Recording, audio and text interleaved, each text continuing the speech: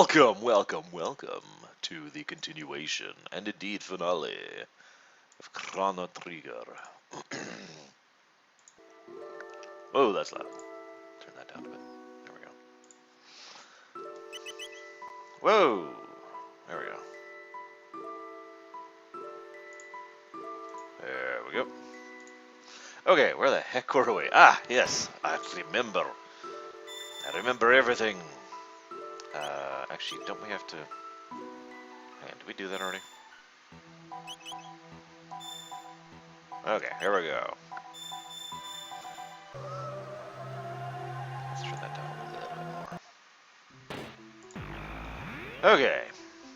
By the way, in reference to the discussion we've been having in chat, I'd just like to say, and Lord knows I'm just as guilty of this as every other creator in the world, every now and again, there's someone who makes things, and they're like, you know, I did this one great thing once upon a time, and now I want to try and recreate it, but I'm kind of a hack, so I don't actually know how to recreate that spark.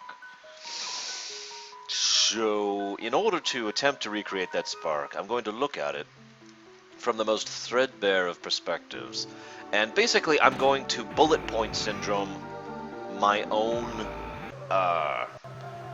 story. I could give you a direct example of what I'm talking about if you give me a moment here. There we go, as I respond to the packs. In other words, let's say, I don't know, you had an entire movie where there was this big thematic significance about taking care of yourself and believing in who and what you actually are, the triumph of the individual over the masses, the ability of natural instinct and the person and the skill that a person embodies, being capable of overcoming the crass technological overwhelming lack of identity, you know, the perspective of the identity and the triumph of the individual versus the whole, that kind of a thing, right? Let's say you've made a movie like that, and just for fun, let's say you called it A New Hope. Now, let us further say that however many years later, was it like 20 years? You're like, you know, I'm going to make episode 1, and it's going to be perfect, and what I'm going to do, and what I'm going to go ahead and basically try to repeat that same success. And in order to do that, I am going to make it so that the final climactic battle is people and other people who previously didn't like each other versus droids, because I suddenly lack subtlety. And then I'm going to, in the middle of this fight, I'm going to be like, you know, now that I think about it, shouldn't these droids be like a really, really dangerous threat? I mean, if you think about it, the droids, 1, 2, 3, 4. Uh-oh, I'm not gonna have enough room. Yeah, okay,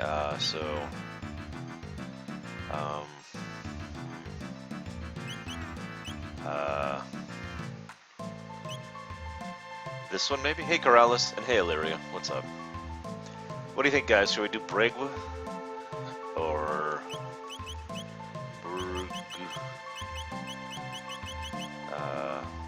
Brigwin, like that. That might work.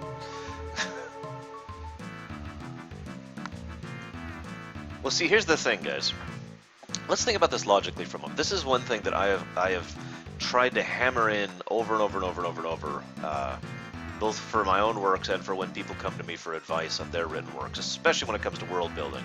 If you make something, think about what the long-term consequences are going to be of that thing. Pretty much the exact opposite of that would be, for example, the crystalline entity over in the Next Generation. The crystalline entity is the kind of thing that it's cool and interesting and completely not thought out, because when you introduce something like that into a setting, that is a potential game changer for a setting, right? I'm just going to wait here until Bregman tells me she's okay with this.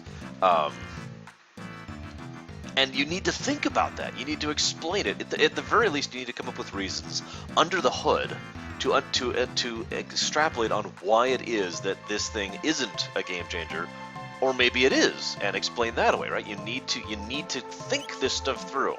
So what George did was he was like, "Hey, here you go. Here's this robot droid army."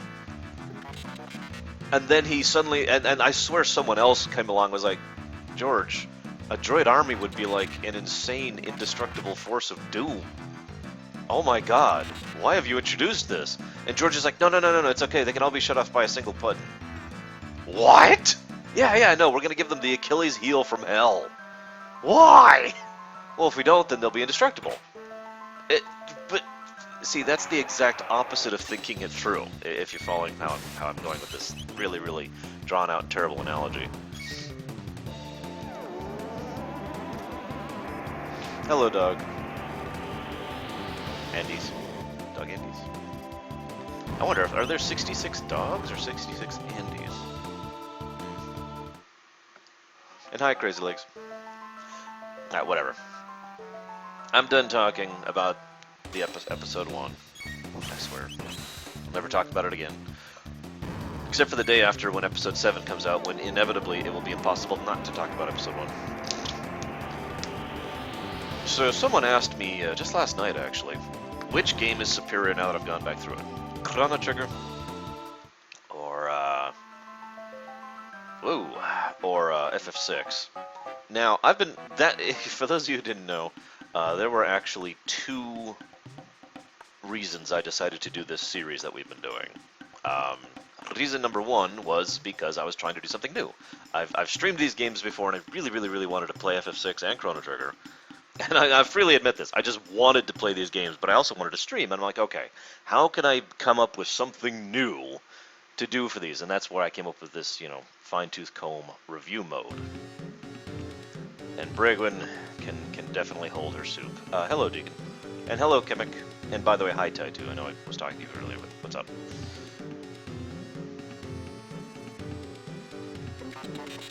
Is this the most appropriate use of our time in the current situation? Jeez, Kiriza, come on.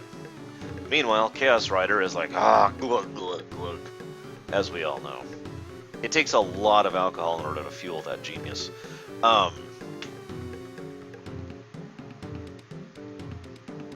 The second reason I was going through this is because I was genuinely curious. I mean, I played through FF6 and through Chrono Trigger in the marathon, but I wasn't really trying to analyze them, I was just lore running them, right?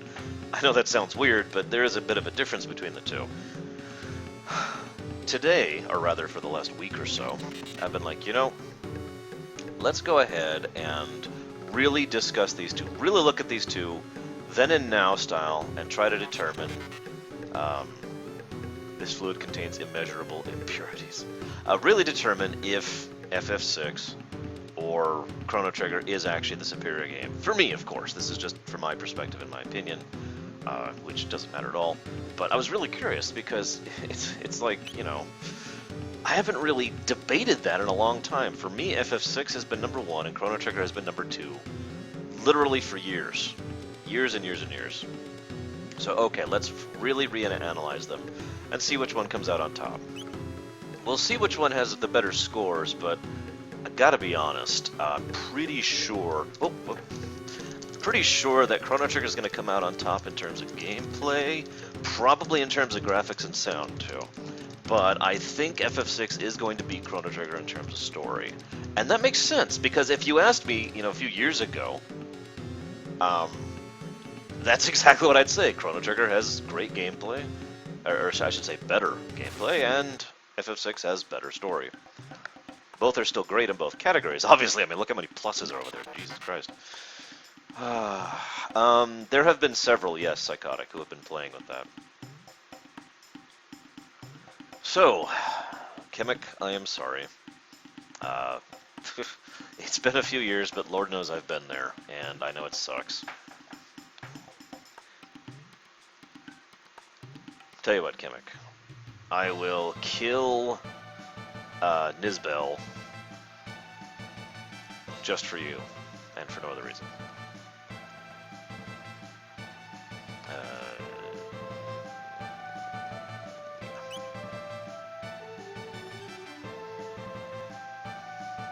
So now Bragwin has joined the party, and she's going to crush the crap out of literally everything. Seriously, this is going to be funny. Where is...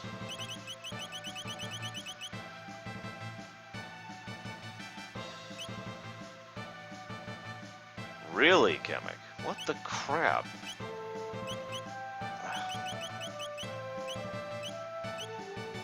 Oh, where is it? Where is it? Except she can't equip it, can it? Can she?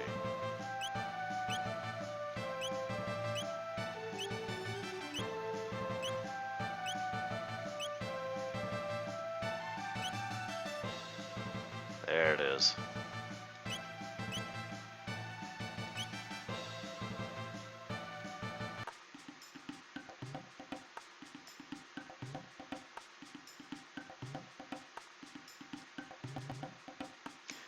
Actually, Marley, Grand Theft Auto 4 went out of its way to try and explain that one away by the severe, shall we say, jaded nature of the police.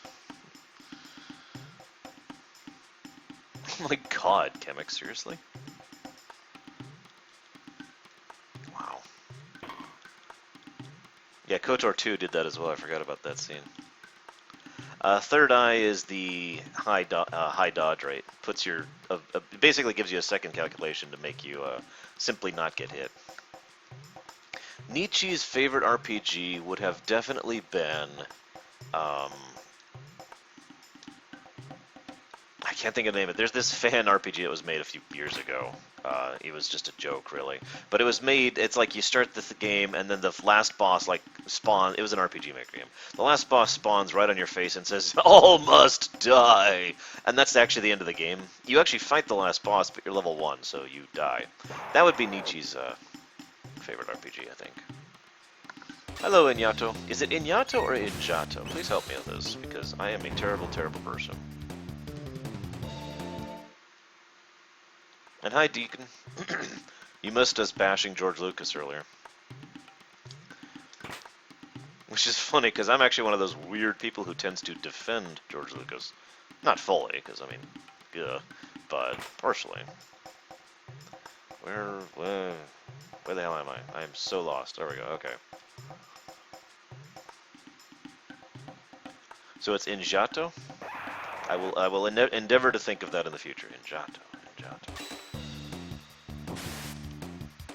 So you may wonder why it is that Isla is going to make the rest of this game a joke.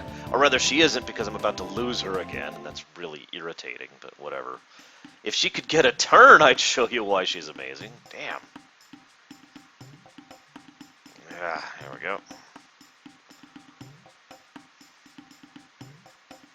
One of my greatest fears is that someday I'll turn into a Lucas. That's not a joke, by the way. I really do think that would be just terrible. If I ever get so self-delusional to the point where I can't recognize how far I've gone from whatever talent I ever had, and it doesn't really come out until it just smacks me in the face so hard and so brutally that I lose all possibility of, you know, sentience and sanity from that point on, yeah, that's bad.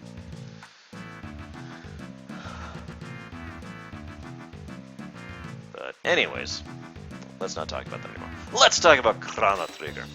So, now, obviously this is probably going to be a little bit tiresome for you guys, and I'm sorry about that, because, you know, we're trying to, we're basically replaying the game and just kind of pushing through a lot of this stuff, because I already talked about all the story and gameplay sections for the stuff we're doing, and I've already talked about New Game Plus, which is exactly what, you know, we're demonstrating here. And I've already kind of talked about the multiple endings thing, but I want to show off all the endings because I really want to give it a full playthrough, like I said. And I want to show off the Dimensional Vortex, which, what? Come on, Isla, crit! Lucas, okay. I don't know how accurate this is, but from my understanding, George Lucas had past tense, notes and ideas of what should have happened in Episode 7. Now, this is old stuff. We're talking about back before he did Episode 1, that kind of stuff, right? And that was being considered in the equation when they were when Lawrence was actually working on the Episode 7 script. And I could give you a direct example of this. If you look at the excuse me, if you look at the mask, which everyone says is Revan's mask, and this has already been well covered, so forgive me for the repetition. It's really not Revan's mask. It is based on an alternate design for Vader's mask that was done back in the day. So, you know, that's the kind of thing I'm talking about here with regards to cost. Oh, come on, crit, Isla! I gave you the crits more item. I literally got rid of the Berserker ring on you so you would crit more. Meanwhile, Chrono's critting all over the place. Damn it, Isla! Crit!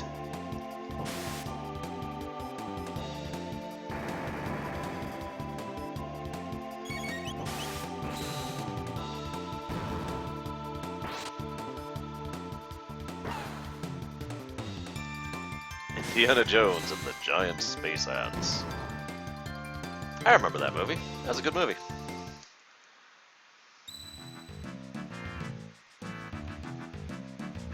Whatever. Maybe I should... She does have... Yeah, she has the Dragon's Tear on, which ups the crit rate by quite a bit. It's an item you only get in the Lost Sanctum. There's like 3, I want to say, items you get... No, there's like 5 items you get from the Lost Sanctum that are unique. Valor Crest, which gives you a boost to crit and a counter rate, and the Dragon's Tear, which boosts your crit rate. I should look up which one of these is better, because I actually don't remember off the top of my head. Hang on just a second. Chrono Trigger. Valor Crest. And you also get a couple pieces of armor and a unique relic, or excuse me, accessory that only works for Frog, which is actually really awesome. It's basically the equivalent of the hero medal, except it also acts as a gold stud in addition to being the hero medal. It's literally the only accessory Frog should have for like the entire rest of the game, unless you want to put a Berserker on him.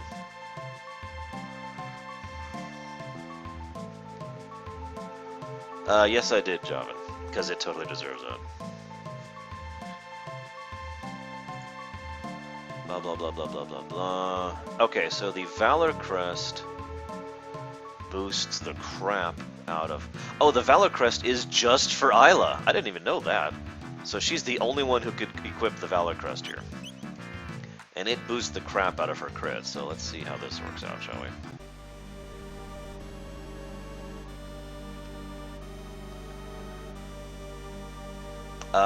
Little Billy, yes. Flamethrowers, well, let's just say that there's a reason that's generally considered a crime to even use them. And we'll leave it at that.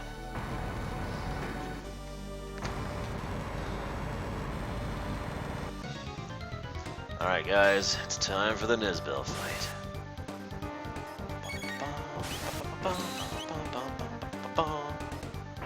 Come on, Isla. Crit.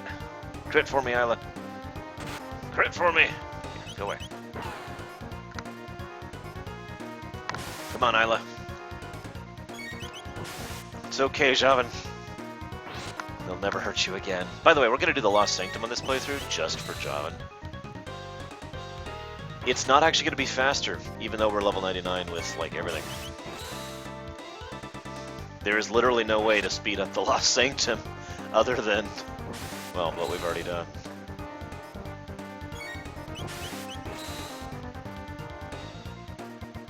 BAM!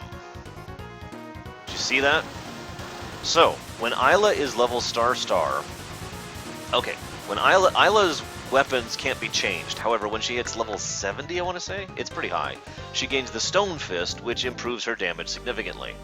Keep in mind, Isla's already one of the best melee fighters in the game. When she hits level star, she gains the Bronze Fist, which, on a crit, does quad 9 damage. Let me say that again. In a game where the average damage output, even at high level, is like 3,500 per attack, she can do quad 9.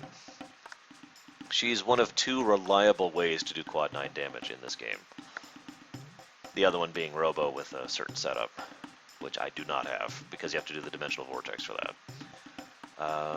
So we need to, before giving, okay. Whoops, I just totally screwed that up.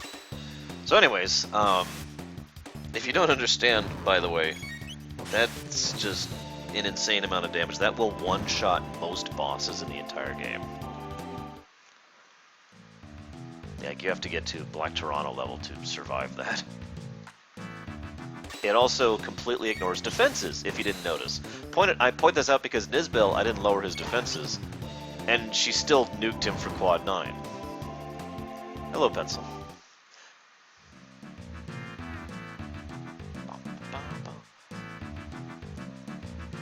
It will not one-shot Lavos, he has too much HP. Well, I should say, it will not one-shot various of the forms of Lavos.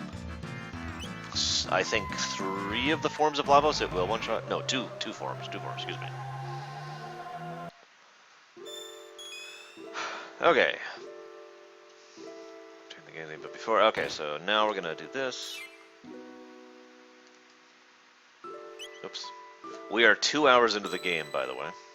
I'm just giving you a little bit of reference point. We have killed Lavos 6 times, and we are 2 hours into the game.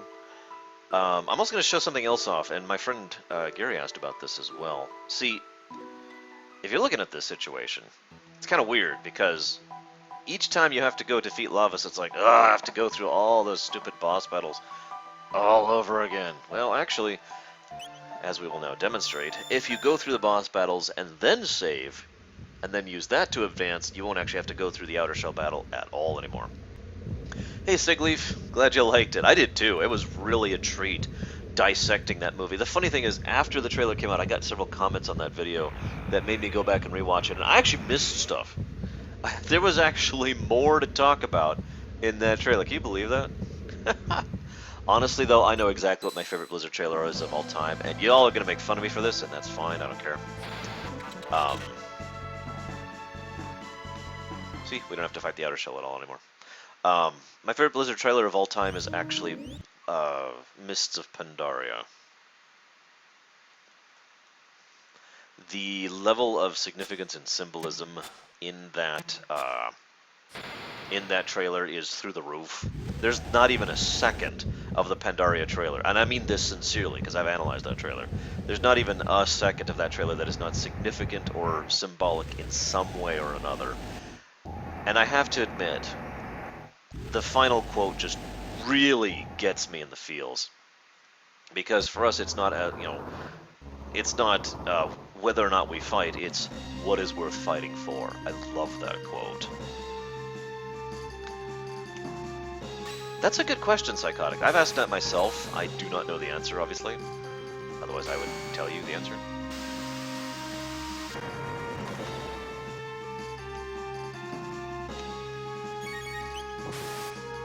It's probably also worth noting that the original WoW trailer is among my favorites as well. Of course, you asked specifically for trailers, not for cinematics. There's been some amazing cinematics that are not trailers across Blizzard's history.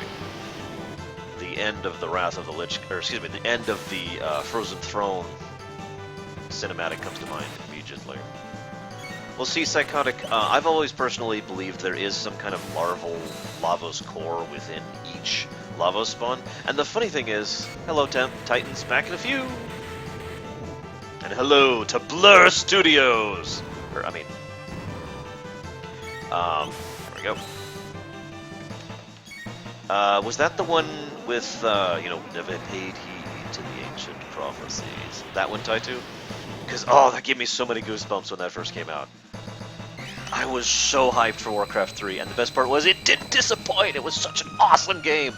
God, I love Warcraft 3. Guys, I've decided to replay Warcraft 3 next, because I want to. And that's my reasoning! Sorry. Seriously, though, for a second. Nice, little Billy. That's horrifying. So back to Psychotic's question. Remember how we talked about how incredible and horrible and amazing it is that there's this tiny little spawn that is actually that actually is Lavos, that is the real creature. Hello, Hellrooney. I'll tell you exactly what game is next, Mega Man 2. But there's a story behind that. It's not just there's a story. I'll get to it later. Anyways, so the Lavos cores are dinky little things, right? I mean, they're smaller than a person. And I love the idea that like, for example, Lavos himself, or itself rather, originally was probably just as small as the spawn, and just grew up all this stuff around it over and over, just like Banath did over the last few million years. Until it has, you know, this biomechanical thing and this defense mechanism in the shell and all that crap, right? So I like the idea that the other spawns have a similar core inside them. They may not have the space chicken, they may not have the imperfect cell form, but they still have that actual core in them. Because it would fit, first of all, and second of all, because it would make sense that they have to slowly, you know, build up the internal and external defenses over time as they kind of seed themselves in their own shells, right? I was just saying hi, Banath, in a weird way. Meanwhile, Jovan is like...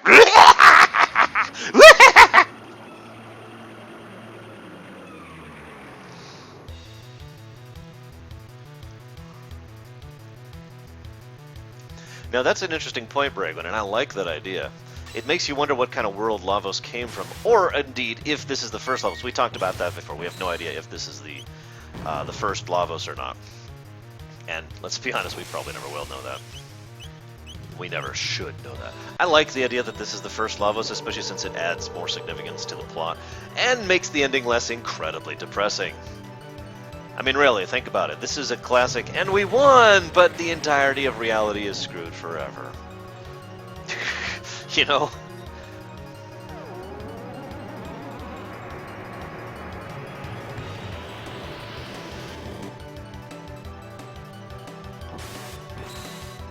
Hey, Kamek, what's your favorite game of all time? Just out of curiosity. Or is there like a list of like your favorites? Your top 32 or whatever. The world refused, excuse me, but history refused to change. But you're still hungry. So just really quick, just to give you an idea of what I meant by the Isla Quad 9 thing, all three of these guys are full tilt, max stats, almost max geared, clobbering this thing for about, so it's 5,000. So about 8,500 damage, but that's a whole round of all three characters going full tilt into this thing. Isla can do quad 9 on a crit by herself. And by Isla, of course, I mean Bragwin, because we all know Bragwin can do quad 9 on a crit. I do not think that Lavos could be indoctrinated because of the way indoctrination works. I do think Lavos could be phasoned, which is another thing, and assimilated. Because they don't need a mind to assimilate. You know what I mean? Absolutely, Dog Andes. I recommend everyone do it at least 12 times a day.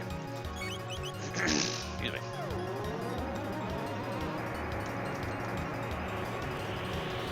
I'm sorry, Psychotic. Cool, Kamek. That's actually really cool that that you managed to enjoy that. I am and bam! Didn't even get a res off. Yeah, I'm pretty much crushing face right now. Meanwhile, Javan's like... Okay, so, total topic shift. Anybody out there ever play Saints Row the Third? I'm, of course, raising my hand because, of course, I have. Sigleaf, I've actually... You would not believe how many times I've been asked that question over the last week. I am going to stream all the DLCs in the future. I'm going to do them all in one shot, and I'm kind of waiting on a few things, not the least of which being a mod. Which does not exist yet. So this is the weirdest ending. This is just like, here's a slideshow. Akira Toriyama is, of course, Nornstein Beckler. Yes, little Billy. That's the one. Damn it, Deacon. In fairness, I felt Saints Row 3 was an okay game. I know I get a lot of flack for that, but it's true. Saints Row 3 was just okay. It was fun to play co-op, and then I 100%ed it and I put it down. Saints Row 4 I have replayed several times because Saints Row 4 is freaking awesome, but I digress. Point being, a friend of mine was recently discovered the funniest thing in the damn world. I don't even know how to explain this, so you know how in Star Wars, most people can just understand R2-D2, but we can't? Same thing with Chewbacca, by the way, you know. Oh, I know it's over there, but what are you going to do about it? Oh, okay, well, I guess we'll go then. You know, that kind of a thing. Well, there's a voice set in Saints Row the Third called Zombie. And it suddenly turns the game into the funniest damn thing. Like, all the cutscenes are hilarious. I don't know if they voice modulated the existing voice acting, or if they actually had someone record all the lines in the game zombie-wise, because they fit. They fit surprisingly well. Like, you're talking to someone and it's like, well, I'm telling you what's going on. This is what happened, and that's what happened. I don't care what you think, boss. You know, just back and forth and back and forth. It goes the whole way through. There's a scene where you're in a car singing. Except, of course, what's happening with the singing is the other guy's like, you know, do do do do do, you know, actually singing, "You've got what I need," and then the boss is going,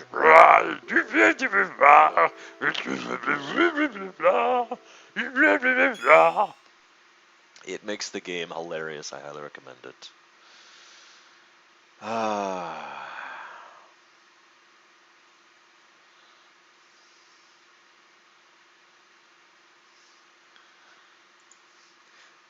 See, funnily enough, I have the exact opposite opinion of you, Taito.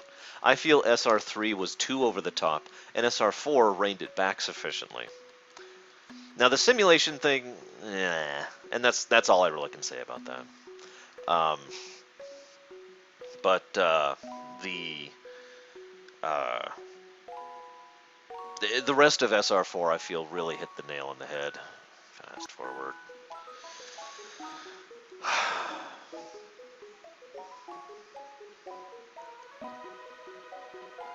I'm trying to think of what to say to Kemek. I really do not know what to say to that. That is just horrible, and I am sorry. I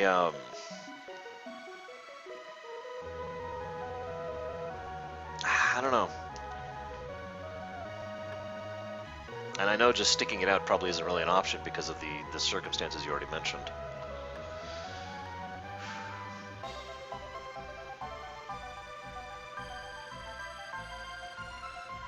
Now, funnily enough, I actually agree that SR4 is shorter than 3, because it is. But part of that is still a positive in my mind. I had more fun 100%ing SR4 in less time than I did 100%ing SR3 in a longer period of time. Honestly, SR3 kind of got a little grindy for me, and it also kind of made it so that it felt too disconnected for me. I think is the best way to put that. In several cases, it's just go do this mission. Now, you could make the same argument for SR4, but SR4 usually went out of its way to excuse that. Usually went out of its way to excuse that. SR4 actually really was the cap on the series in more ways than one, which I love. The cap on the whole series, too, 1 through 3. Oh, you're fine, Kemek. I sympathize, and I hate not being able to do anything about it, and I am sorry about that. If I had the power to help you, I would. I don't, and I'm sorry.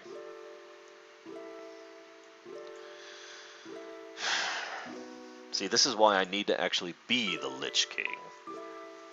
Because then I could go out and say, hey, and talk to this Professor Jackass and be like, look, and then, you know, undead stuff happens and everything works out. So, next ending. Hello, Nothrazim.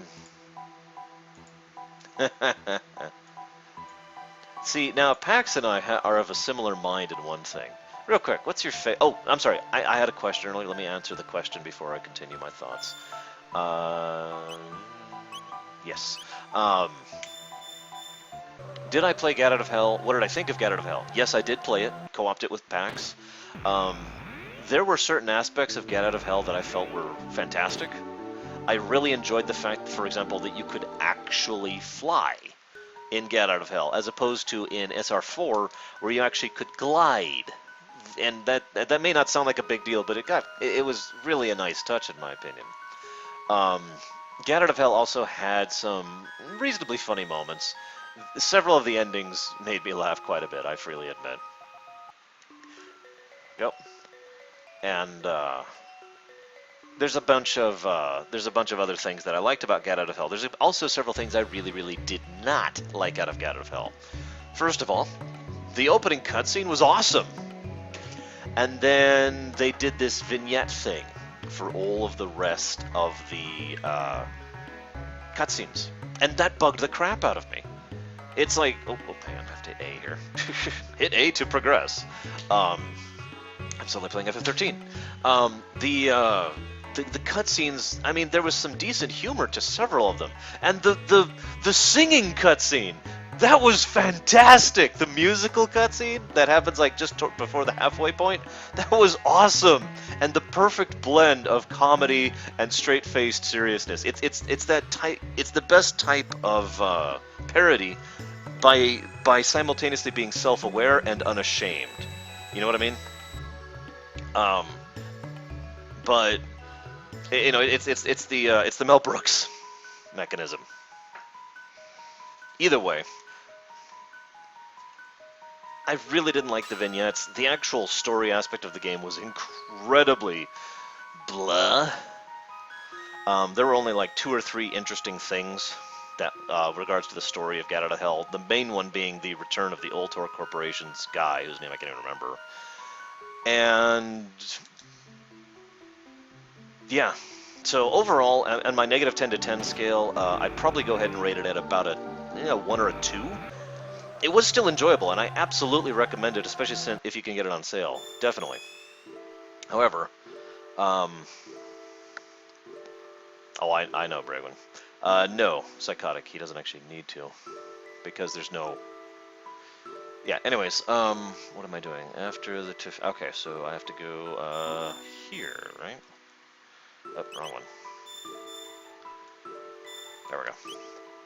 Now, in response to what Pax just mentioned, for those of you out there watching who have played the Saints Row series, what's your favorite? Now, I have not played one, spoiler alert. I have watched a pretty large chunk of one, but I have not played it because Xbox exclusive. But I have played 2, 3, 4, and 4 expansion. Nice, Samurai. Guido Arachnophobia, it actually genuinely triggers it for me. It's one of the worst trigger games for me in years. I actually can't even remember another game that has triggered me as hard as Inquisition did. I had to actually start blocking the screen for some sections while I was going through Inquisition. That's also why there has not been a rumination on Inquisition or any further gameplay of it, because freaking spiders, you know, it's too much. Sorry. Funnily enough, the spiders in the Fade didn't bug me at all. Really, I'm not kidding. It was the ones out and about in the rest of the world that got to me. There has never been a rumination on a Resident Evil. The closest thing I came was years ago. I did a thing on the 3rd birthday, which I know is not connected, but that's, like I said, as close as I could get.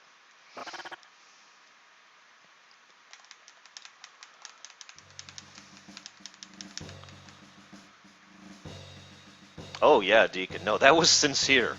That was sincere. I was getting like just the shakes and and I had trouble sleeping that night. It was bad. So yeah, I am not playing that game again until that is moddable.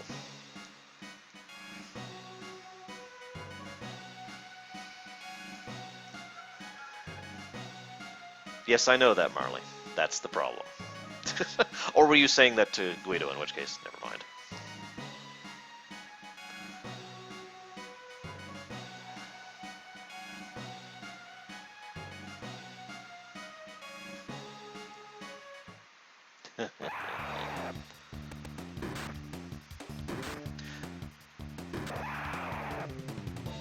God, who would want to, Psychotic? I mean, really. Like I said, Deacon, they're not... I mean, okay. This is... Okay, let me give you an explanation, because I was asked about this when we were doing the Inquisition playthrough, right? There are several spiders in fiction that don't bug me. Good example of this, World of Warcraft, which has giant spiders everywhere, and yet other than the one, it's never really actually gotten to me. And even that one, I was just like, yeah, okay. Well, okay, that's a lie. My first reaction was, no! But, Pax can attest to that. I think he was on vent when that happened. It was literally just, yeah! There's also a couple of spiders in Lord of the Rings Online, which triggered me a little bit. But for the most part, not really. Some of those are just, the way they move is just freaking horrifying. Like the spiders that have fungal growth in and on them. And they're kind of jittery and... Anyways, we're going to stop talking about that one. But yeah, so in other words, if it's more fantastical, if it's more fantasy, it doesn't even faze me. If it's more realistic, the more realistic it is, the more it bugs me. And the spiders in Inquisition are exceptionally realistic. Like, those actually do move and look and function like real spiders, and that's the problem.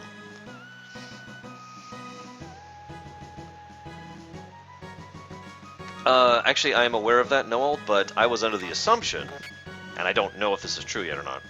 Yeah, we'll bring him. That it uses the GBA translation. I don't know if that's true.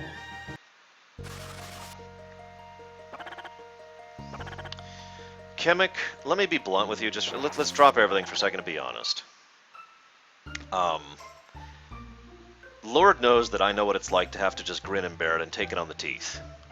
I know what that's like, and I know that it sucks. But one of the things I've learned in my life is every now and again you have to take it on the teeth, and every now and again you need to push back and say, no, this is unacceptable. Where that line is depends on you. I can't tell you where that line is. So you have to decide for yourself if this is a circumstance in which you need to take it on the teeth, or you need to push back and say, no, I'm not dealing with this. That's my legit advice.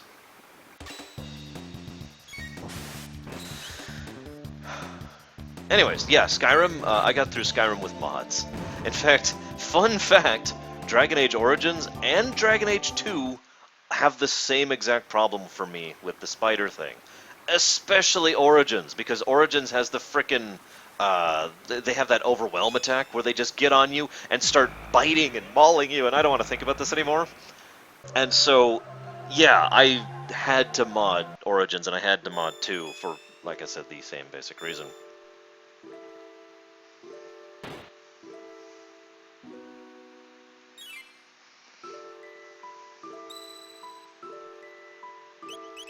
So this is the weird thing about the way they did the endings in the additional endings in Chrono Trigger. They basically layer them. You notice how I'm basically doing a quest, right? Go to 65 million BC, get the gate, come back, defeat Lavos, and then I'm gonna go and then I'm gonna give the Masmian to Frog, and then I go defeat Lavos. Then I'm gonna defeat Magus, and then I'm gonna beat Lavos, and so forth and so on. You literally leapfrog your way through the endings. There's a couple of endings that don't obey that. The Dream Team ending, which I showed off first, is one of those. The new ending is one of those. And then there's the ending I didn't get for years. And I mean literally years. I'll showcase it when we get there. But yeah.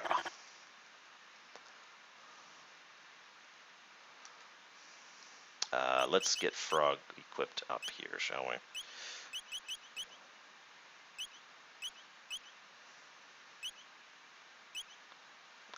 Maybe he's already set up. Oh yeah, so I want to show this off. Where is it? Where is it? Champion's Badge. This is the unique equipment just for Frog. It enhances the Masmiun, in the exact same way that the Hero's Badge does, but it also gives you the stud benefit. So that's actually pretty awesome. But for this...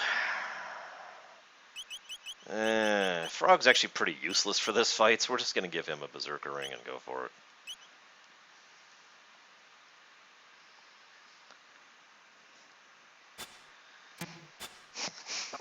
Excuse me.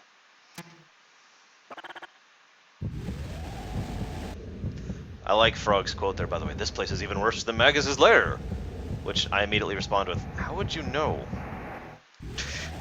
We haven't been there yet. Time travel! It's okay, Order 1. You will be awesome in the next section. See, the problem is, in terms of endgame damage potential, Frog is actually one of the least damaging characters in the game. But in a weird way, that makes sense, and I'm okay with it. Because Frog is also the most versatile character in the entire game. More versatile even than Robo, who's the other big contestant for that. And so Frog can still do decent damage. It's not like he hits poorly. He just doesn't. He doesn't have the insane damage output potential everyone else does. Well, I should say most of everyone else does. But he can also heal all, and at the point I'm at, his heal all is basically a full heal for like 2 mana. He has the heal all. He can do water damage. He can do decent physical damage, you know, etc.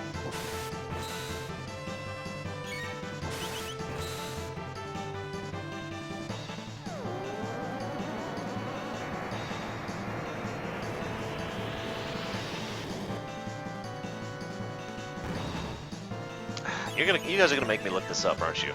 Lavos' chest attack is actually a reference to an anime, and I don't remember what. Let me look it up real quick. Lavos. Where do I get this page up here?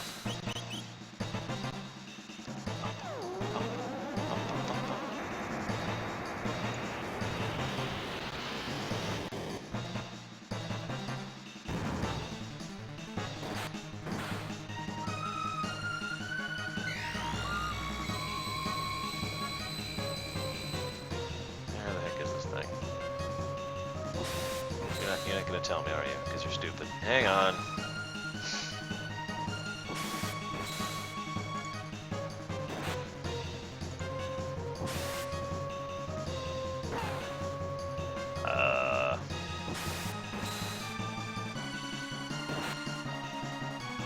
Oh, whatever.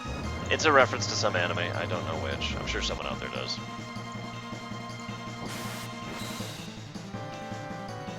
Ah, thank you, Guyver's Mega Smash. I knew there was something specific that was a direct reference to. I just couldn't think of it. And I couldn't find it, because I'm stupid. Ah. The worst time to fight Lavos, in my opinion, is either right now, because you're absolutely forced to have Frog, and it's hard to actually, with the little party setup you have here, you can't have Isla, who could really speed this up, and you don't have the availability to set up your ultimate triples thing.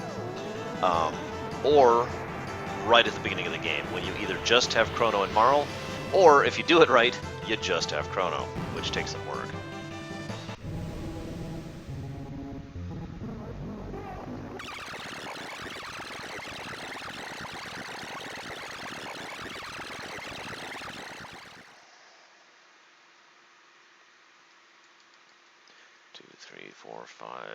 We have 6 more endings to go through for anybody keeping track. Now, part of the reason I mentioned that this probably feels a little bit grindy is because we have to go through this rather lengthy, and if I can be so bold, awesome last boss. Multiple times, more or less in a row. Remember, it's like, do a quest, kill Lavos, do a quest, kill Lavos, do a quest, kill Lavos. And so it's like, yeah. It probably gets a little old having to fight this guy over and over and over again. Of course, that's only if you're doing what I'm doing, which, I mean, to be fair, most people probably are not. Just going through and fighting Lavos and getting all the endings in one go, even though you can.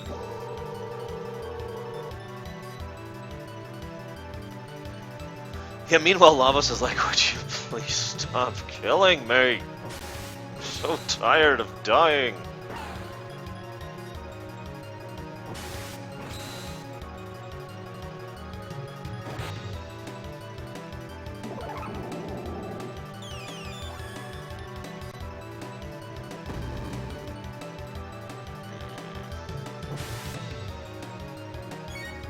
There we go. Finally flare.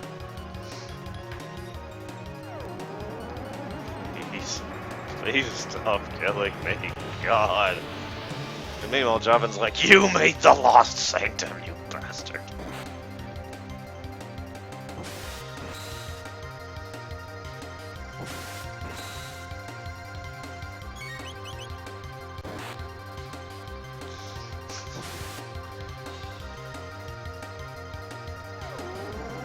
So yeah, by the way, for those of you who have not heard, it sounds like the Kingdom Hearts 2.8, roll my eyes, thing is a real thing.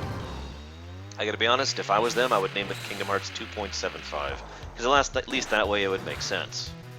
Stop rounding up, guys. I guarantee you, if ever asked about that, they'll say, oh, we rounded it up because there's additional content, instead of just being an HD thing of DDD. Now, the funny thing is, if 2.8 is on the PS4, that kind of removes the earlier benefit of the fact that you could play the entire franchise on the PS3. Well, most of the franchise on the PS3.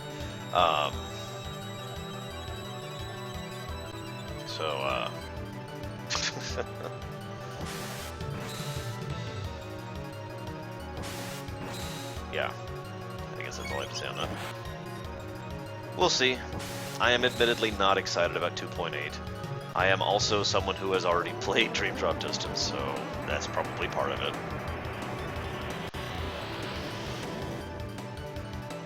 You know, most likely. Damn, I let him shift us through time.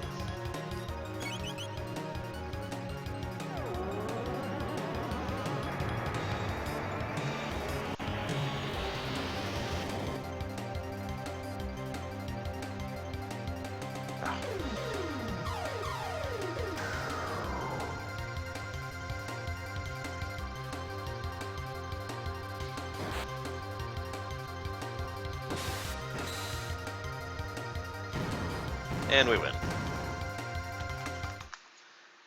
Yeah, Deacon. Yeah.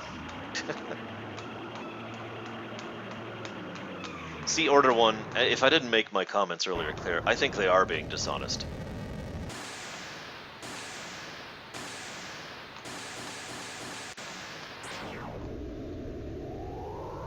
I honestly think they are being dishonest about the things, and it's just marketing lingo.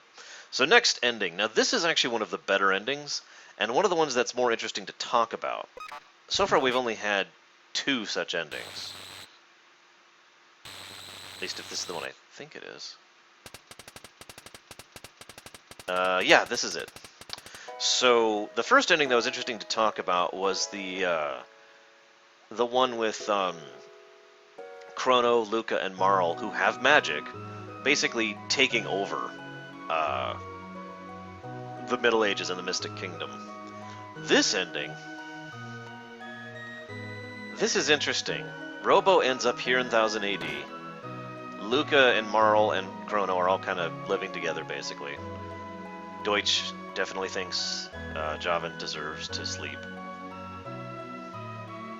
Luca is busy trying to literally remove all the weapons from Robo. But Order 1...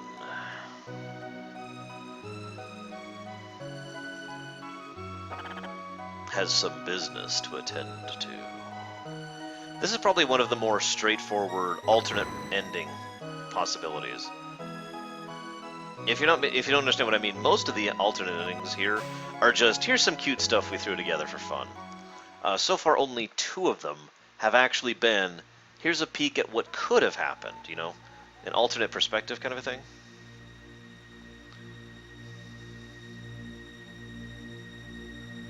And yeah, I'm actually aware of that, Snatchy. Sorry, I meant to respond to you earlier. So, Glenn/Frog/Order 1 has decided to go to Magus's lair by himself. This is admittedly pretty cool, and one of my favorite endings. Why is WoW patching? What the heck?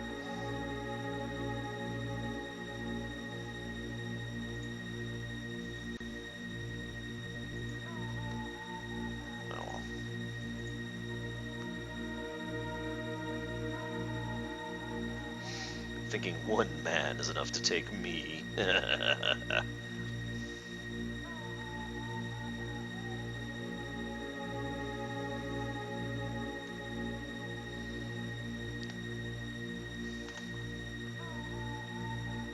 This is just really cool. I mean, there's no mystery here. I'm not sure why they present it this way, but it's really well done. Also, note that Frog doesn't defeat Ozzy. Frog kills Ozzy.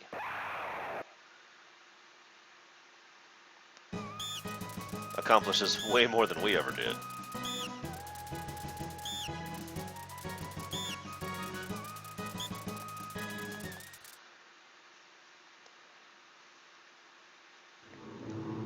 So, it's time for the epic clash. There's something to talk about here, too. Dozuma Faralolia, cast up in the gates that lie betwixt this realm and the next. In exchange for the life of this world.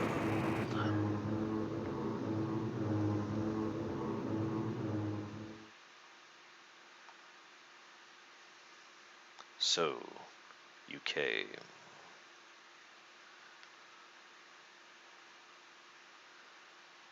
Fiends and humans alike are nigh destroyed.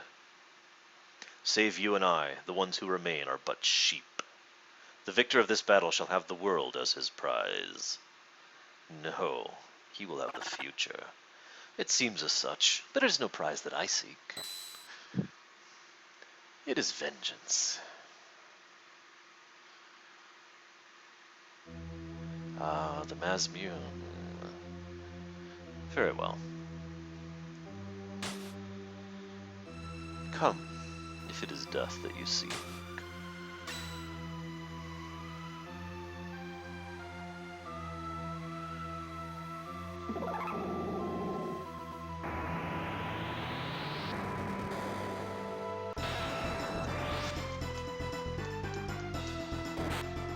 So, who do you think wins this fight?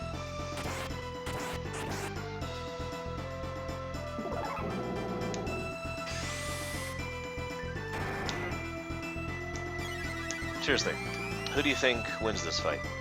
Now, if you don't understand why I'm asking that, they did something very, very clever here. There's going to be a sprite in a moment that is actually designed to be identical based on its shading, or its, I can't think of what it's called. Its silhouette.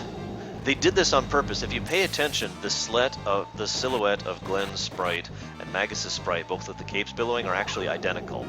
See, so they did that on purpose, well in advance, specifically so you wouldn't actually know which person is the one who wins this fight, because all we're going to see is the silhouette of someone with a cape at the top of the lair, and it's up to us to decide who we think won. Now, I would love to think that Glenn actually won here, but there is just no way in hell. Magus would have crushed him like a bug. I'm sorry, but really. Magus at full strength, I remind you, fighting Glenn by himself. No, this is easy. And ignoring that, I have one other additional point of evidence. When you're listening to the fight that was going on during the credits roll, listen to all the sound effects. It's like Magus cast a spell, Magus cast a spell, Magus attacks, Frog attacks. Magus casts a spell, Frog attacks, Magus casts a spell, Magus casts a spell, Frog attacks. Magus is clearly acting way more and getting in way more actions than Frog is.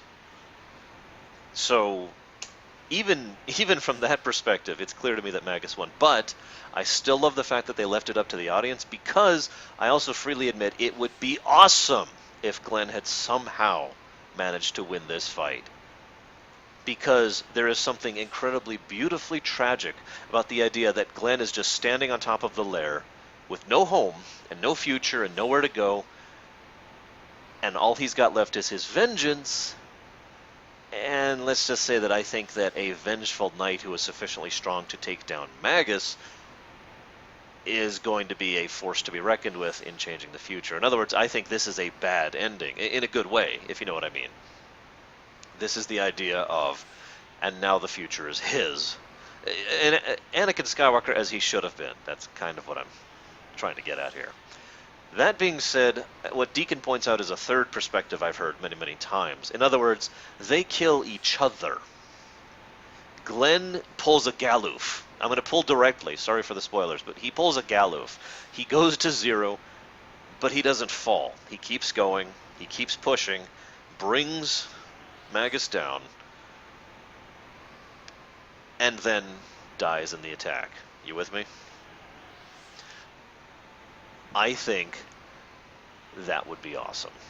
But we don't know, and we never know. But this is probably my second favorite ending of the various end. I guess okay, not counting the default. Let me rephrase it. The default ending's amazing, but of the optional endings, this is my second favorite because there's another one that is frickin' amazing, and it's not this one.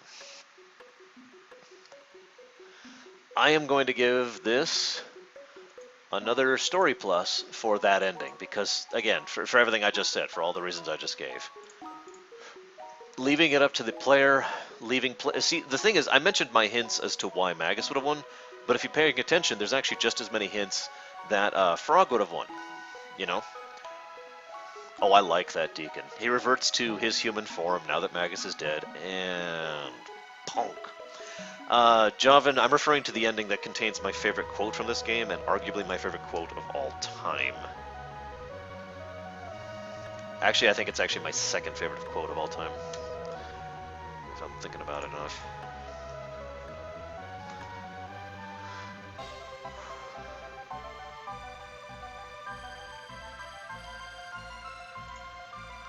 It's okay, Cyrus will rest easy, except he won't, as we discovered. Cyrus, after all, never wanted vengeance, did he?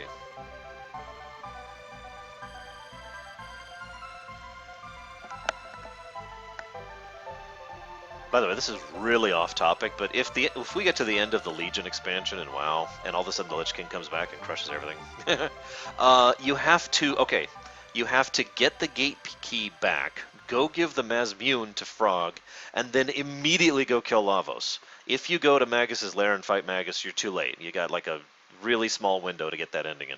That's not the smallest window for endings, though. There's actually one further, which we'll talk about in a moment. First, we got to go kill Magus, and then get another ending. Good news is, the Magus fight will take a lot less time than the Lavos fights have been taking.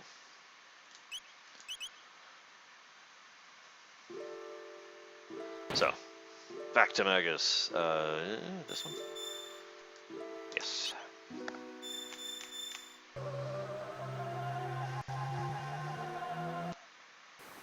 Ah.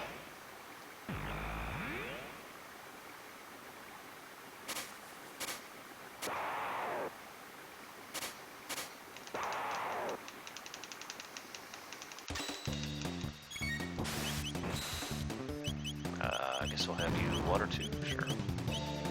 And we'll set you on flare. Nice, no. Not quite the direction I was going with it, but hey, that works.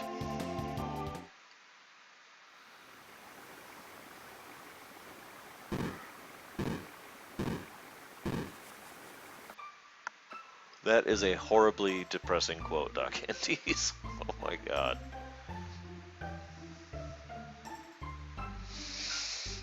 I like how we're talking about favorite quotes and everyone's quoting Warcraft. Although there are some awesome quotes in Warcraft. Cutscene! Like a long cutscene, actually. An awesome cutscene. Honestly, Deacon, he should. Like, if it was a real world and that's actually what was happening, he absolutely should do that. But, from a storytelling perspective, that would not be good writing, in my opinion. So that probably is not what will happen.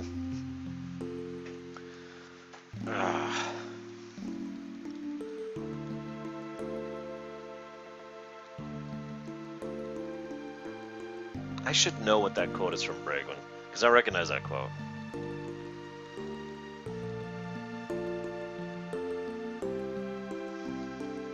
Really psychotic?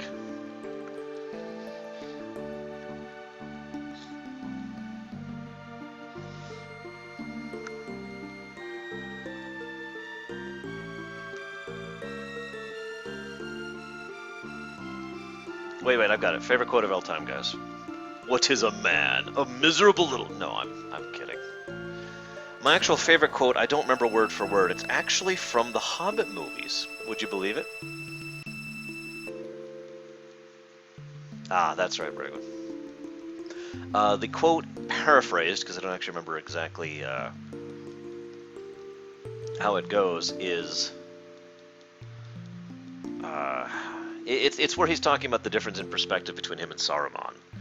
Saruman believes that good must come through power and great might and acts of deeds, but I believe it's the little things, small acts of compassion and simple love and friendship and, etc., etc., etc. I think that is a freaking awesome quote, and I really need to write it down someday. Another of my favorite quotes actually also comes from Lord of the Rings, the original trilogy this time. It is no small thing to celebrate a simple life.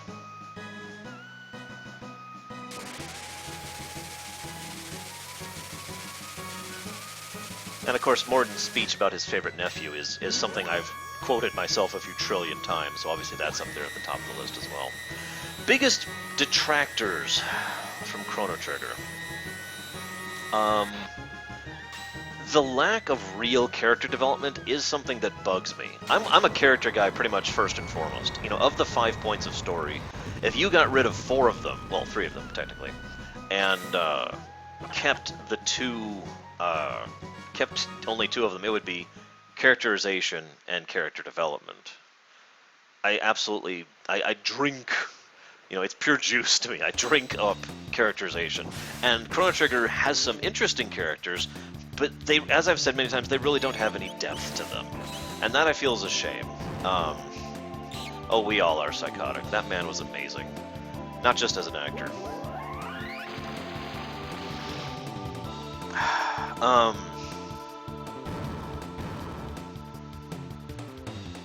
That's a good one, Illyria.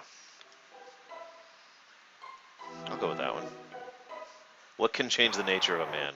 Another excellent quote with many layers of meaning, too, which I will not talk of on the off chance that there's no one here people here who have not played Planescape Torment. I'm sure there's several of you. That's one of the biggest detractors. A second detractor is the Lost Sanctum. In all seriousness, though, the Lost Sanctum is just garbage. Replaying it really made it clear just how bad it is. Hey, Nerazaz. Third biggest attraction for Chrono Trigger.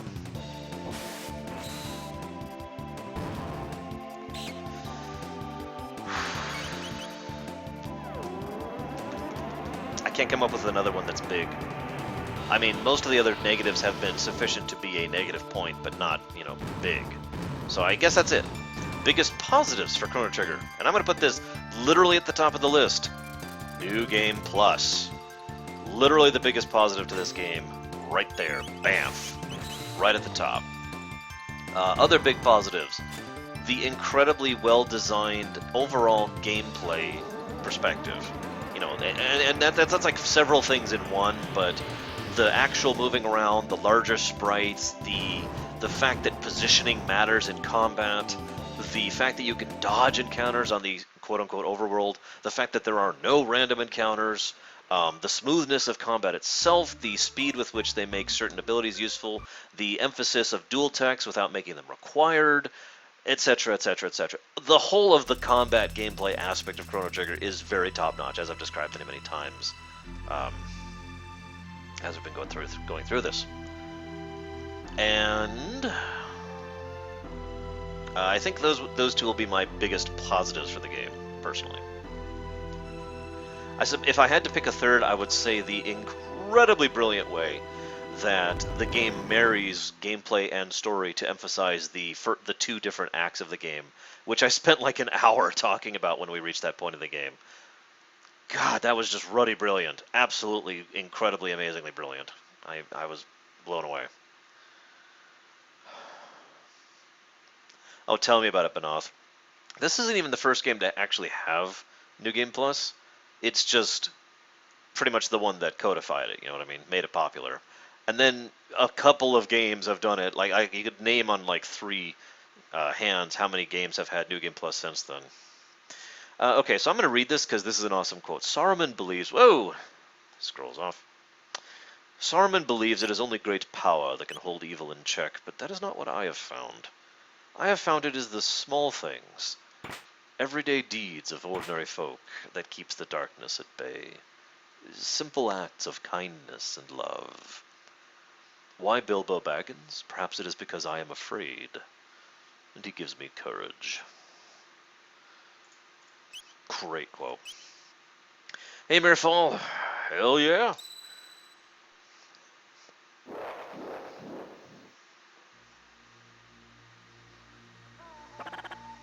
If I had to use one singular word, we'll keep with the one word, that I cannot use the word epic. I know exactly what word I would use, Nothrzim. That word is timeless. And that's partially a pun, I'll admit it, but not really, if you know what I mean. In other words, I mean it literally. I feel like this game will still be amazing 20 years from now, and I mean that sincerely.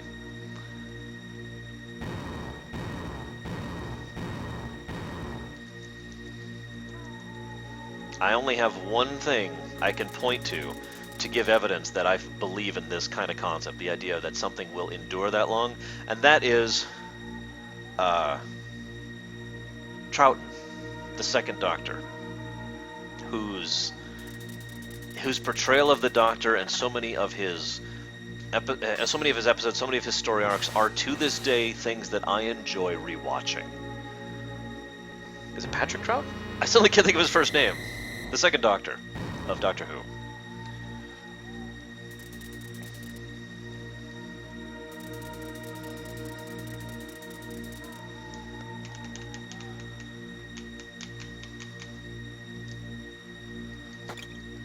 And in case you're not aware, that came out a long time ago and is still enjoyable, in my opinion. And yeah, Chrono Trigger is 20 years old. How's that for a freaking weird thought? Ocarina of Time came out like almost like a decade and a half ago, for God's sakes. Think about that for a moment. I mean, really?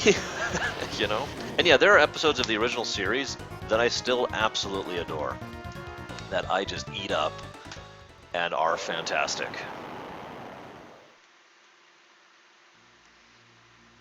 Oh, hang on. No, I don't need it. No, whatever. You think that's bad, guys? The Matrix came out in 1999. This game came out in 1995.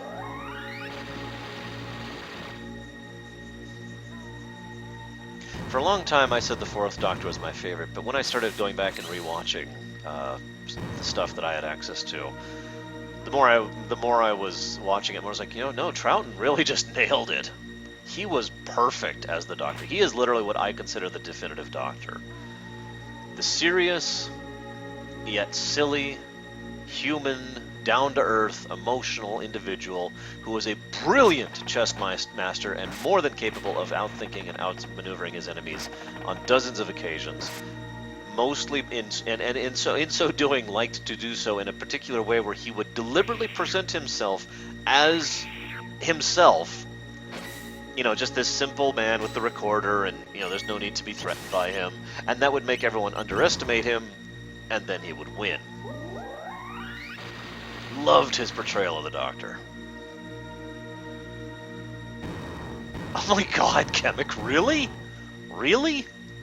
Actually, I got another one. Wesley Crusher, or rather, Will Wheaton is another an example. Now, Will Wheaton's older than I am, but I remember watching, in the 80s, late 80s, when TNG was first coming out, Wesley, the kid, and didn't realize he was actually older than he looked at the time, and that makes me feel old.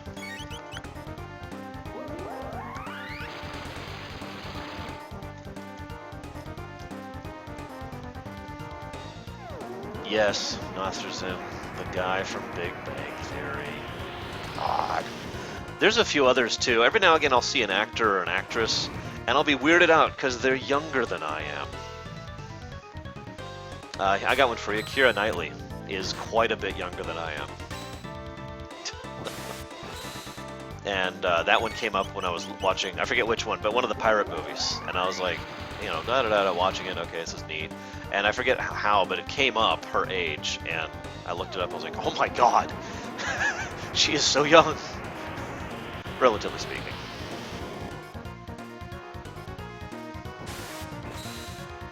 there are several examples of that. And then, of course, there's actors who look younger than they are, like, well, Nicolas Cage, arguably, but also Keanu Reeves.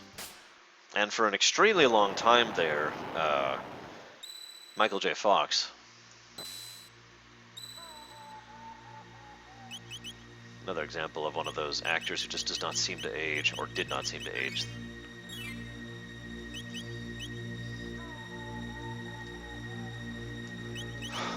Let's see. Favorite Kingdom Hearts quote? That's a tough one. There's some good story in Kingdom Hearts, but weirdly enough, it doesn't really strike me as the kind of game that I quote all that often. You know what I mean? Let me think on that for a bit.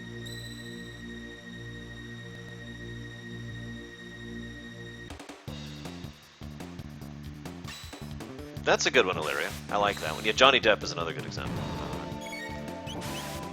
One who knows nothing can understand nothing. Yeah, by the way, I'm going to talk about that when we get to the lore run.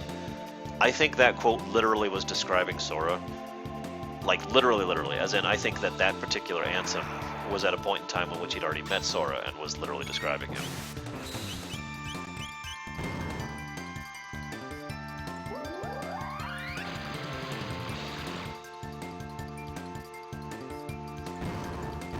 Any world you build would be an empire of ignorance. Of course, I can't emulate Christopher Lee.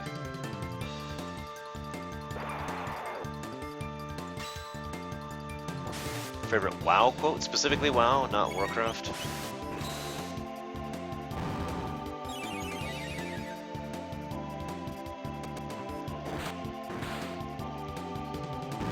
Anywhere but here. That's one of my favorite WoW quotes. Props to anybody who knows the quote and knows what I'm talking about. It's a rather touching scene. Let's just say that.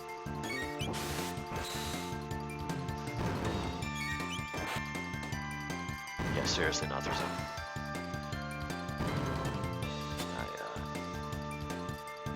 yeah. By the way, anybody heard about the massive restructuring going on at Nintendo? I have my own thoughts on it, but I'm curious what you guys think. The quote was, "Anywhere but here." I imagine no one will get it. It's from a rather lesser-known quest. But there's a lot of significance behind that one quote, you know what I mean? It's one of those kind of quotes. Also, you know what? No, I know exactly what my favorite WoW quote is. I'm going to butcher it, but it's basically, for us, the question is not whether or not we fight. The question is what is worth fighting for. Very good, Brigwin. I figured you'd get that one.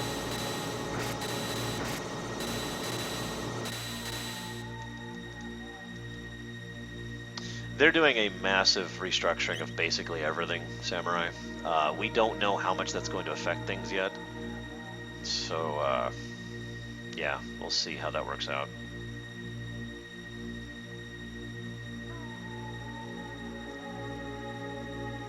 Yes, from the Pandaria in an opening trailer. God, that quote is amazing.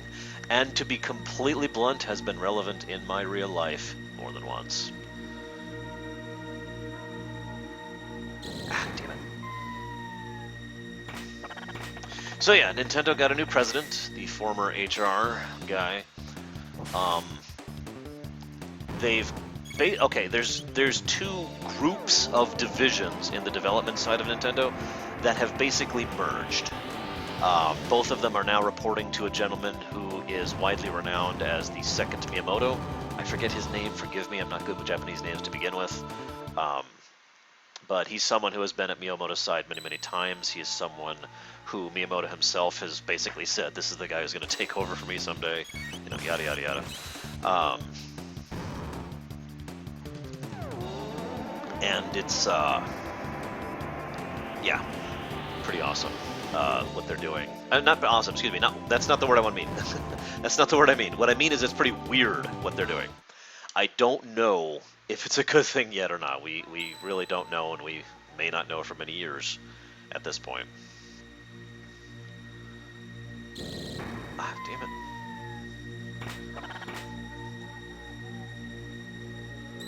Damn it. Ugh, wasting my time. Go away. I like how these enemies' names is actually question mark, question mark, question mark. Tatsumi Kimishima, that's it. I think. I'm not sure. It sounds right. Telling you. I'm bad with names in general. Names in a language that I am not fluent in, that's much worse. Do you know how many years it took me to pronounce Umatsu's name correctly? And even then, some people say, well, you're not saying it right. And I'm like, well, okay, I heard him say it this way, and therefore that's how I say it. The end.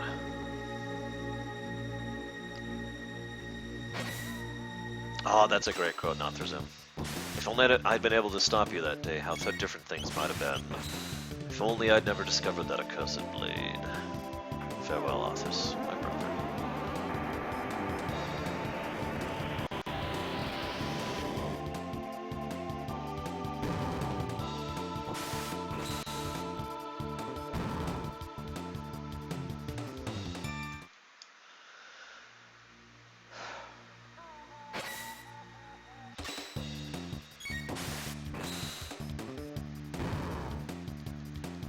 By the way, favorite Warcraft 3 specifically quote? Especially since it turned out to be true. I will gladly bear any curse. Excuse me, I will gladly suffer any curse, or bear any price, if you will help me save my people.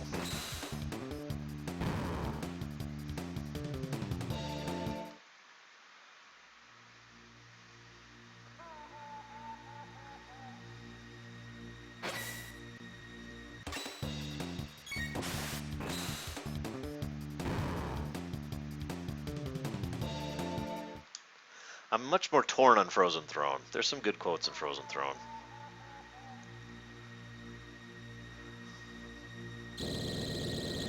Oh, Lurker. That quote. I mean, granted, we understand now from the perspective of the whole series what that quote meant, but do you remember hearing that at the time? And just being like, wait, what? What?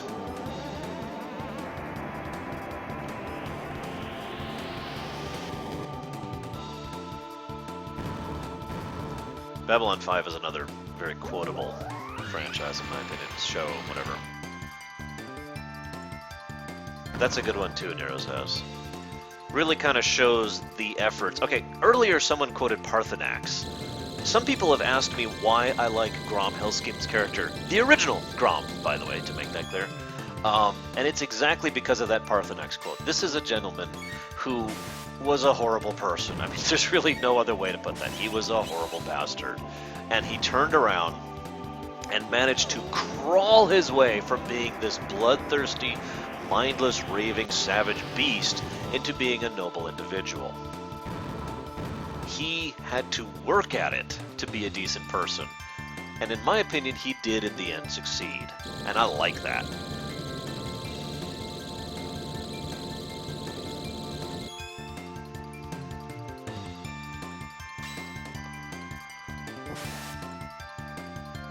But we'll talk about that when we do the WoW one.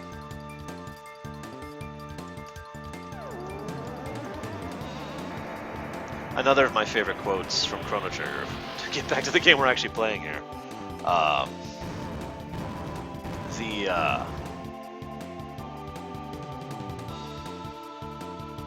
Illyria. I actually recognize that quote, too.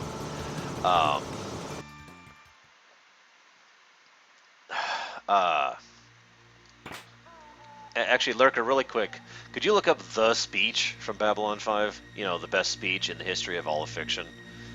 I bet you know which one I'm talking about. Jakar says it, if that doesn't give it away.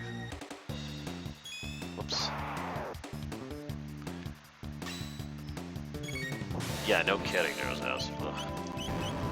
Anyways, another favorite quote from Chrono Trigger is, and this is just from memory here.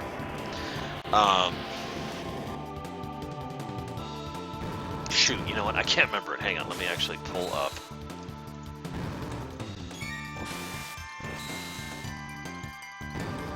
Because it should be like right here, if memory serves. Yeah, here it is. Behold, destiny in its most brutal form. All the dreams that might have been, all the happiness and sorrow you might have experienced, gone forever. For you, There will be no tomorrow. No, you cannot, Nothers. I'm kidding, you can totally go ahead and post it.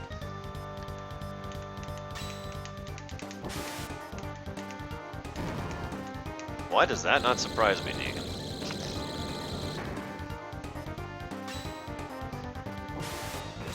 Oh, I bet I know which quote you're about to do, Django. So, fun fact, for those who don't know I mentioned this last time, but you can actually kill Ozzy here. It doesn't do anything. That's the one. No dictator, no invader can hold an imprisoned population by force of arms forever. There is no greater power in the universe than the need for freedom. Against that power, tyrants and dictators cannot stand. The Centauri learned that lesson once. We will teach it to them again, though it take 1,000 years. We will be free. That is probably, well, there's not even probably. That is my favorite speech in the course of all of fiction. Partially sold by the way he says it, partially sold because of the way Londo is reacting to it as it's being told, basically to him. Also worth noting, that's one of my favorite Babylon 5 episodes of all time. That is a just horrifyingly beautiful episode. Ugh.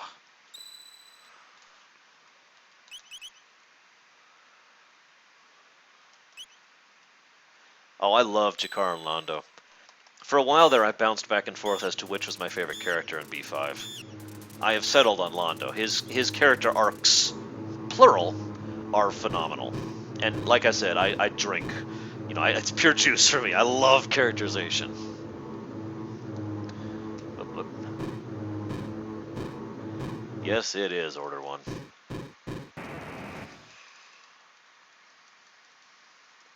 Alright, let's see what Django's quote is, if it's the one I think it is.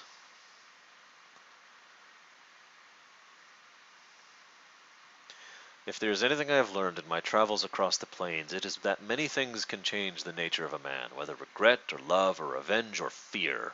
Whatever you believe can change the nature of a man can. I've seen belief move cities, make men stave off death, and turn an evil hag's heart half-circle. This entire fortress has been constructed from belief. Belief damned a woman, whose heart clung to hope that another loved her when he did not. Once, it made a man seek immortality and achieve it, and it has made a posturing spirit think it is something more than a part of me. Favorite villain speech? Ooh.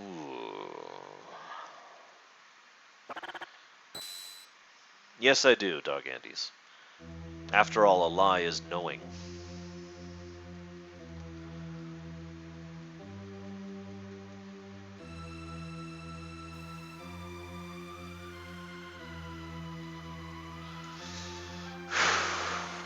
There are several really good villain speeches that come to mind. Most of Palpatine's... No, that was exactly what I was thinking of, Django. You nailed that one. Whoops, I put the Berserker on the wrong person. Whatever. Like, for example, everything Palpatine says in the Return of the Jedi conclusion scene, if that counts as, like, one speech, then that's totally on the list. You know what I mean? But it doesn't. So, a good follow-up to that for me would... God, the Basbian is so weak at this point in time. A good follow-up to that to me... Let me think about that for a moment. Which one, Brigman? Because there are many good quotes in Alpha Centauri.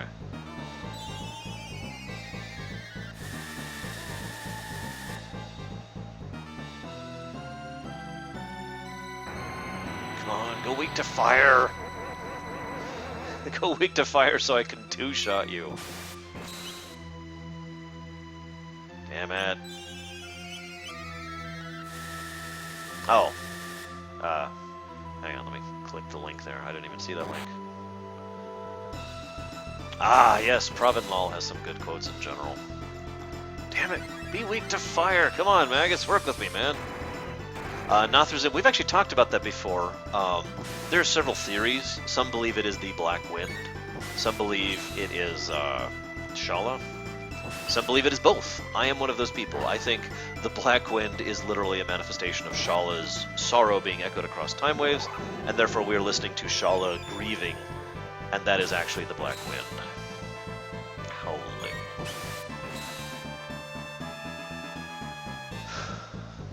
You know the really screwed up part? For those of you not aware, that quote that Bregwin just shared, that's a game that came out in the 90s, I want to say? That came out forever ago. Think about that quote in the modern era. Think about how different things have changed now, based on that. Or rather, yeah, with that in mind.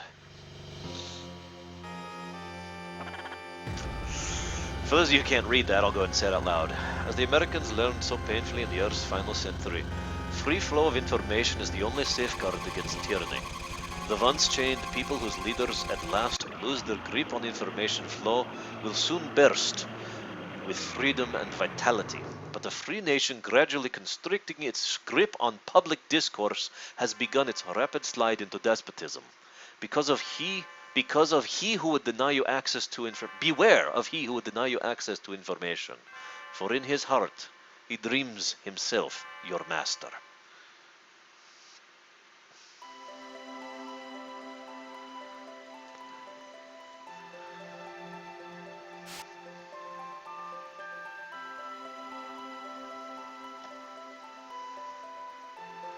I gotta be honest, one of my favorite villain speeches of all time is actually a really short and simple one. You don't seem to realize the situation I'm in. I will not be stopped.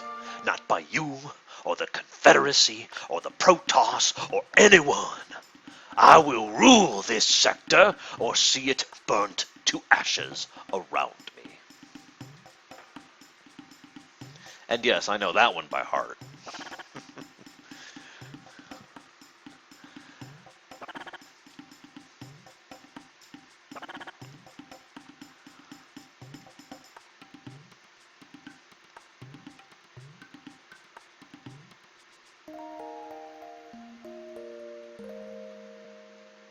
I was actually just trying to picture my favorite Irenicus quote, because there are so many. I mean, really, there are so many. And it's mostly because of David Warner. I've often said that a lackluster character can be salvaged by a great actor, and David Warner is like the pinnacle of that. I mean, seriously. Oh, the Pain Sphere. Someone find the Pain Sphere quote, because that's just horrifying. It's so quietly horrifying. God. That quote creeps me out. I don't actually make Pain Spheres. I have never been able to do that while playing Alpha Centauri.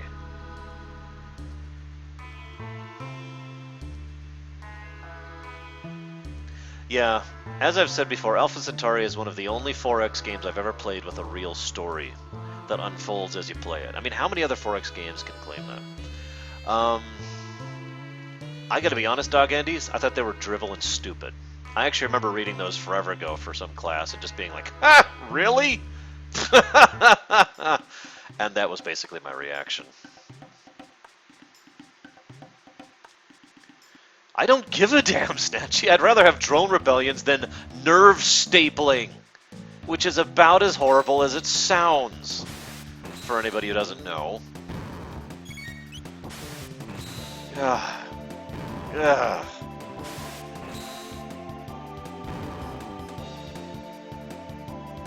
Space Marines! God, Django. You're horrible. There's actually a Warhammer 40k quote, which is among my favorite quotes. And, by the way, when I say among, I mean like my top 100. I forget which book it's from, and I really feel bad about this. And I've actually tried looking for it. Oh, here we go. Hang on. Here's the Pain Sphere quote. You ready for this? It is not uncommon to see patients undergo permanent psychological trauma in the presence of the sphere before the nerve stapler has ever been strapped into position. Its effect on the general consciousness of the culture is profound. Husbands have seen wives go in, and mothers their children. Dr. Zion left the surface of the sphere semi-translucent for a reason. You can hear them in there. You can see them. It is a thing of terrible beauty. Seriously, never ever making those anytime I play that game. Never did, never will. Where was I? Right, quote from Warhammer 40k. It's basically a quote from, I believe it was a Space Marine, probably the Ultramarines, based on how that goes. Whoops. And that quote, and again, I forget the exact wording, and I really wish I could find this. Perhaps a Warhammer 40k person out there can help me on this one. It's basically a quote about how the struggle is so meaningless and pointless. They keep fighting for no reason. They keep striving for no reason. They fight the Orcs, they fight the Eldar, they fight the Tau over and over and over, and it's all pointless and meaningless and stupid, and the only reason they keep fighting is for that vague and distant hope that someday, hundreds or thousands of years from now, they won't have to fight anymore. That there is a goal that they are reaching to, that there is a destination, and it's not just the endless struggle.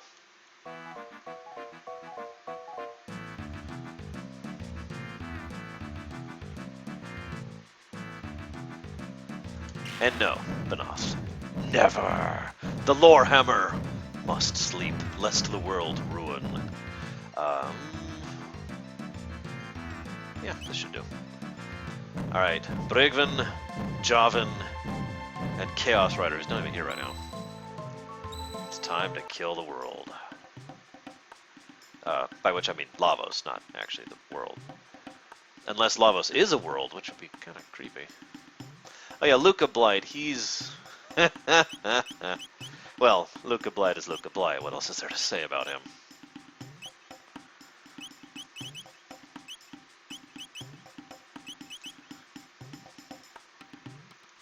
Time to kill Lavos. I need to decide exactly how things are going to happen with Javin, the character in the D&D campaign. Because he's kind of screwed right now. But not in the way he thinks. And Coulson's technically like 17 rounds out at the moment. I actually figured it out. 17 or 16. Whatever. So of course, as I check my notes here, and then I yawn, holy moly. I believe either this one or the next one, I'm pretty sure it's the next one actually, is among my favorite, or rather is my favorite of the endings, not counting the original, of course. I think it's the next one, not this one.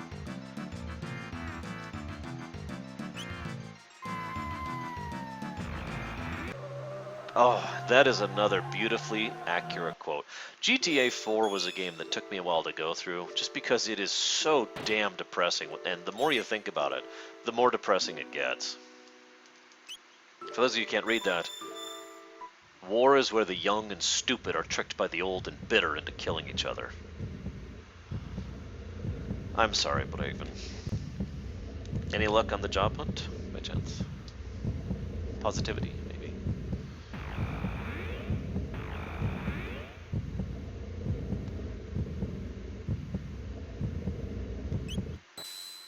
Alright, Brygvin, let's do this! Brygvin, no run! Brygvin, fight!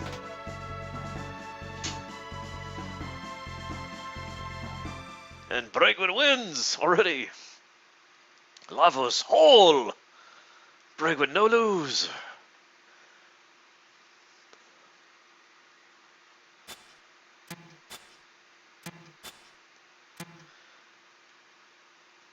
Lavos smell gets strong. You know, I wonder what it smells like in here.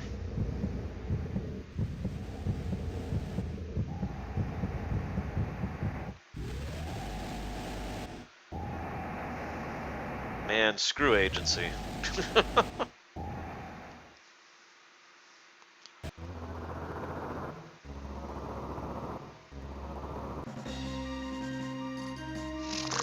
Damn it, Lurker. Don't forget the one about cats, also from Londo.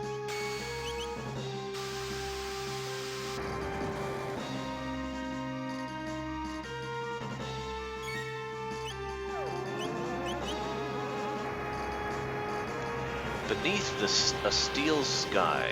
Let me look that up, because that sounds familiar, but it's not hitting anything. Steel Sky.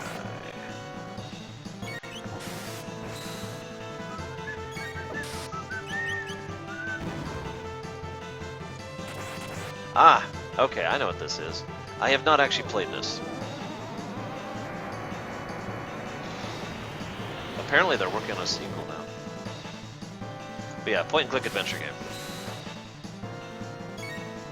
As you just told me.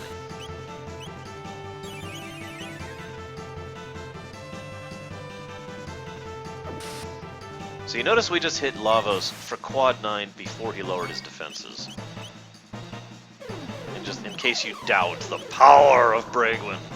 I mean Isla. Well, no, I mean Bragwin.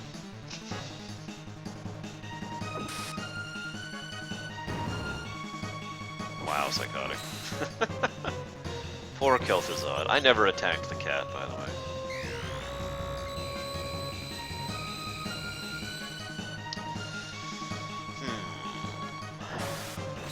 I'm not sure, Django. I like how Order 1 got there, too.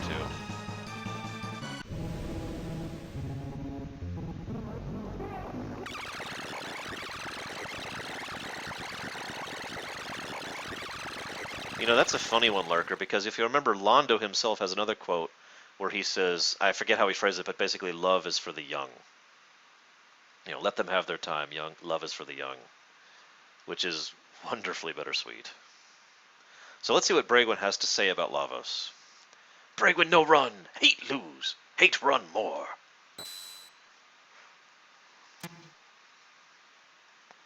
Bragwin no lose, this Bragwin home. Not Lavos home, Lavos lose. And then she kicks this awesome jump kicking pose as we go into the battle.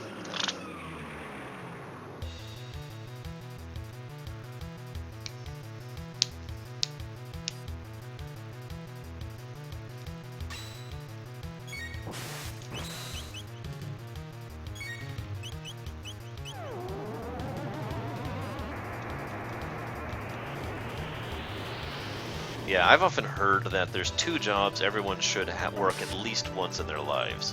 Retail and fast food.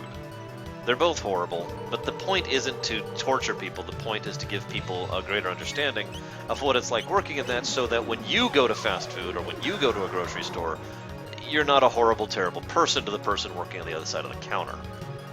And by the way, I totally agree with that mentality. Speaking as someone who has worked fast food and retail.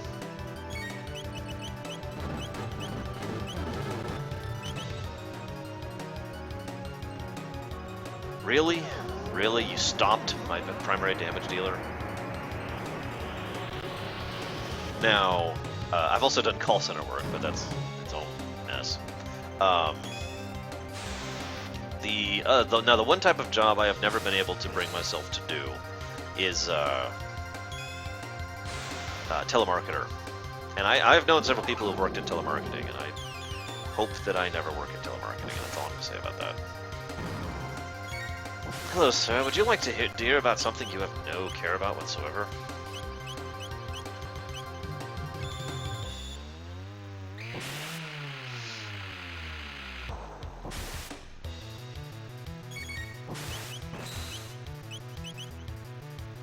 Bam! Quad 9.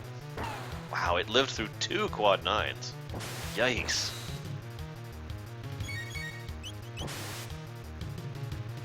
No, Chrono. We just took the bucket at the end of time. We're not going to crash the Epoch until later.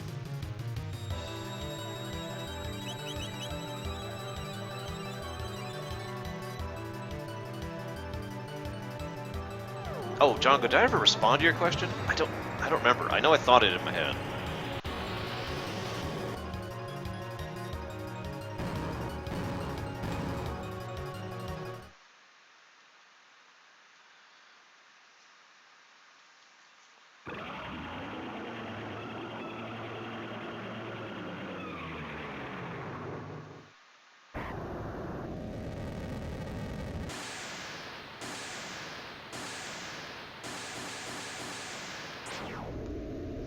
Unfortunately, no, Nothrzim, although that would be amusing.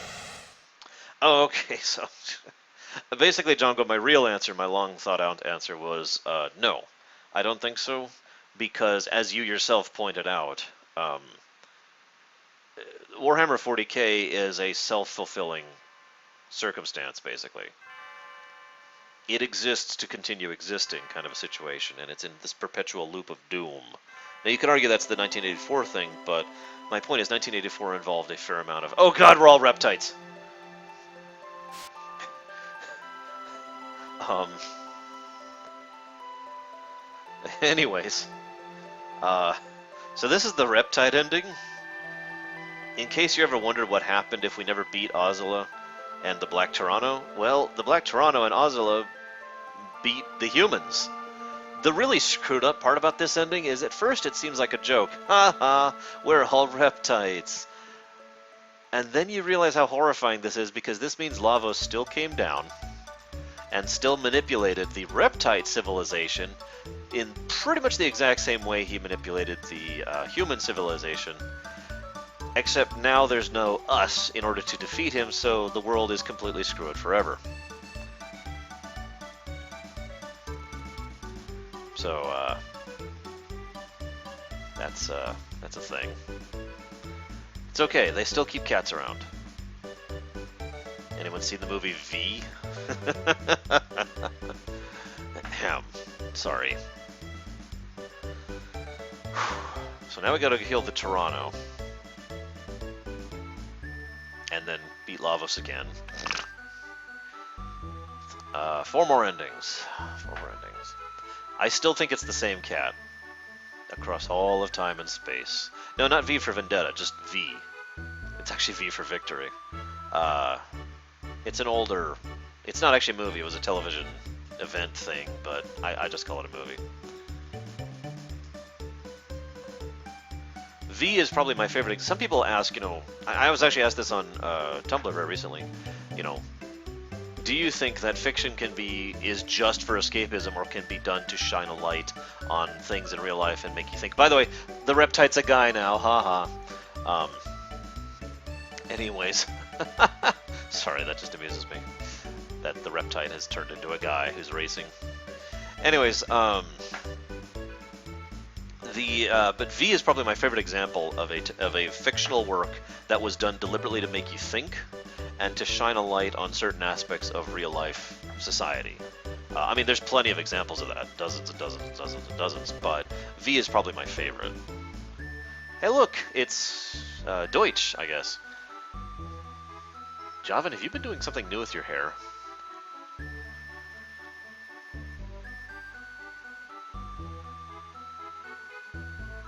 Just think, we could have played Reptite Trigger if we'd done things just right.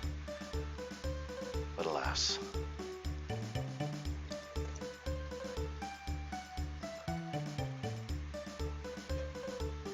Yeah, Django, I have to admit I'm kind of tired that the plot has just been on stall in real life for quite a while in Warhammer 40k. It's one of the things I liked about Dawn of War. The plot felt like it was actually going somewhere.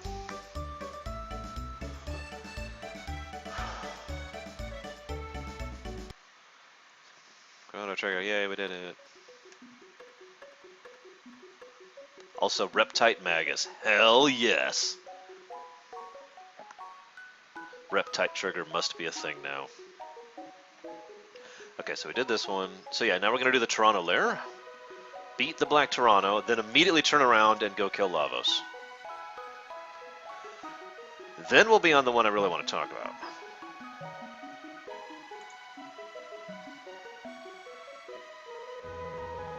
That's a good point. I mean, lizard kind are actually superior in every circumstance except when it's cold. Sorry. In all honesty, the idea of a kingdom of reptite zeal amuses me, because it gives us a second reason for them to be above the clouds. Because it's warm up there. I mean, the original reason for the Kingdom of Zeal being up there is obvious, you know, above the clouds, amongst the heavens, superior, yada yada yada. Hubris. But I love the idea that the Reptite Zeal people were like, oh god, it's cold! Quick! We need to invent a way to lift continents into the sky! It's the only way. And up they went.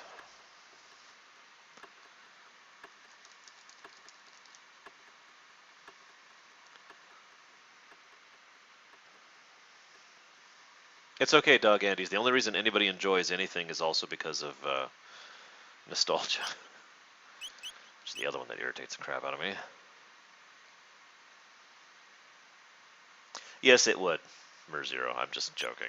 It would actually be really, really cold up there. The wind chill would be insane. Although it is implied in the actual Kingdom of Zeal that they have magic to, you know, keep them climate controlled, for lack of a better term, up there.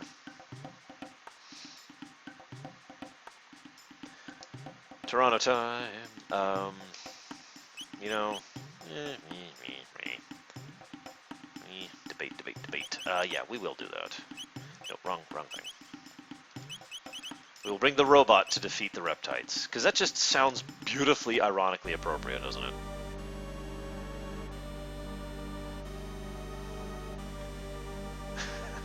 Well, I mean, really, Merzero, if you think about it, how else could they actually survive up there? Imagine walking around, it's a lovely day, and then a gust of wind picks up. You know, I don't know how many of you out there know how windy things get up high, you know, the further up you get, but you just imagine, la-da-da-da-da, whoa, and they're falling and falling and falling. Ironically, the same thing is brought up in Final Fantasy XII, although they actually discuss it there, and mention that there's kind of a, for lack of a better term, slowing field, because people will actually fall off of Bujerba, I want to say, and survive. I don't know, Illyria. Really, I don't. There was actually a walkthrough that Nintendo themselves published through Nintendo Power at the time, which listed some very vague hints about them. I mean, some of these actually were pretty obvious hints, and then others were so vague that certain people, like me, never actually found some of these endings. I've already discussed how I found the first ending, though, aka the Dream Team ending.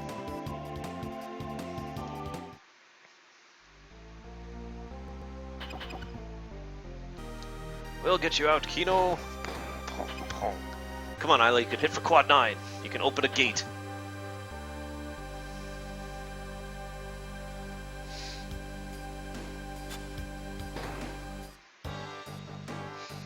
Excuse me. Yeah, I remember that quest. I got it. Oh my god, Bragwin, I just paired you with Kino. I'm sorry. I didn't mean to ship you, I swear.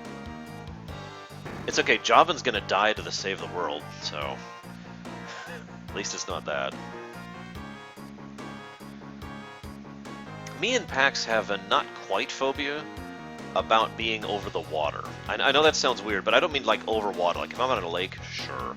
When you get out to the ocean level, just the knowledge in the back of your mind of the fact that there's hundreds or thousands of feet beneath you of just empty water is for some reason just kind of terrifying. I'm not really sure why. Yeah, Chrono Cross is another excellent example of do a billion things to get all the stuff.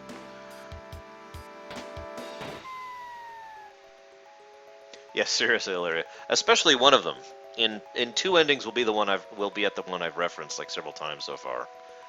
And you'll see exactly why I keep referencing it.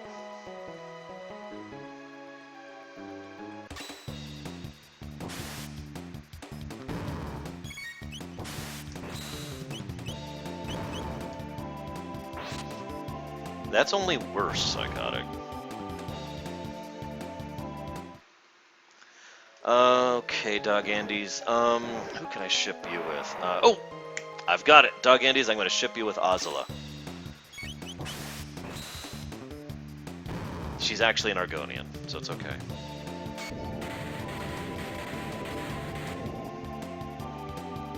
Hey, I like sharks. I've actually swum with sharks, only once though.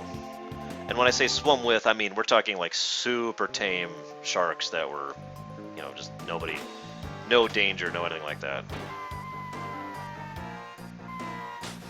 Whoops. I actually hit the wrong button. Wow.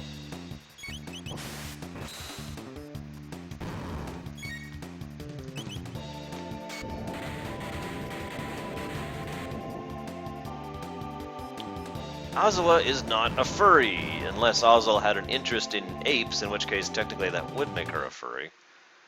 Oh my god, I think I've read that book. That I swear I've seen a fan fiction back in like the late 90s. That was about Ozzel getting romantically involved with Kino. I kid you not. That you just reminded me of that, and I hate you for reminding me of that. You're a horrible person.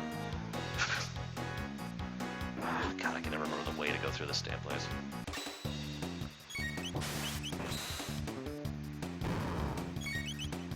No, the sharks didn't bother me. That was the point, John. I actually really like sharks. Always have. My favorite type of stuffed animal is shark, and then, you know, other dolphin or whale type things in that order. Okay, and no. Damn it.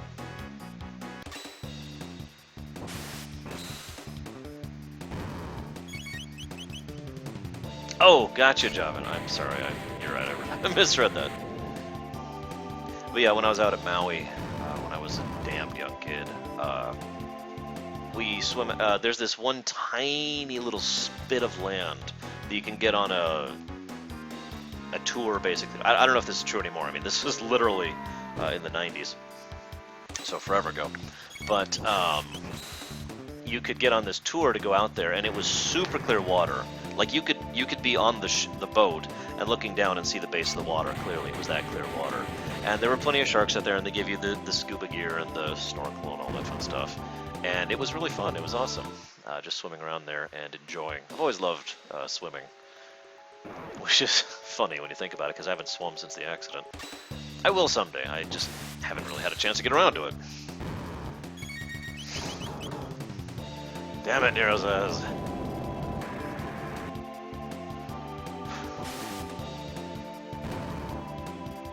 Yeah, seriously, Noel. Also, it would have been nice if the sequel was actually good.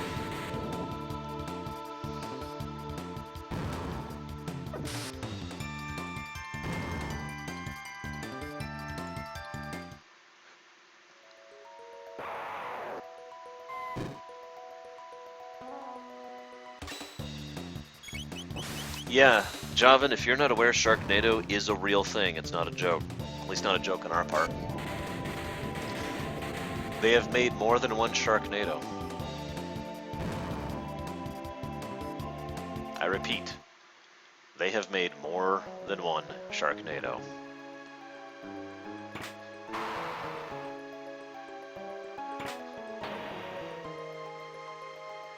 But then again, and I know I've said this before, but every time I look at a movie that's stupid, I have to keep reminding myself, they made a movie about Battleship.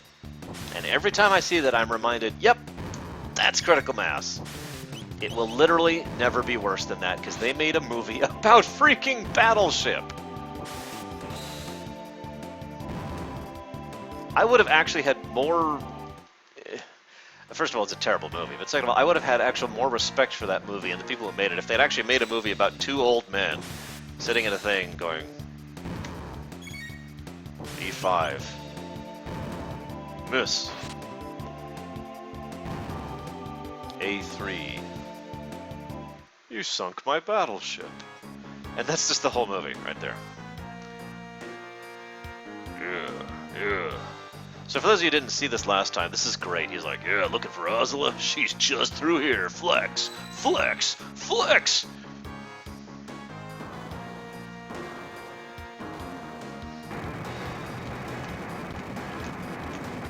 Hold it. No, when I said she's through here, I mean you gotta get through me first. What do you think I was flexing my muscles and looking all intimidating for?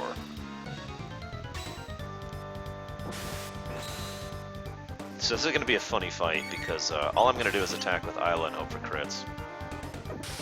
Kind of like that. And he's dead. Bragwin, ladies and gentlemen. Or, I mean Isla. I mean both. I'm one of those weirdos who, and I really don't mean to sound elitist, but I've never really gotten into, I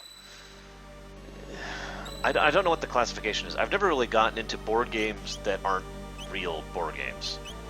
I don't know how better to put that. Monopoly, the Game of Life, Battleship, Sorry. These are just like, okay. I tend to get into board games like Last Night on Earth, or Settlers of Catan, to use a more well-known one, or Shadows over Camelot. You know, those are the kind of board games I absolutely love. There's got to be a term that I just don't know that classifies those two categories of board games, because I really don't know what it is. Risk. Ugh, we don't talk about Risk here.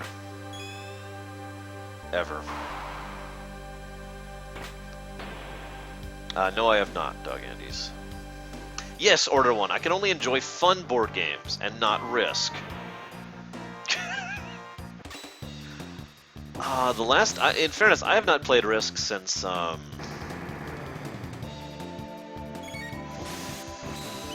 damn, it has been a long time. I'm thinking like about 2003 or 2004. I forget which year, but it was around that era. Listen to me. Around those years. And, it was this game of Risk I was playing with several of my friends, including people that, you've actually seen on the stream. And the game lasted for 6+ hours. I don't remember the exact length. I remember by the end of it, nobody was having fun. Everyone was just begrudgingly going on and continuing because that's what we had been doing.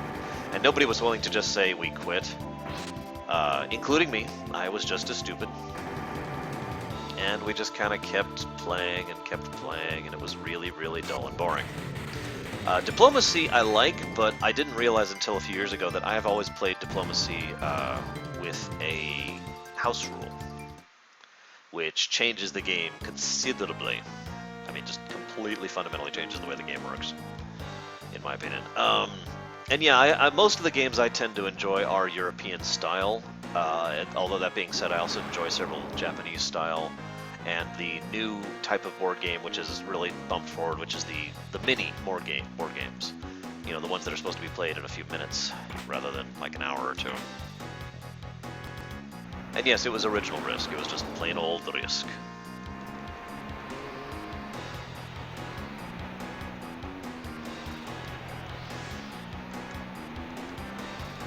Cool, Nero's asked. That sounds awesome.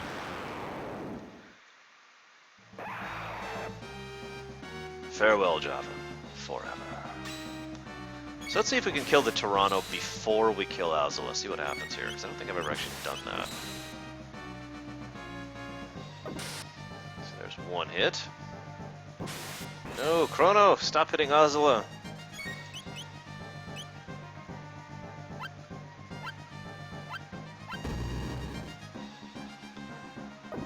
Okay, that should do it. Nice! Just kidding. And Azula's like, what? You what? You too shot the Toronto!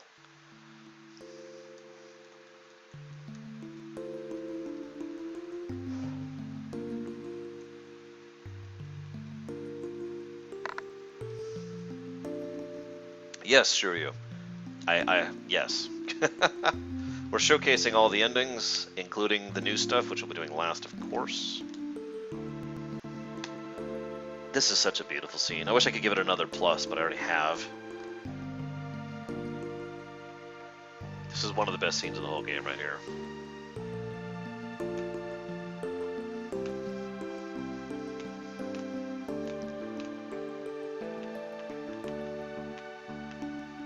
Especially the music, just absolutely perfect.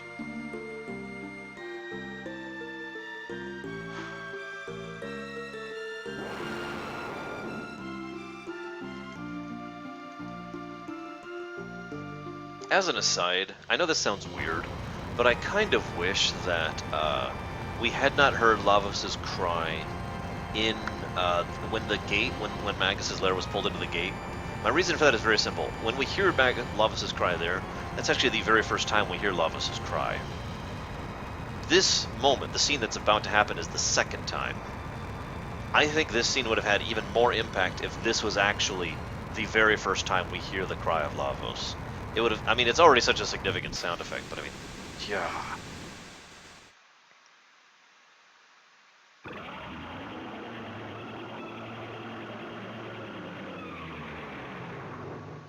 That would have been awesome.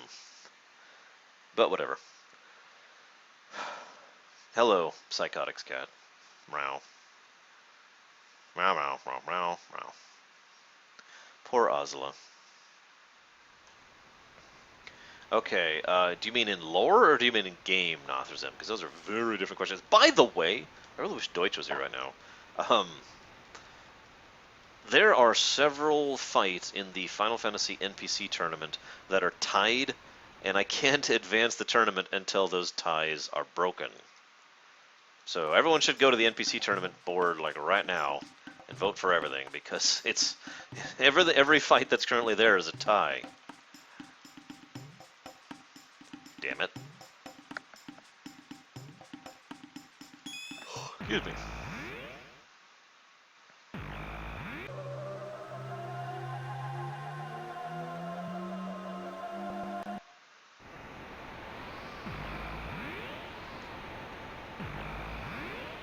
Now I know what you're saying, and I know this because me and at least 1, 2, 3 other people I know of personally consider this the best moment in the game and I've talked about this when we were playing through this the first time, and why I felt that was.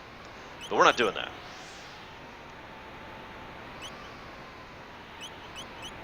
We are doing something much, much worse.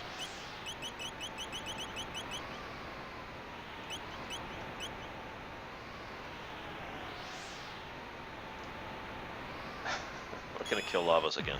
It's okay, we're gonna be doing an absolutely insane amount of damage this time.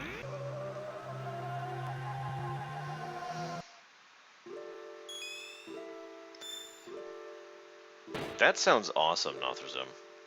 That sounds like something that should have been in Mass Effect 3. Cough, cough. Props to anybody who knows what I'm talking about there.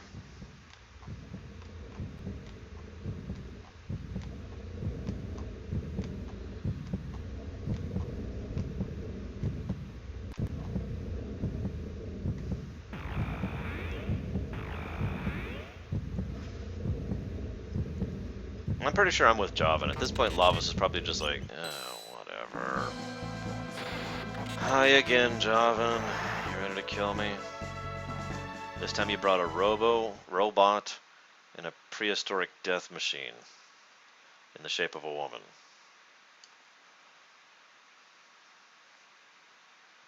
Yeah, I know, Samurai. Yeah, that's gonna be a rough one. Some of them are pretty one-sided, but ugh.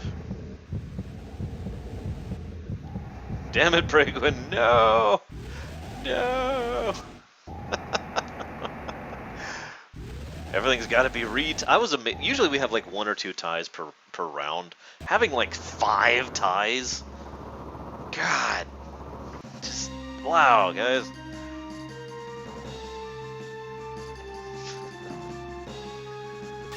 Okay, so we're going to do a very specific strategy here. It's called Screw His Face.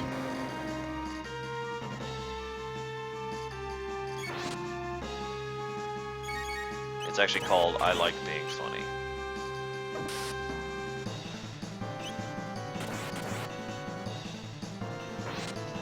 Larktine should scare you, jeez Louise. See you around, Bragvin. Enjoy defeating Lavos without defeating the arms, and defeating the core without defeating the other cores, which is also going to happen.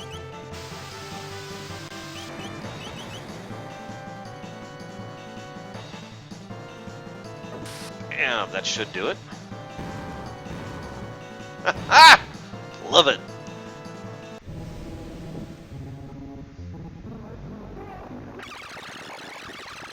Yeah, so Isla literally just 2-shot Lavos without even killing his arms, in case you missed that.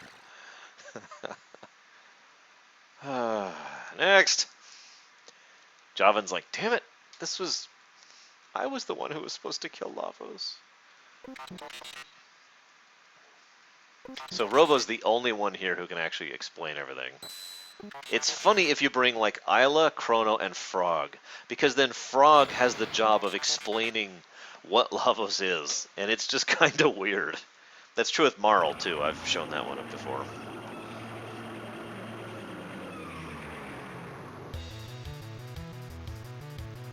Astro Chicken, he likes to use his hands.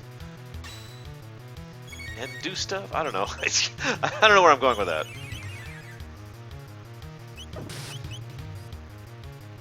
So that's one shot. I'm curious how many hits it takes, because I forget how much health the Lavos, the real Lavos actually has. Dude, Django, bubblegum is awesome. That's why.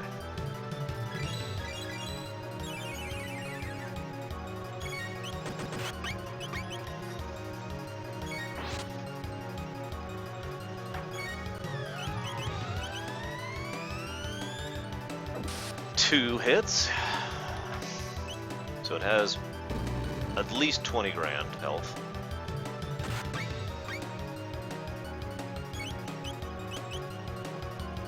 I like how the Hojo core there is continuing to heal the 3 hits. God damn. Illyria, I've talked about that concept before. It's basically convenience of circumstance and timing. As with most things in human history, it happened basically because of luck. A lot of people had played the old RPGs, which were kind of lackluster, and said, that's awesome, I want to do it, but more. And a lot of those people got together and made a ton of RPGs in the SNES era. It's funny because that was also true on the PC when the SNES was out. There were also tons of great RPGs in that era for the PC, so... I talked about it earlier, Dark Soul. It's basically... it's actually it's a huge discussion. I don't even know where to start with it. It's part deception, part wonderfully beautiful irony, and is this... Oh, this might actually be my favorite ending. Yeah, Chrono just likes to beat him slowly with his sword.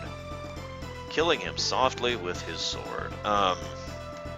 Pretty sure this is my favorite ending. So Frog walks up, there's the statue of Magus. The Prophet is there with Shala and Zeal.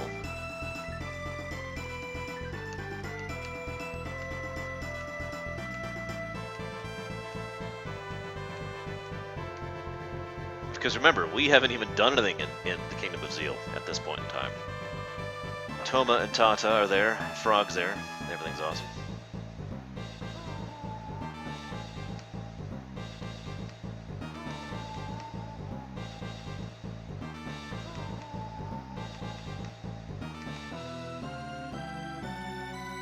I like this scene right here. Alphador actually recognizes the Prophet, and why wouldn't he? I mean, if you think about it.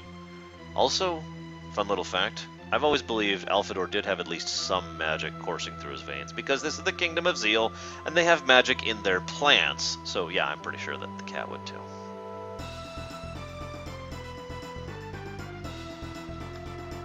I'm just raising my eyebrow at you, Psychotic. Benoth, I follow several, Pro Jared, Boogie2988, Smooth McGroove, Cinema Sins, Honest Trailers, Honest Game Trailers, Geek and Sundry, and I'm missing one.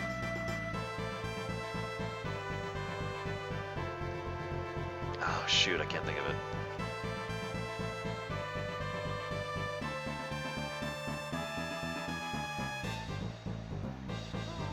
Jim Sterling, that's the other one. Jeez.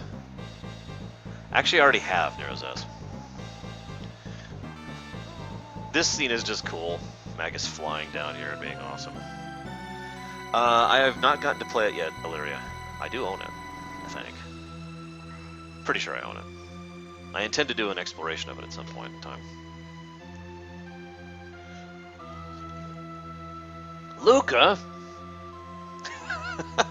I love this ending because it shows how happy and excited and everything is great for us, and our lives are fantastic, and we've saved the world, and it's all wonderful.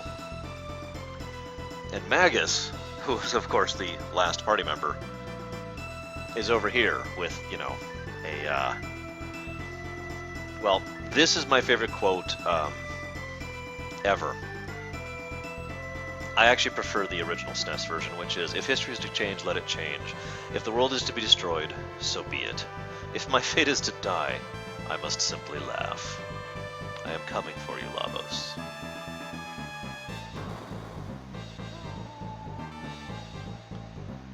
And just like the ending with Frog and Magus, we're kind of left to debate what exactly happened here.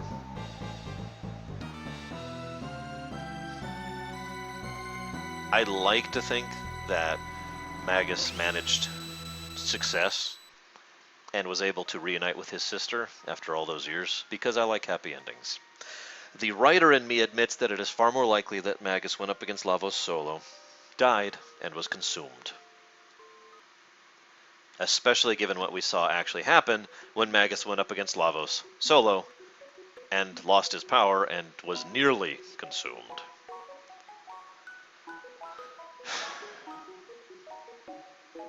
So, that's a thing.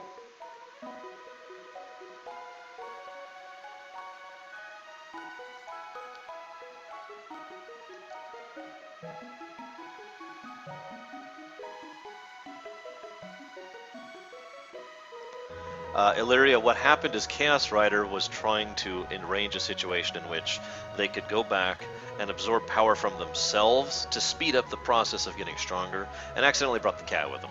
So that's why there's two cats in that scene. So yeah, that's actually my favorite ending, not counting the one, the original default ending.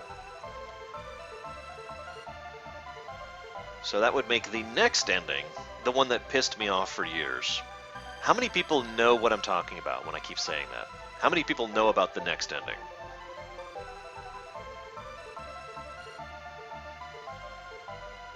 Don't be shy.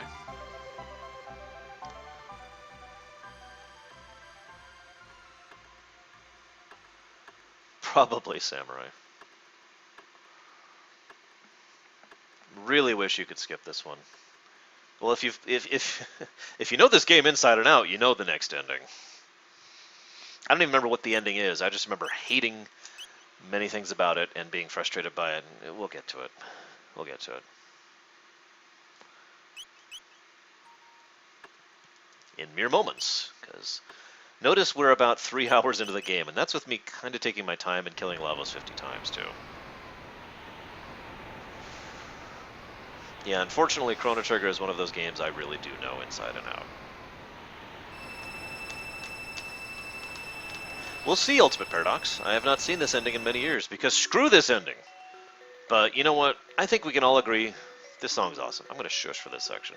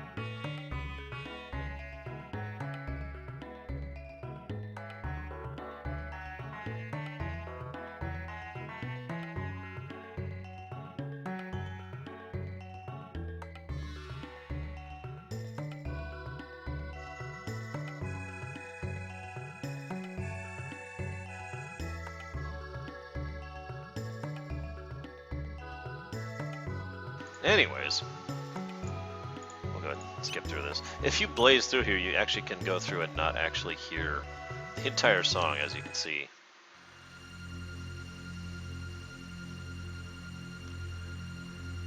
Alright. Let me make sure I get this. In fact, I'm going to do a save state because I really don't want to screw this up. It is easier to screw this one up than you'd think. Okay.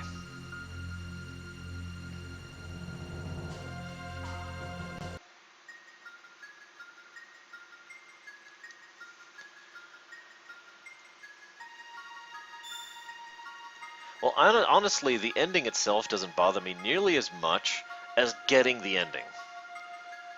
Because,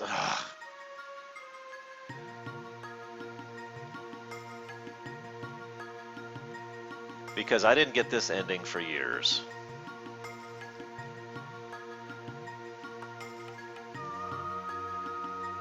So, you ready for this, guys? This is... I've been telling you, it's like in between quests, right? After killing Magus, but before killing the Chrono. After killing the Chrono, but before coming to Zeal. It's so forth and so on. That's like been every ending, right? Right, so forth, right? Well, this right here, this is it. You have to watch her open the door, okay? Now, for those of you who remember this game, you know that the very next thing we do, and I mean literally the next thing we do, is we go get Charge the Pendant. The way to get this ending is to immediately turn around and go beat Lavos now, before we charge the pendant. And finding this exact tiny little moment in time to get this ending, let's just say that this was something that was beyond my capacity for, again, years. And like I said, the original walkthrough was semi-vague about some of these things, and kind of gave wrong directions in some cases, so yeah. Walkthrough. Why did I call it walkthrough? Strategy guide. That's the word I meant to use. Words. So yeah, now we gotta go and go all the way down Zeal again. Immediately after, yeah, you get it.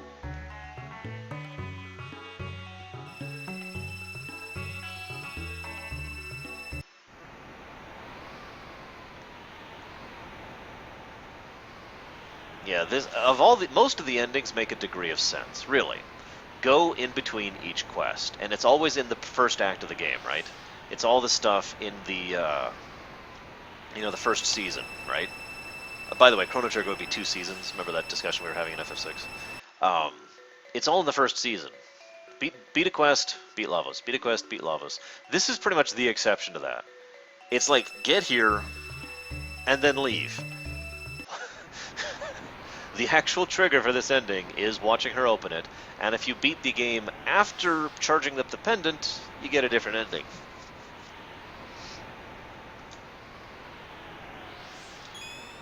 There are no such things as too many endings, Banath! Now, we're not even done yet. We got 2 more endings.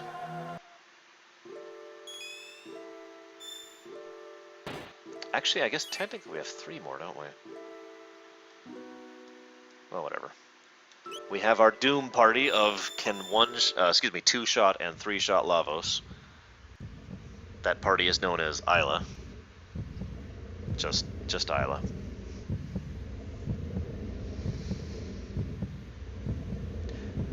Now, there's actually 2 variants on the Chrono is Dead ending. I'm only going to show off one of them, but I'm going to let you guys decide which. Yes, Java, this is not that ending. This is, yeah. So would you guys like to see the really depressing version of Chrono being dead, or the slightly more hopeful one? Here, let's pull open. Let's see. We'll call this the depressing and the weird. Well, no, we'll be less obtuse about it. The epoch or the no epoch ending. There you go.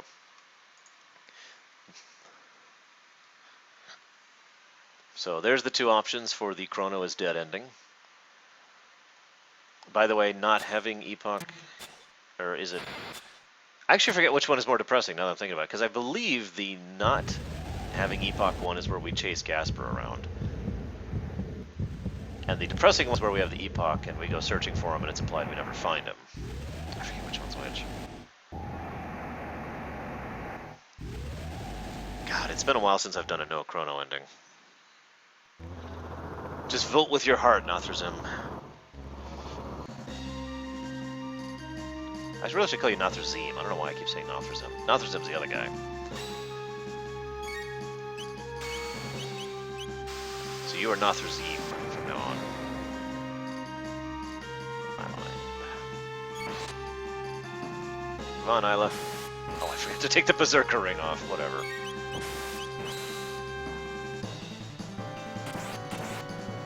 It's too bad there's not a buff you can do in Chrono Trigger that basically just gives a target 100% chance to crit, because that would be insane.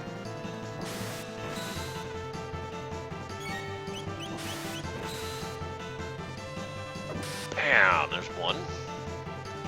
I'm sorry, as someone who has played this game many, many, many times, being able to do quad damage in this game is just kind of enthusiastic. I don't know how else to put that. In most of the FF games, doing quad damage is like, yeah! In some of them, it's like, this is the norm! In this one, it's like, oh my god, I hit for 9,999, holy crap! You know? Other than some glitches, I believe there's only 2 ways to do a quad 9 hit in this game, too. We'll go ahead and get a Mega Elixir going on. We got plenty to burn.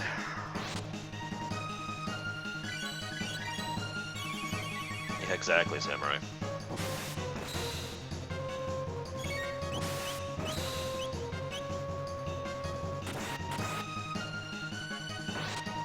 Come on. Brigwin has burnt. She's at work now, so she's not critting anymore. I don't blame her. I wouldn't want to crit at work either.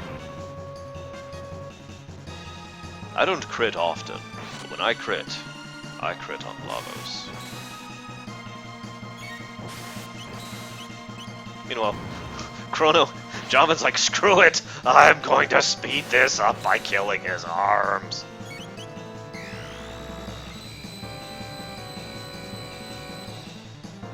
Ah, crud. That's kind of bad, actually. Guys, this may be it. My first death to Lavos. We may finally see the bad ending. I'm kidding. He's going to poison us, and that's going to break all the status effects because he's stupid. And then he's dead. Bam! That should kill him.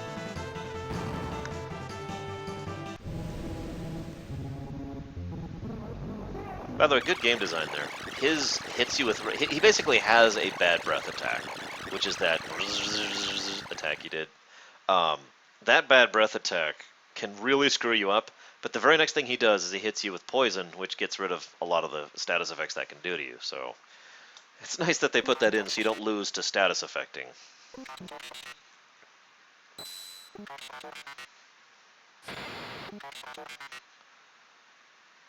Gotta strike the poses! I've always loved the poses they strike before this fight. Magus's is one of my favorite. And Marl's.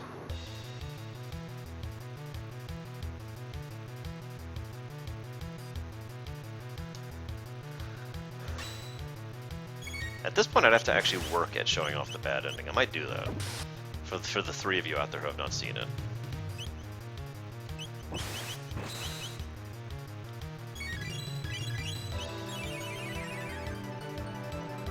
The mere fact that there's a bad ending is kind of cool in its own right. Yeah, I picture Lavos has set up a controller with his stuff, and he just has Auto A turned on. Like those old controllers you get on the SNES that just automatically input A every so many frames. Damn it, really? Fine, whatever.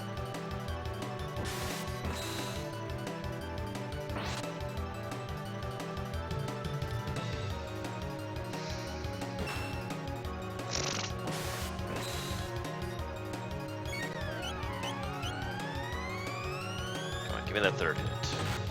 You can do this, Isla. You can do this, Isla.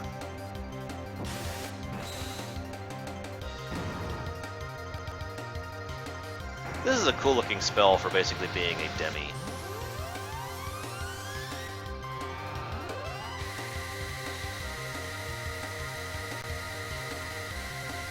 By the way, for those of you who are not aware of this, there's actually some really cool lore, for lack of a better term, to Lavos' attacks. In the modern era, he hits you with a status effect. In 600 AD, he hits you with something which halves your health by calling forth the Demon Star. In 65 million BC, he hits you with the strongest physical attack in the game. In 2300 AD, he hits you with the most powerful magical attack in the game. And with obvious symbolism there, which I don't really feel needs to be discussed. But I just think it's interesting that they bothered to do that and make each attack for each era. Well, basically make attacks for each era. He's also got the lightning strike, which he does, you know, in between, and he can also hit you melee in between. So no matter what, he's got something to do. And I just think that's cool the way they did that.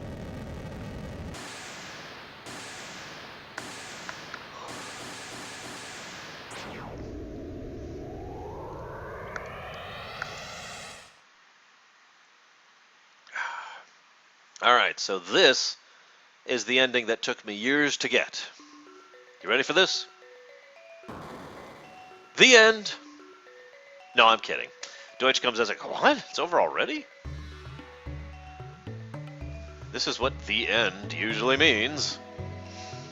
But things were just starting to get interesting. Well, let's see if we can get these words out of the way then. Yeah, take them away. Go on. We can take a little trip down memory lane and reflect on all the good times we had. Art director, if you wouldn't mind. Okay, first, let's take a closer look at Lean Square. There's the Steel Runner. I just don't think I could go for one like that. The armor would poke you all the time. Forget that. Can you imagine what the inside of that armor must smell like? What a lovely thought, Luca. Let's get on with the show, okay? Next up is your home, Guardia Castle. This one's a very nice memory. Is it ever? Whew. He was the only one you couldn't bring yourself to shoot with your Zonker, wasn't he? His name's Peter. He's not actually a man, though. I knew that. Oh, it's Pierre. I wouldn't want anything to do with something like that. Obviously corrupt. Someone should put him on trial. This next one just doesn't have any spark. Where's the energy, that drive to make the best of your situation? Come on, cheer up! We might not be any better than him if we were in his shoes.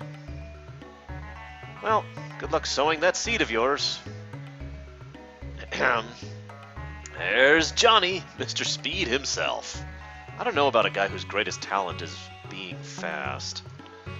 Hey, look close. He's really a tricycle. No thanks. Try again when you learn to ride, buddy. Oh, there's that stuffed shirt, Cyrus. He is awfully handsome. But those clothes have got to go. Oh, and did you know he plucks his eyebrows? Oh, you've got to be joking. Still a hunk, though. Toma, now he is definitely my type.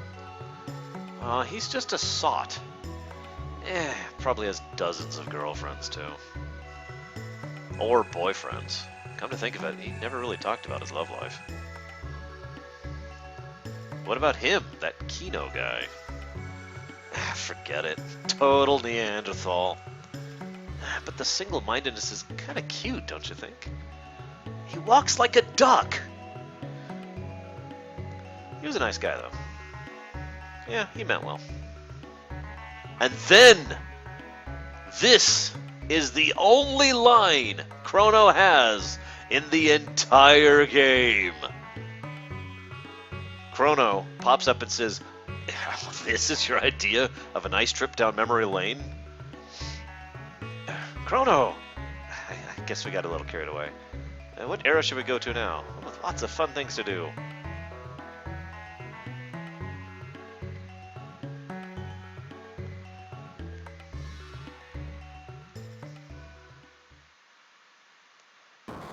There you go. Chrono talks. I actually like that ending, by the way. It's cute, and it's funny. Oh, it's also very fourth wall-y. I tend to like enjoyable fourth wall breaking. And that's the ending that took me years to get. So, has anyone not voted? Because looks like that is in fact the next one. The next ending. Yep, next ending is without Chrono. So get your vote in. Poor Lavos, he dies even in the ending. Off and on, Mir Zero. Some of the writers who do Deadpool do him absolutely awesome. And then some don't. But yes, in general.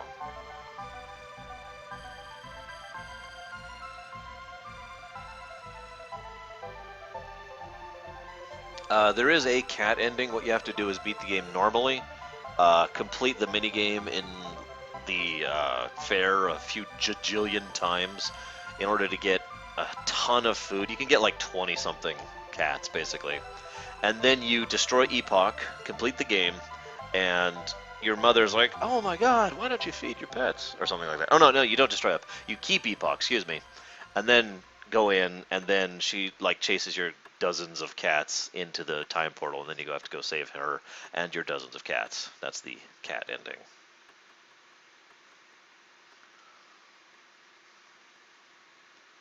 And that was the Memory Lane ending.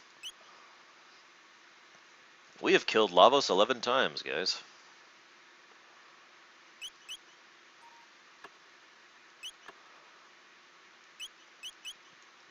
Most of that this playthrough. Okay, so let's go. Now that we've done that, God, that ending is just kind of badly designed. I'm tempted to give a negative for that ending, just not because of the ending itself, despite what Javan says, but because the method to get it is completely counterintuitive and just, yeah.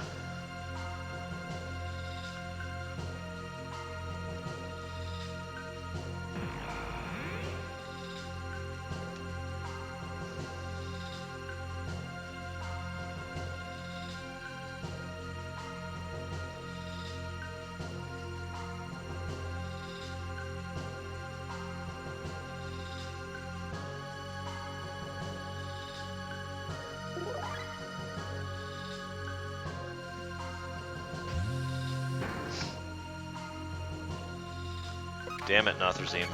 No.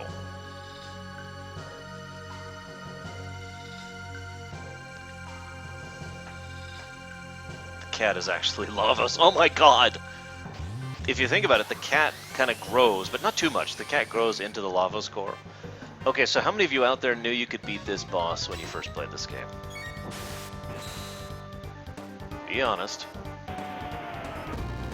I am not raising my hand. At this point in time, the supposed to lose fight was something I had seen many times, so I was just like, yep.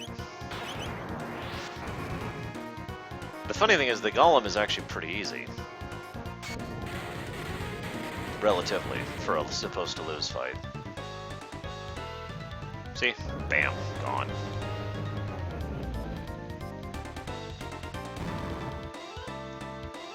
And if you beat him... Oh, my poor Golem. You'll pay for that! And then he somehow imprisons you, even though he should have done that before sending the Golem after you.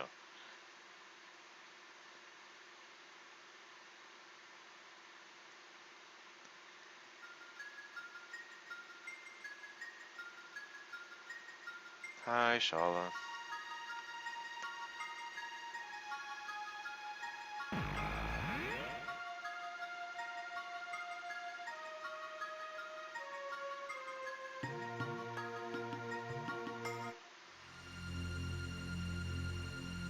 So most of the game is going to play out as normal here. We got to go all the way up to the point where Chrono dies to get the next ending.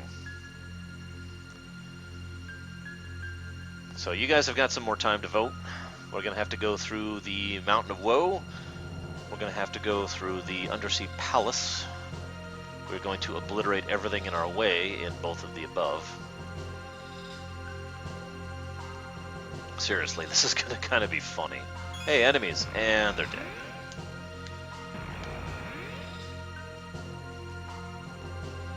And then we will actually be going through the, what's it called? The Blackbird. I had to think about that for a second.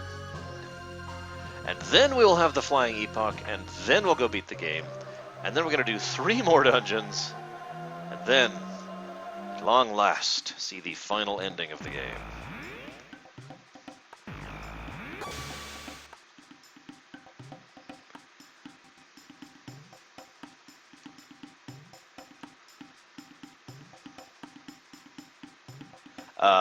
Me, Javan, I am raising my hand on that one. I forget which one it was. It was a pretty early on RPG, but that definitely happened to me, and I was like, damn it, reset. And got to it the second time I found out, because I was so like, just, oh my God, how do you beat that? I was just sitting there like with this stunned look on my face, and you know, then the cutscene continued to play, and I was like, oh, okay. I don't remember which fight that was. I remember it just got to me when it happened, too. Oh well.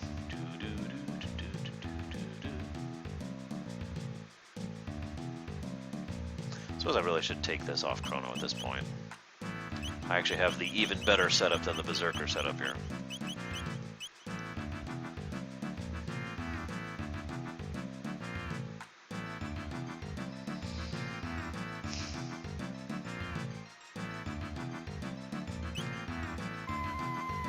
Oh, at the time, yeah. At the time, I was like, you got it. In fact, I know I've told this story before, but one of my favorite, oh, we were supposed to lose moments is actually not a boss. It's in FF6. Where am I going? 2300. Yep. And for those of you who don't know, when I failed to save Sid in FF6, I hadn't saved since the Floating Continent. That was the first time I'd ever played the game ever. And I had a hellacious time with that weapon. I mean, he just was curb stomping me, and I literally just barely defeated him, just barely got off the island, super underleveled, no idea what I was doing. And, there we go. And I get to the, I get to the World of Ruin. I didn't save because I was an idiot. And, so, I'm sitting there and I'm just like frantically trying to save Sid, and his dialogue is getting worse and worse and worse as he's like, oh god, I'm not long for this world. And I'm like, oh god. And I just started getting more and more frantic and more panicked trying to save Sid, and I kept feeding him like every fish I saw, a lot of which were rotten and were killing him. And then he died, and then the whole cutscene plays as Celis, commits suicide. And even then, I was like, yeah, she's totally committing suicide. And, oh, hang on a second. Wow, that was another close one. And I'm just like, oh my god, no! And I'm sitting there, controller's on the ground, didn't hit reset, thank god. Didn't hit reset. But I'm just like, no! No! I'm gonna have to go all the way back, and all those things, and Sid's dead, and oh god, Celis is dead, what have I done? What have I done? I was just in shock. And then the cutscene kept going, and I was like, oh. And it took me a while to find out you actually could save Sid after that.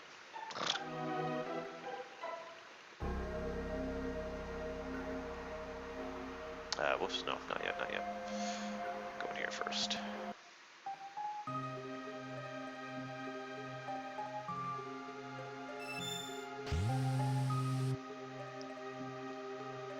Awesome speech. Awesome speech. Awesome speech. Awesome speech. Awesome speech.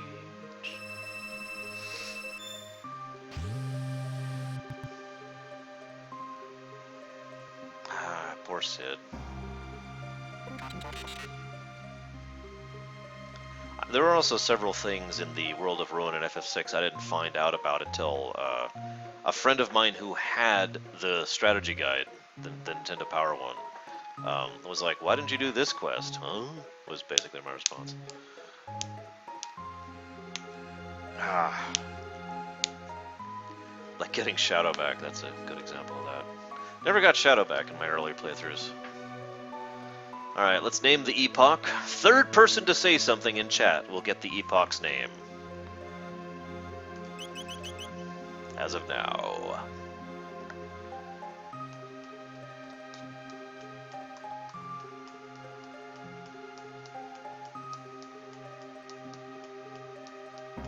One. 2. 3. Sorry, Samurai. You are not Magus. You are the flying time machine of awesome. How did we figure out... We were talking about how to do your name the other day. Whoa, whoa, whoa. Didn't mean to do that. Sam... Rye, I want to say?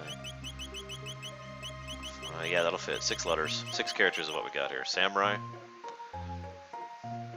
Or was it Smurai? We had a... Wait a minute. We could do Smurai. Alright, Samurai it is. You will be the flying throne for Dalton for about 3 minutes.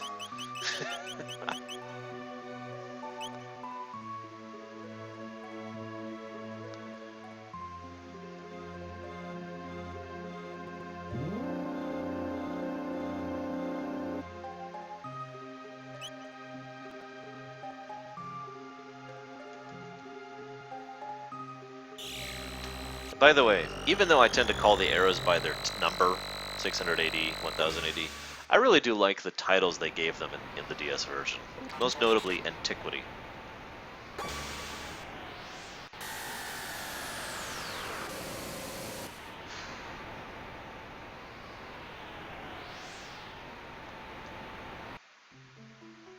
That's right, we're probably going to be killing you, Samurai. So we're killing Javan and not bringing him back, and then we're killing Samurai. Wow. I remember at the beginning I said I swore this wouldn't be like FTL. I'm sorry, guys. I really didn't think this would be like FTL.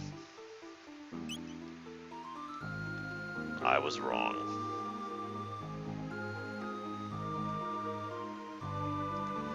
My viewers are dying on my stream again.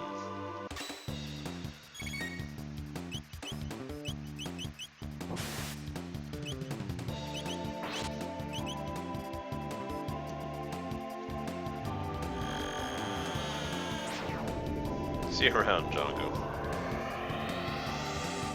Yeah, I'm literally even blowing up the ship, just like in FTL. God. I have heard rumors that the people who made FTL are thinking about making a second, more in-depth game. Has anyone heard anything about that? Because I've only heard like the vaguest of rumors, so I don't have anything to add to that.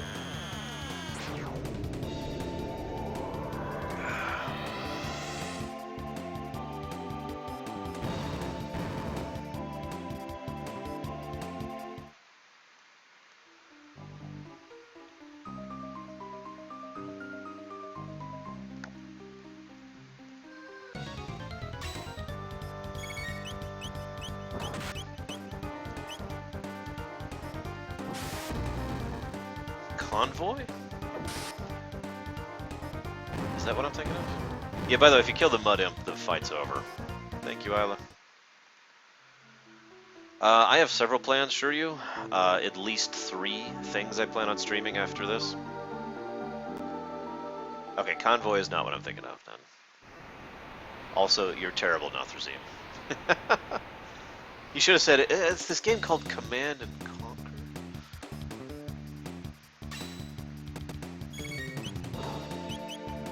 Okay, I think, Deacon, you're the one who actually mentioned Into the Stars to me, and I looked into it and was like, yeah, okay, that looks like it'll be fun.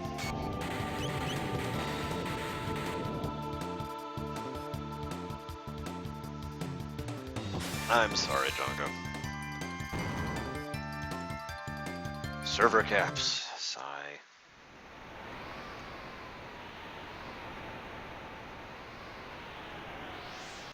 Damn it. I missed the spot.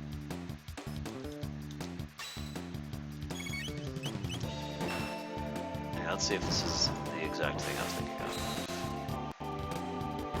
of. Into the Stars. No, mute. Mute.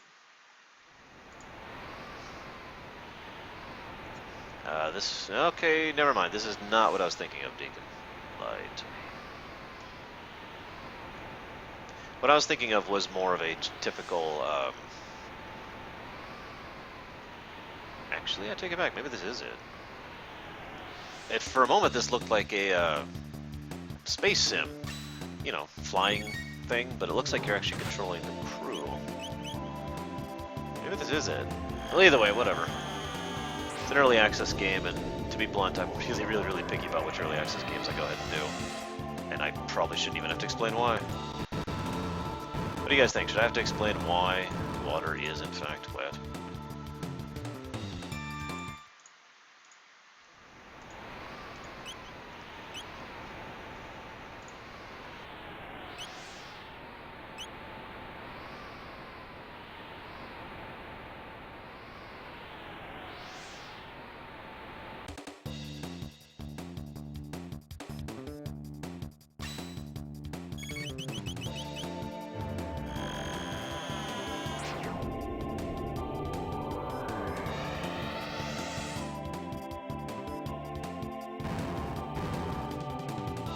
Excuse me, had to sneeze there.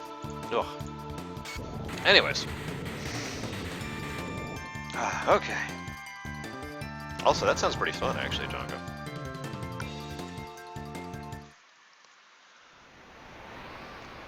But yeah, that's on my my radar. You got it, Ilaria. Once upon a time, Q from Star Trek was making Earth, and he's like, you know, I have decided that henceforth water should not be this coarse, rough substance because I have looked into the future and I've seen a scene where a character in a movie says, I hate water. It's rough, coarse, it gets everywhere. And I hate that scene. Henceforth we shall call water sand, and sand shall be known as water. And sand, as you know, had always been something very wet, something very fluid, I think is probably a good word for that.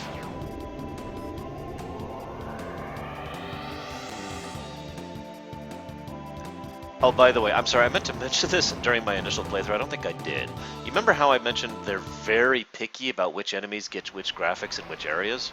And I mentioned how almost all the enemies here are mystics, further solidifying the connection between the Kingdom of Zeal and the mystics. Well, there's another thing here.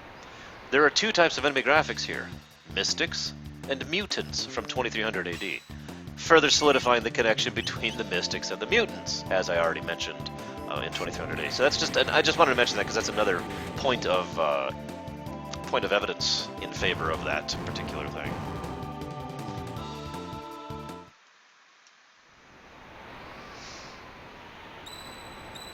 Look at us save in, just for the heck of it. The Guru of Woe. I want that title now. That's a lie. The tyrant I actually want is Sovereign of Sorrow. Mystics and Mutants.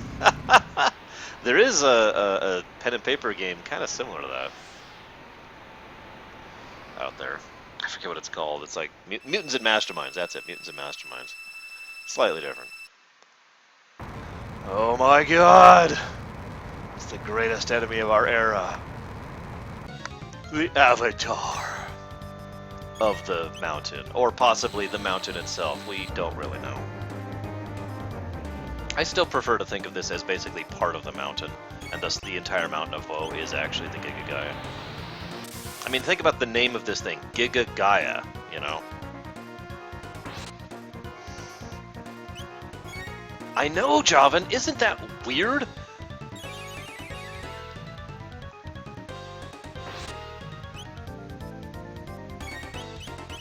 Ah, damn it, I screwed that up.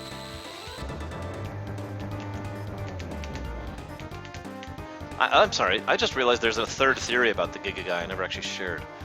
So, the two theories I shared is either it is literally, you know, the whole Mount Woe, all these chunks of rock that have been magically animated, are the Giga Gaia. The second theory is the Giga Gaia is the avatar of the mountain, and you know, just connected to it in that way. The third theory is that the Giga Gaia is the avatar of the Earth, the avatar of Gaia, the world, you know? Remember, you know, the whole natural versus artificial, and that in their particular form of arrogance, the Kingdom of Zeal actually harnessed the avatar of the world to use as a jailer, as a final insult to the natural planet.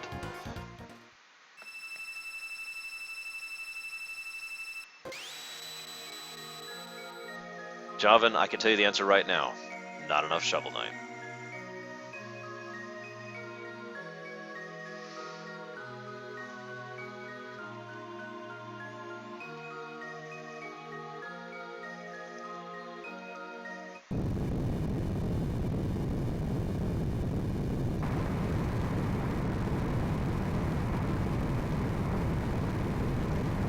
Damn it, Samurai.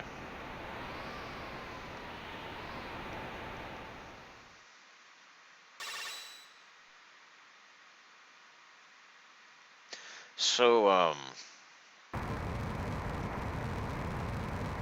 I do want to make this clear. I joke around, but there are plenty of modern games that are still good. I'm one of those people who said that the gaming industry is not going to fully crash like it did back in the 70s and 80s. That's not a thing that really can happen anymore. Also, there are good modern games, like I said. I was actually asked recently to start thinking about best game of the year for 2015, and I started making a list of all the games I felt were good that I've played this year and will play this year. It was a decent list. It was like 15 or so games, which may not sound like a lot, but I mean, hell.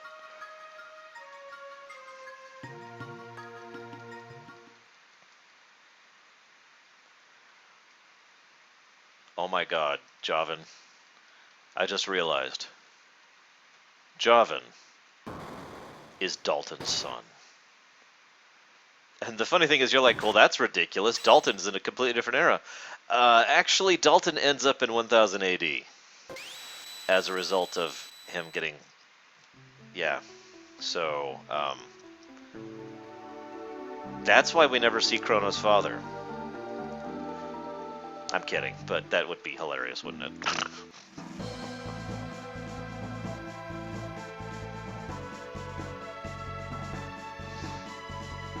I haven't actually played here Type 0, so I can't talk about that one. Heroes of the Storm is on the list for contenders. Haven't finished Witcher 3, so I can't actually talk about that one.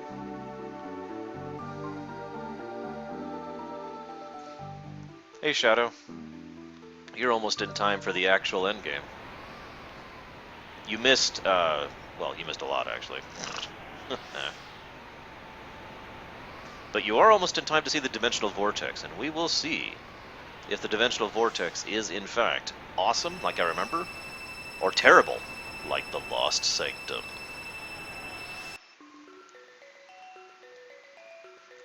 Well, you know, Javan, I really hate to point this out, but if you consider Chrono Cross canon, the idea that Dalton is Chrono's father becomes a lot more feasible. If you consider Radical Dreamers canon, it is possible, just unlikely. And in fact, is not true. Let's just be honest with ourselves. Correct, Deacon. But yeah, we still have Legacy of the Void coming out. We still have Fallout 4 coming out. There's a new Zelda game coming out. There's a new Metroid game coming out. There's Just Cause 3, which I'm sorry, I am frickin' amazingly super hyped, excuse me, for Just Cause 3. I feel like there's actually more. There's a lot of games coming out in the last few months of this year.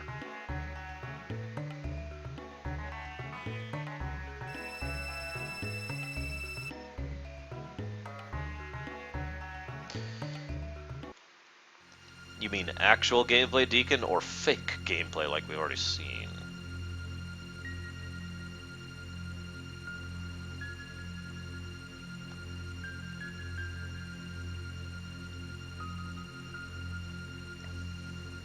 Let's see. What are we hoiped that comes from Square?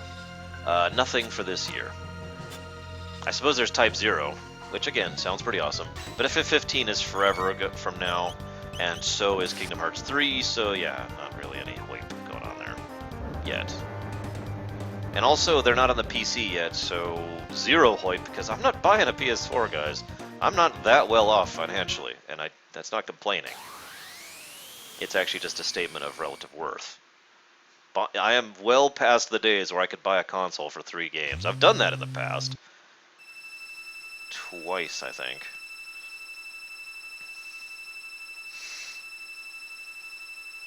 Awesome. Ah, I love this song. I love this whole dungeon. I was actually asked once which I prefer, the Undersea Palace or the Black Omen, and I'm torn. From a purely gameplay design perspective, both are brilliant. Absolutely beautiful. From a graphics and sound design, both are brilliant, absolutely beautiful. And from a story perspective, you know what I'm about to say. They are both incredible sections of the game. God. Yes. Yes. I mean, I'm not fangasming over the Undersea Palace, I swear. Okay, that's a total lie. I totally am. God, yes. Anyways. Yes, I know, Noel. And we still don't have a 3DS version in English over here because screw you, not Japan.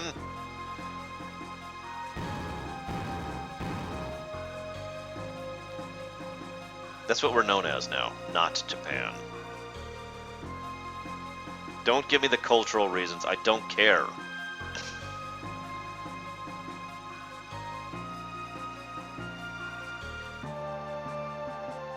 For reference, I'm still, we'll see, about the voicing of the protagonist in Fallout 4. Ultimately, it really is going to boil down to how good three things are. Number 1, script. Number 2, voice director. Number 3, actors. So, yeah. I don't know how good it's going to be. I really don't. We may never know how good it's going to be. Script, just attack, just attack!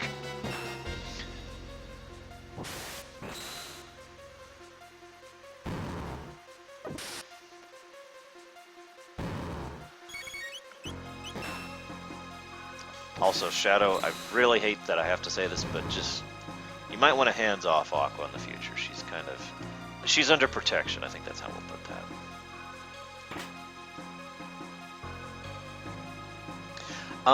Illyria, do you have access to a DS?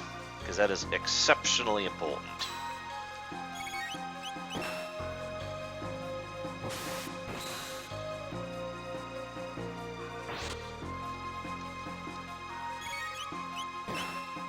This is going to be funny if I pull this off. Come on, Isla. Crit! Crit!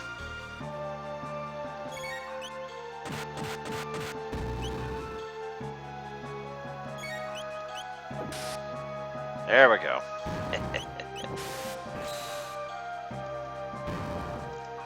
I actually agree, Jobin. I love the Kingdom Hearts series. I really do. But there are a lot of bad amongst the good, you know? And already good. Yeah, I did okay,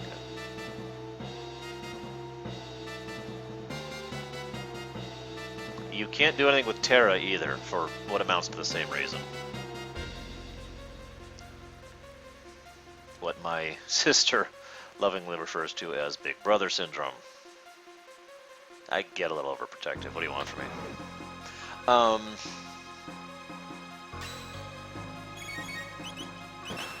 Like I said, I'm really hesitant on the voice acting in Fallout 4. We'll see. If it's quality, sure, we'll see. If it's not quality, however, there is one thing that they could do to make their decision work. Guaranteed, by the way. Absolutely guaranteed. Can anyone guess what it is? Guess the one thing they could do to make sure that the Fallout 4 voiced protagonist thing works?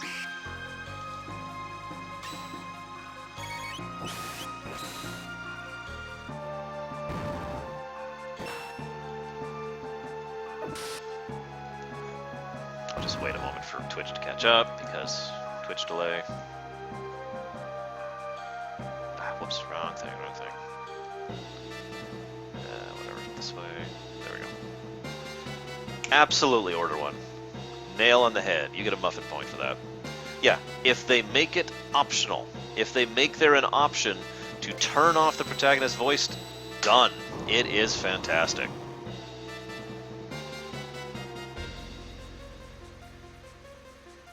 That is exactly how you make that work. Make it an option in the menu. Would you like your protagonist voiced? Yes. Done. No. Done. That is a guaranteed method to make that work. Like I said. Now, in response to Illyria's question, I highly, highly, highly recommend you pick up Dragon Quest IV on the DS. See if you like it. DKU 4 is not the best, but it is still a good game. It is still enjoyable, and it is definitely a definitive Dragon Quest game.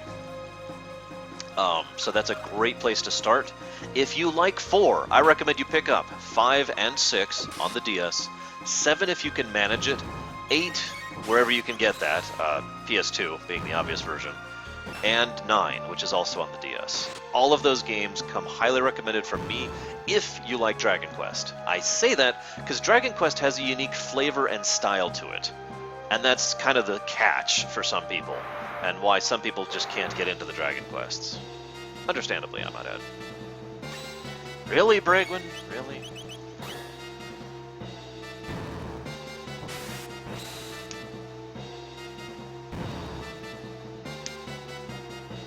Also, for anybody asking, I will probably, based on what I know right now, there's a pretty good chance I will not actually be doing a roleplay of Fallout 4, because he'll be talking, not me.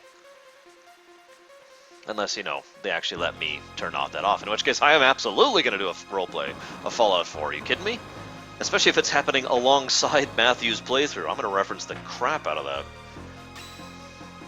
Javan, all I got to say to that is Dragon Quest VII on the 3DS. Yes, I am still bitter. Playing this game has not made that easier. God damn it.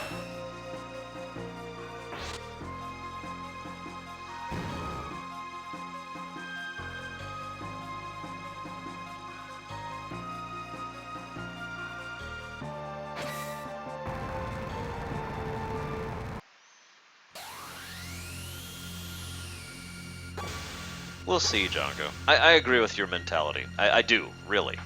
But at this point, I'm trying to make, you know, the best of the situation we have at our disposal, if you follow me. By the way, fun fact, this is a Fallout game. Oh, hell, let me rephrase it. This is a Bethesda game. So, I guarantee you, even if there isn't an option to meet the protagonist, that will be a mod inside of a week. Guaranteed. I would put money down on that prediction.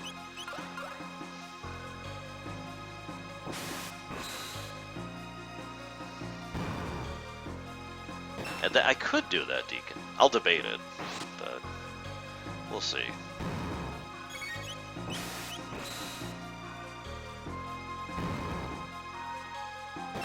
You gonna try it too, Order One? I personally love the Dragon Quest series. I do. I have since the original. But 4, 5, and 6 really, for me, sum up all of Dragon Quest. Especially 5. I never recommend you start with 5, because 5 is probably the most severe and extreme example of what the Dragon Quest games are. It is the most Dragon Quest of the Dragon Quests, if you follow me. And arguably my favorite of the Dragon Quest, tied basically with 8 for that title.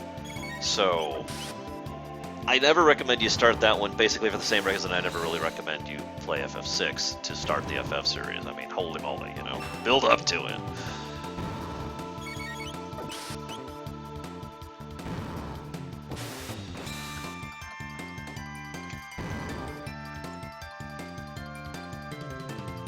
I'm not even going to joke about modding. I've been pro-modding since I discovered modding existed. That's not a joke. I have literally been pro-modding since the first game I saw it in. I don't even remember what it was, but it was forever ago and it was awesome.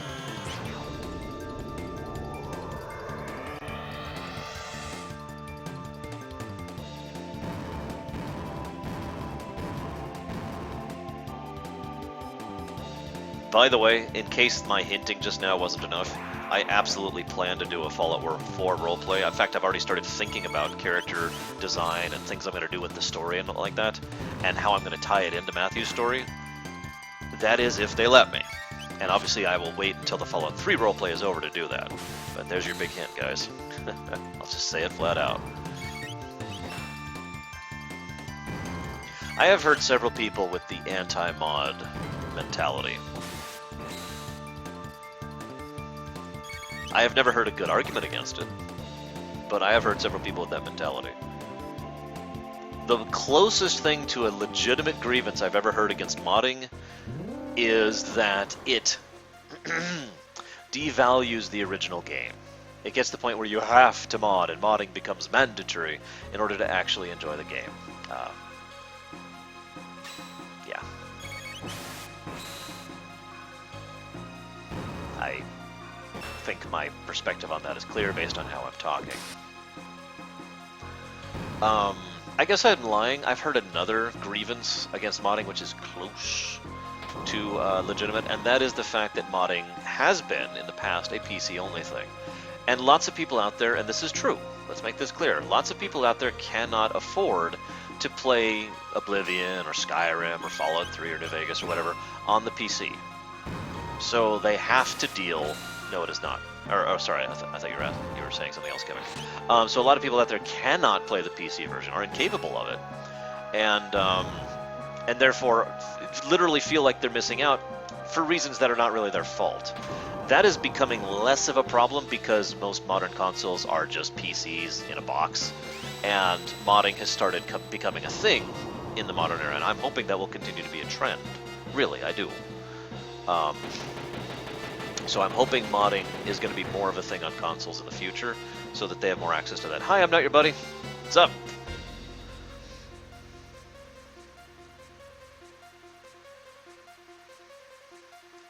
See, I don't think that's a legitimate grievance, Deacon. And I can explain why very simply. The Prime Directive. I'll probably go and explain that because that's probably not clear to anyone. So the Prime Directive is, in a nutshell, the way the Prime Directive is improperly presented, and I gotta make that clear, is you don't know what the consequences of action or inaction should be, and therefore you should avoid the situation entirely, which is the most bullcrap excuse I've ever heard in my entire life. In other words, things might be bad, therefore don't do anything. Words to the effect of no. Come on, give me some crits, Bragwin.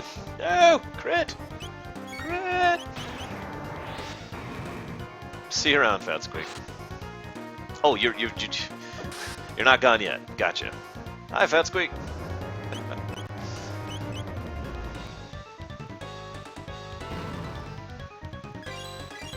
So that's my point. Just because it is possible that modding may make developers lazy because they can rely on modders to fix their games in both design-wise and in terms of broken, buggy things. No. I agree with Javan. If a developer is going to be lazy, it's because they're going to be lazy, not because we empowered them to be lazy. Again, if you'll forgive me for quoting myself, power does not corrupt, power enables. Similarly, mods do not involve laziness, or do not engender laziness. They might enable laziness, but that means the developers were already lazy. You with me? So, screw 'em. Yeah, sorry, no, I am very, very pro-mod and have been for years and probably always will be. Until I turn into a crotchety old man and I'll be like, oh, them young mods, they're just ruining my games. Oh, I hate them mods.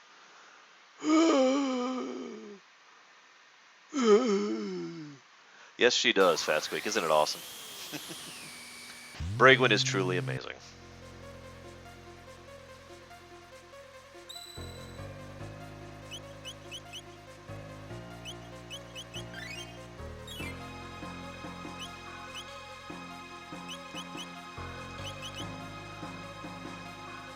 Now, I just realized I lied. There is another legitimate grievance you could put against modding. You ready for this, guys? Because this is going to sound like it technically. Oh, haha, Ilaria. There is effort and time that has to be put into mod kits in order to give out the developer kits so that people can mod. It also requires a specific type of engine to be inclined towards modding. I know several of my viewers are programming inclined and indeed are better at programming and design than I am, so you know what I'm talking about here.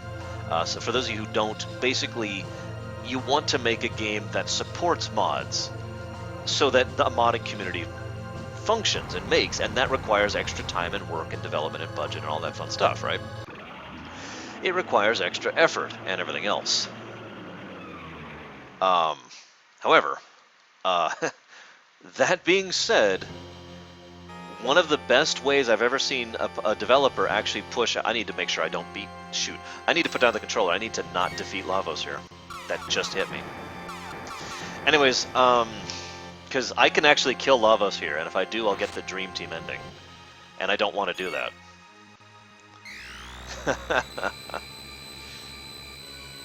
By the way, as I've said before, this Lavos basically just has flat double stats as the real Lavos, for anybody curious. It is possible to beat him. You need a pretty strong party, because as you can see, he hits like a truck. Anyways, but no! No, Isla! Don't do it!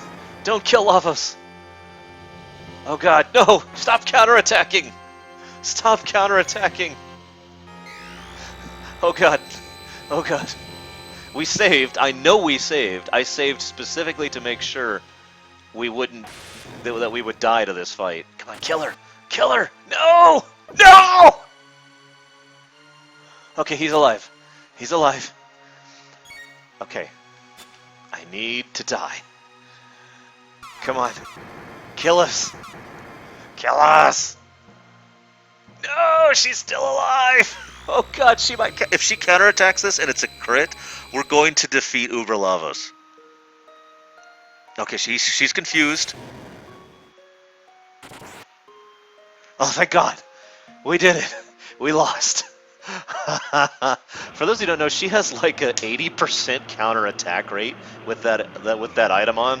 So it was actually really, really likely that she was going to counter. Oh, she also has a 60% chance to crit. 60% chance to crit, 80% chance to counter. We really legitimately nearly killed Lavos there without me touching the controller. Wow. Okay. Moving on. Yeah, by the way, if you kill Lavos here, you get the Dream Team ending that we showed off earlier. The one where it's the developers and all that fun stuff. What the hell was I talking about? Oh yeah, modding. Right.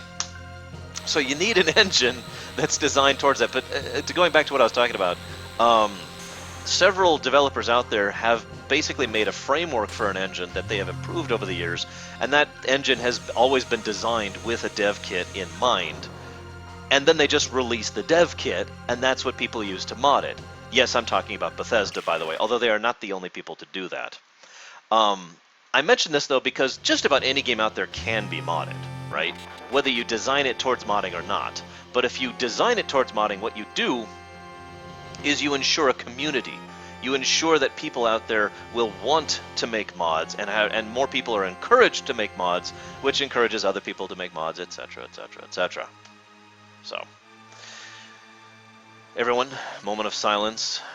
Javan, who has killed Lavos 11 times, has finally decided that he is tired.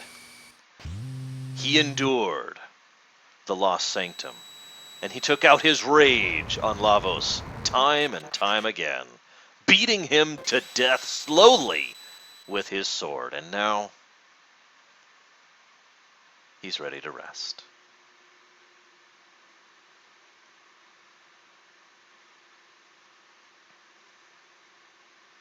Javan? Javan!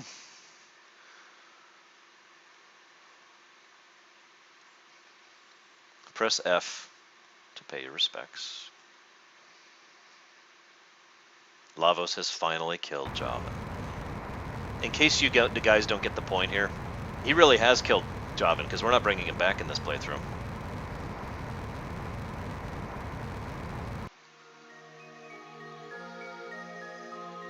Isn't that ironic?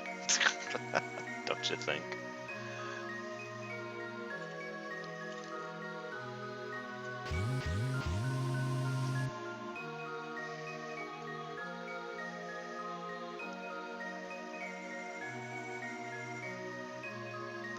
Actually, we might bring Javan back. I don't remember if we need him for the dimensional vortexes. I don't think we do. We'll find out. The only thing I know we need for dimensional vortexes is to be in a New Game Plus and to have the flying epoch.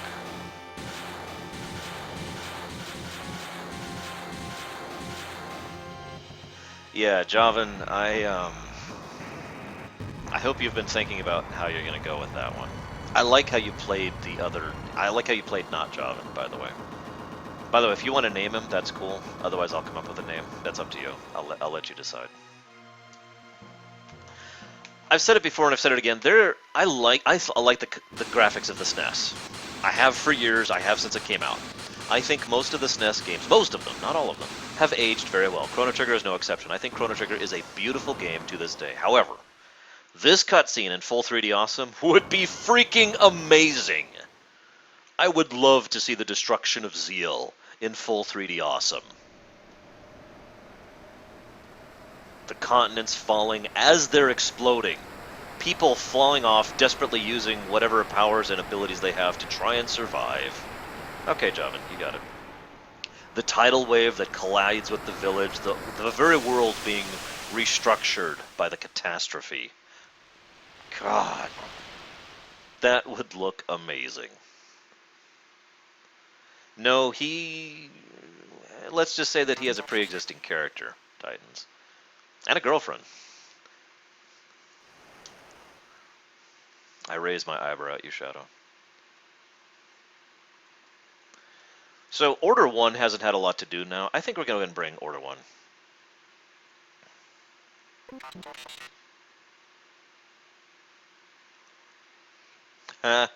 Really, Jobbin. Oh yeah, speaking of which, Minecraft is another example of a game that really wasn't actually mod-friendly. And then just became mod-friendly because people who are, I'm just going to say this bluntly, better programmers than the people who actually made Minecraft got together and said, yeah, let's go ahead and improve this. And now we have the ridiculous, almost ludicrous number of mods that exist in Minecraft. And Order 1, I think you should lead the party. What do you think?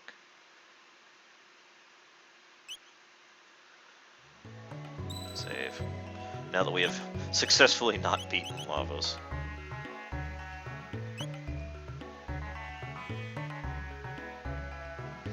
Hey, we can actually reach one of the dimensional vortexes right now. We're not going to. We're going to do all 3 in a row. We still have one more ending to do. Whoops. Before we hit the vortexes.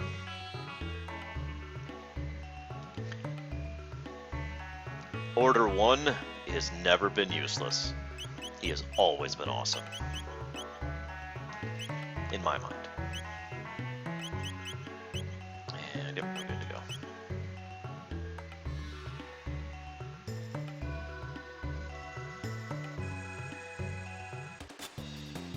You know, guys, it just occurred to me, if Dalton really is Chrono's father, Chrono's technically a prince.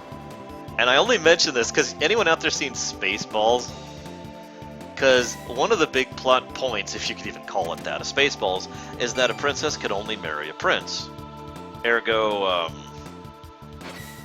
the idea here is that Marl, a princess, could only marry a prince. And Chrono's a prince. So I suppose we could go ahead and say that's another point of evidence, huge quotation marks here, that Dalton is in fact Chrono's father.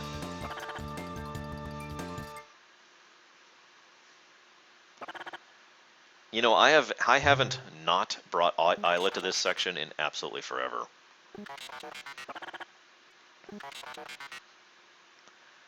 Use the Schwartz!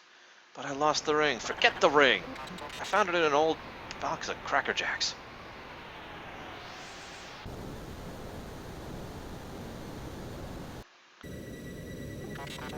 Time to play Metal Gear Solid Trigger? Metal Gear Trigger, maybe?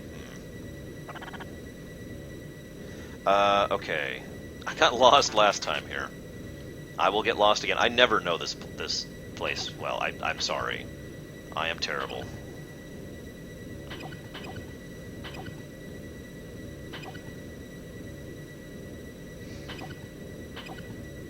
You know, one other thing, you remember how I mentioned back in FF6, there's a scene which is arguably my favorite scene in the entire game. It's a scene in which, right after you fight the train, you suplex the train, because of course you suplex the train, right after that, and there's a pause, oops, wrong way, damn it, there's a pause after that. The game literally forces you to sit there, will not let you progress, will not let you advance, here it is, and will not let you do anything until you sit there and acknowledge and realize just what happened to Cyan, right? Remember that scene? And it's an in-character and out-of-character thing, because Cyan himself is so dead shocked by the horror of that moment, he literally can't move on, right? You with me so far? I mentioned this. Oh, I'm just being facetious, Shadow. I mentioned this because the Blackbird, in addition to being brilliant for the 5 other reasons I talked about when we were going through the first time around, is also brilliant for that reason. Chrono just died. And then the next thing we have is this light, relatively lighthearted, low combat, low difficulty, stealthing section, for lack of a better term, for the player to have a moment to really comprehend and process. Chrono just died.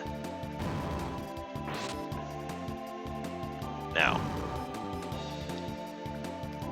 I have heard some people say they wish Chrono was not resurrectable.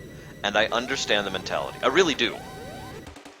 The idea is, it's the whole devaluing death argument all over again. I myself have argued that argument many times. If you're going to kill a character, you do it very, very carefully, you make it mean something, and if you're going to bring them back, for God's sakes, don't do it often, don't overdo it, make it significantly relevant, right? Oh, excuse me. Now, I argue Chrono Trigger did that properly. Chrono Trigger brought Chrono back. He's the only character they brought back, so they didn't devalue the death. His death scene still had impact and meaning. It was a significant moment, and indeed, as Javan and I both talked about during the first playthrough, Chrono becoming back, you altering history, really does begin the second season of Chrono Trigger. Really, really showcases the game has fundamentally changed, and now everything's different, right? So I still argue that Chrono's death and he doesn't actually die, but the point is, Chrono not dying, I still think it's awesome. I still think it's fantastic. However, my question to you, my viewers, right now is, what would you have thought if Chrono was actually dead? If Chrono stayed dead? If there was no bringing Chrono back in this game?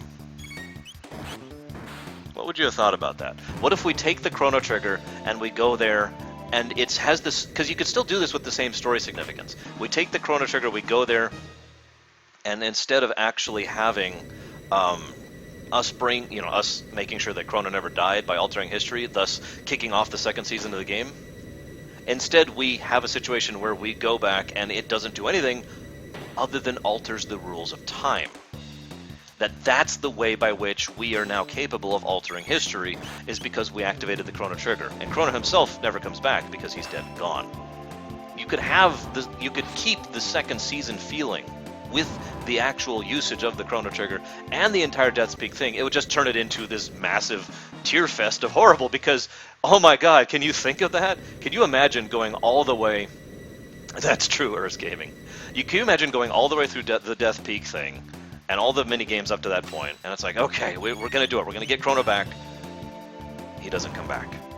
Chrono stays dead. He never comes back.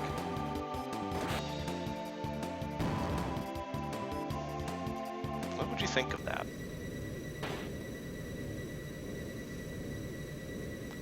I swear I don't like depressing storylines, or I guess I should say sad storylines, because that's not depressing, but I do tend to lean that direction in my theoretical writing, don't I?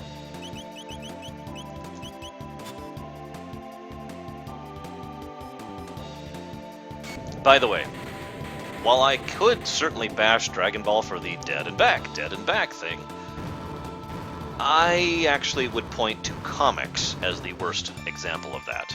Pretty much starting with the death of Soups. Excuse me, the return of Soups. The fact that he came back was the problem. His death was actually pretty impacting. Him coming back? Was... But I don't want to reanalyze that. Lord knows I've already looked at that several times. Yeah, that's the thing, Javan. When I think about it, it's like, that would be awesome, but at the same time, it kind of wouldn't. It would really not gel. So I think that, anyways, anyone else have any thoughts or ideas on the idea? Resistance is futile?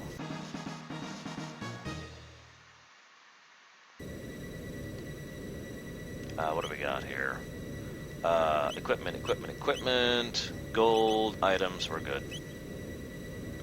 That's everything. Let's get out of here.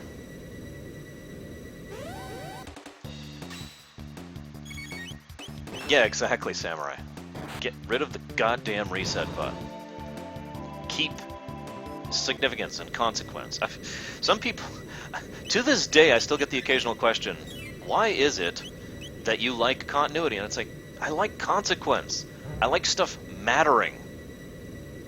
I like things actually having significance rather than just an independent tale that then moves on and you never care about it ever again, Is that so odd?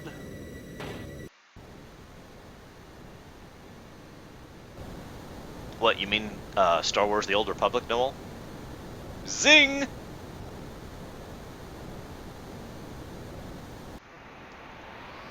Alright, let's kill Golem Boss, because we can.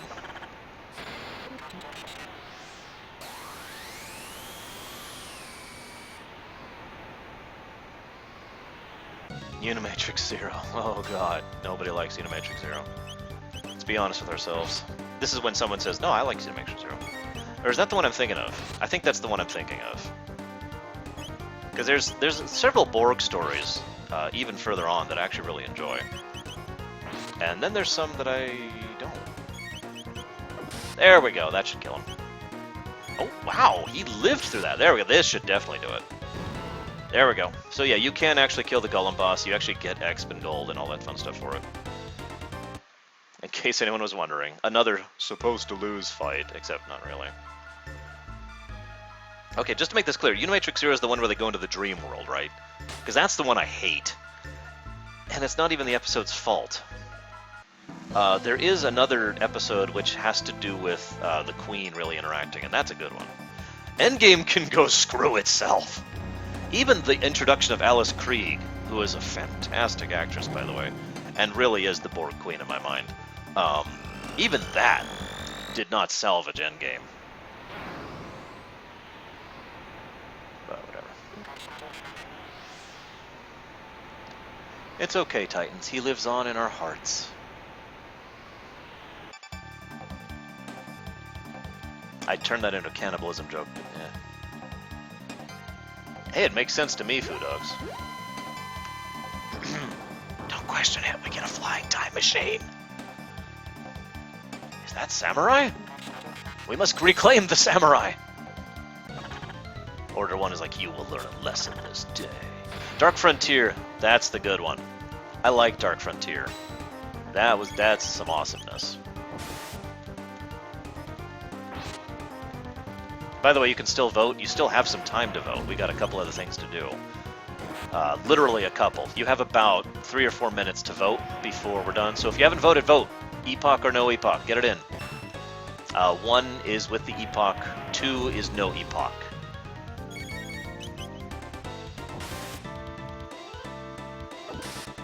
I don't think I would call the Queen attractive so much as...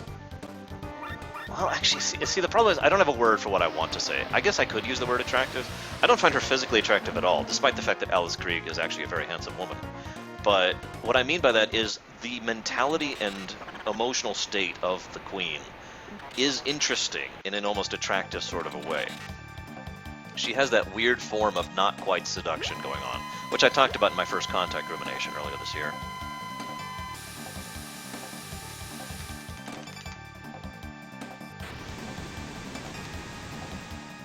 She is Deacon. Have you ever seen Alice Krieg out of all the makeup?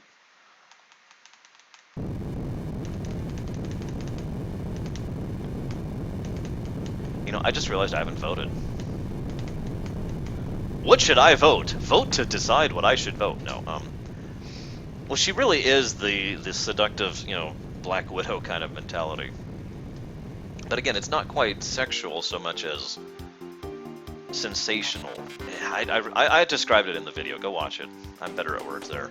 I'm starting to have the shakes here. I need to get food, like, right now. Jeez. Okay, so we gotta go kill Magus. And by which I mean recruit Magus. By the way, we will be naming Magus. We're going to be renaming Magus, I should say. However, I think based on everything that he's gone through, the horrible, nightmarish events of his life leading up to his embittered state and nearly destroying his own life in the course of his own obsession, I think, honestly, there really is only one character, one name we could use for Magus.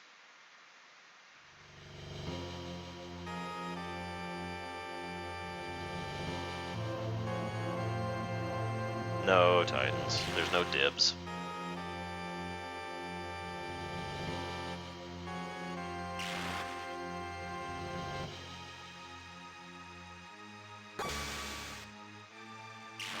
Still an awesome cutscene here. Sagum!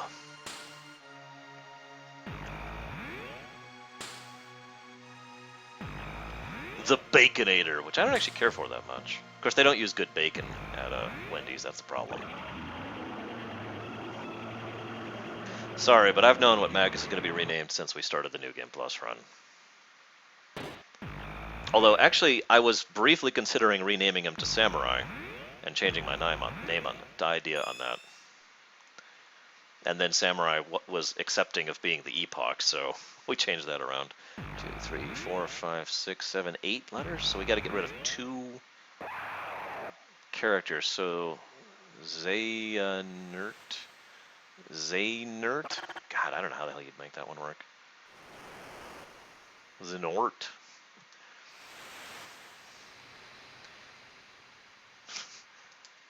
Yeah, sorry. Javan got it. Wraith got it too.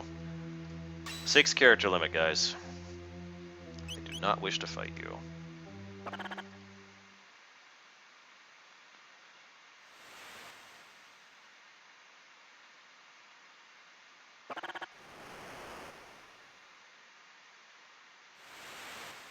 Zaynort. 1, 2, 3, 4. Nope, that's too many.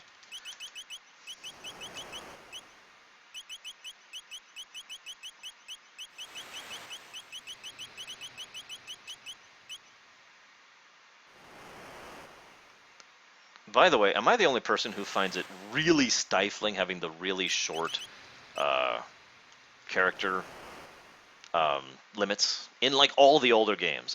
Hell, even in more modern ones. Like FF7 really is the only one that actually we'll go and do this. It was like the only one that allowed you to go past the standard 6 limit. And God, it's like really. Okay. Let's get rid of this one to do... Actually, you know what? I don't think I need to do that now that I think about it. So we'll go ahead and do that. We're going to do a slightly different strategy here, guys.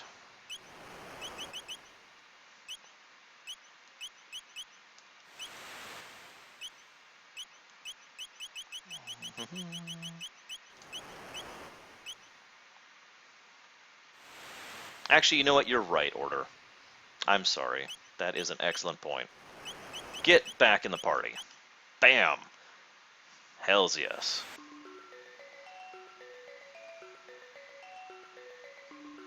Yeah, exactly, Lurker. Okay, so save. Actually, I screwed up. We need to do one more cutscene.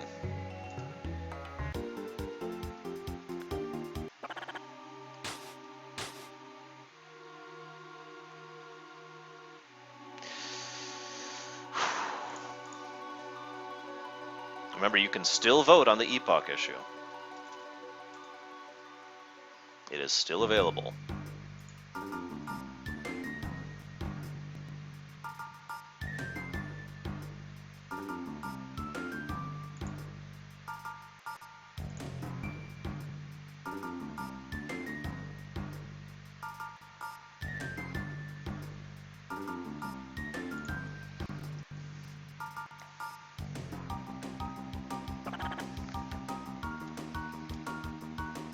I wouldn't have been in here, Samurai.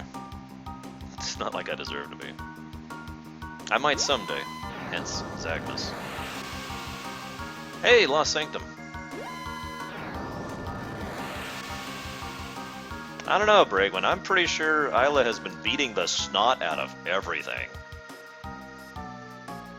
Speaking of which, let's see, how do I... Okay, you have until I finish ordering lunch. I'm getting the shakes, so I'm going to order lunch really quick. Thank you to Shura Gray. I don't know if you're actually watching right now or if you're watching in the future, but I did get your donation last night. Thank you very much for that, first of all. Second of all, thank you very much in general for all of your support and for the fact that I can order food when I'm getting the shakes. That is actually really awesome that you guys allow me to do that. Legit, no nothing here. I'm pretty happy about where I'm at in my life, and it's all thanks to you guys, so thank you, all of you. I don't know how to sound sincere when I'm being sincere. I always have that problem.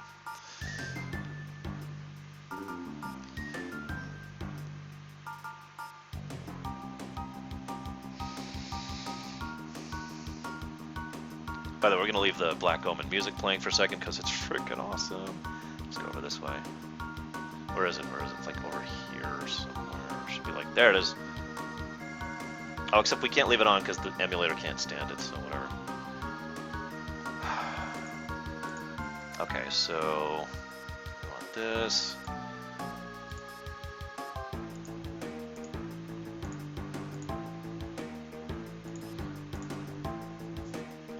Aw.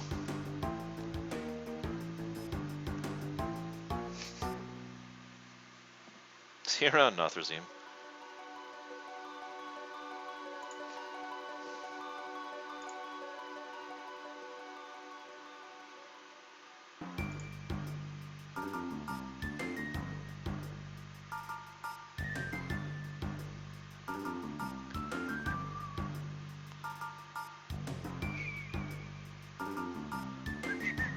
I guess that's it.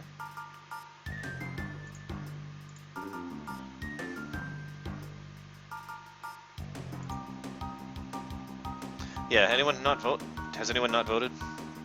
I need to hold back on the taquitos a bit. They're kind of giving me some issues at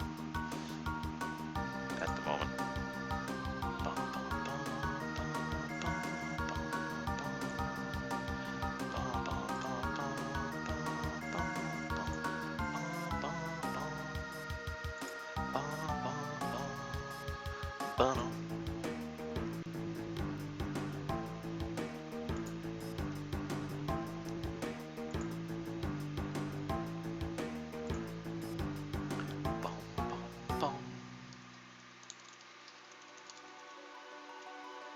I suppose I should mute myself. Taquitos!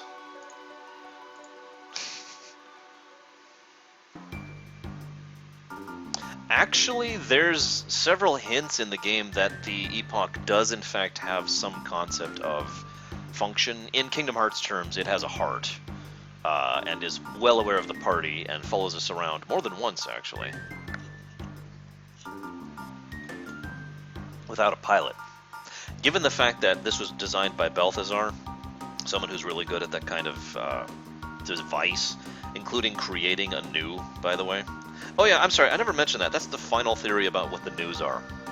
Balthazar made the news, invented the news, and then spread them throughout history because he's Balthazar. And he made a freaking time machine. Also Chrono Cross. Now that particular theory more involves Chrono Cross, which is why I don't like it that much. But as we know, Balthazar did a lot of meddling with time in order to make things work the way they did. So, you know.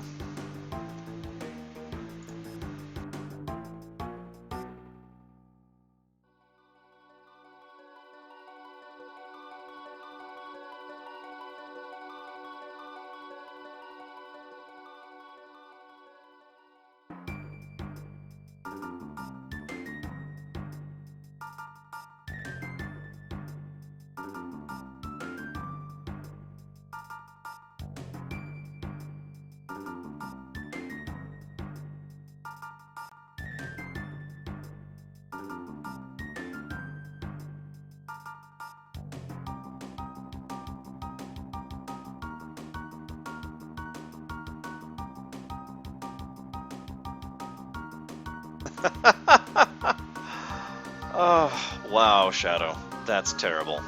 Also, I wasn't aware Fox had any news. Although it looks like Samurai got that joke before me.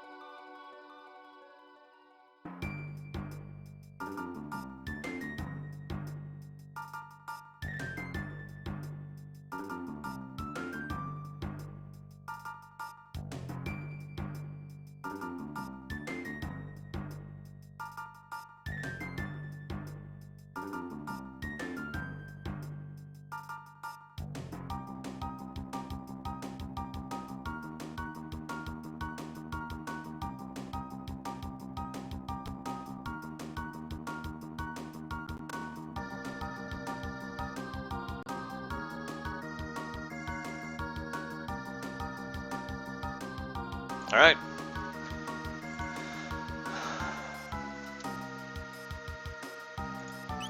Wow, that came closer than I thought it would, Samurai. But I'm afraid your fate has been sealed. save in. Alright, Javan, are you still here? You're still here, okay. Good, good. Alright guys, since this is of course a 100% playthrough, you know what we must do.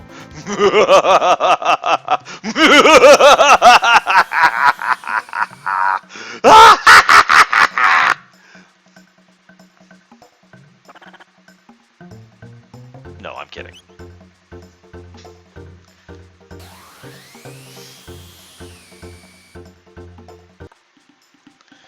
Okay, so, for real this time.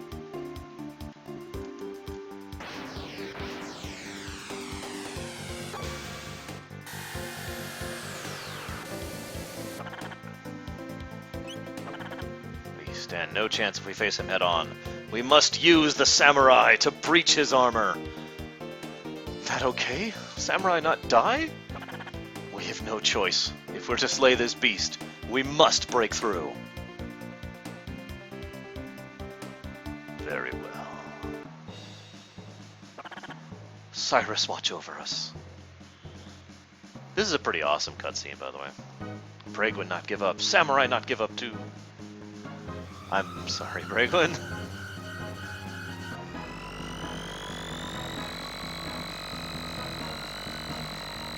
I'm coming for you, Lavos.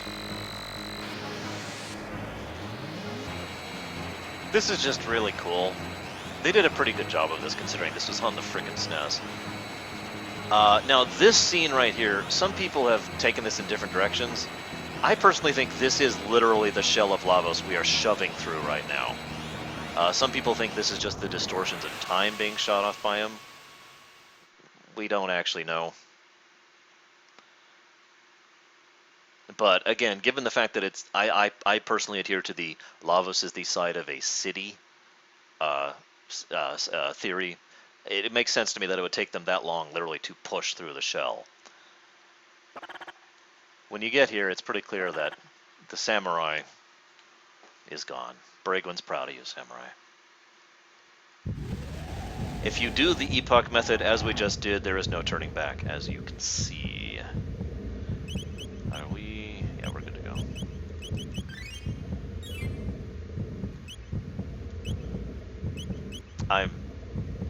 Wow.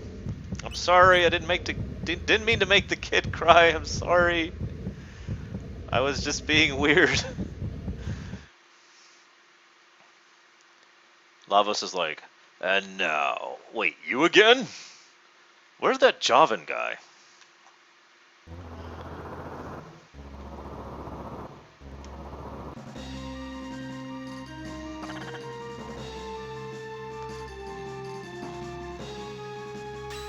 Still love this song.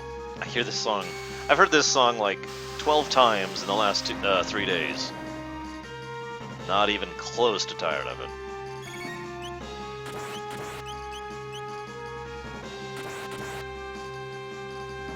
We could actually kill him, but I prefer the idea of just, you know, doing this.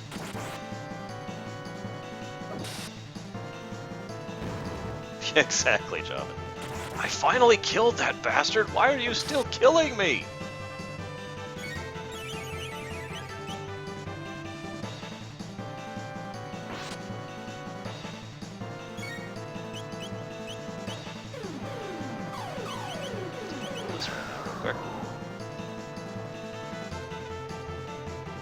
No, Braegwyn now has Murloc disease. Sorry, Braegwyn.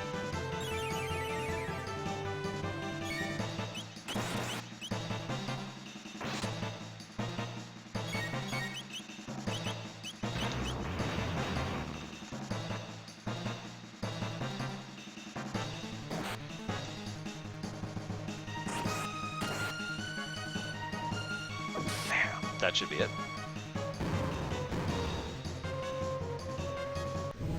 Yes, seriously, Titans. The funny thing is, we're actually going to kill him one more time after this. One more ending after this one.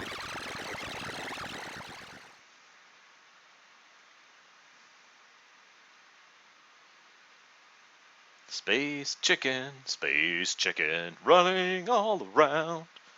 Space chicken, he likes to eat your DNA, 'cause I can't rhyme things. No, we're doing that dead last, Silent Martyr, which makes sense if you think about it. Elvis is like, oh, not again. Okay. Cool poses. You always gotta make a cool pose. If you ever actually get into a real life fight, make a cool pose beforehand. Whoever you're fighting will look at you weird, but who gives a damn? You will look awesome, and that's what matters.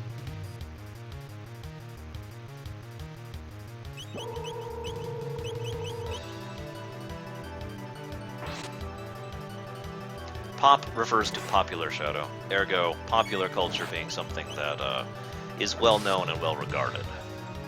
Whereas geek culture, par exemple, is something that is not. It is only known within the particular circle of geekdom.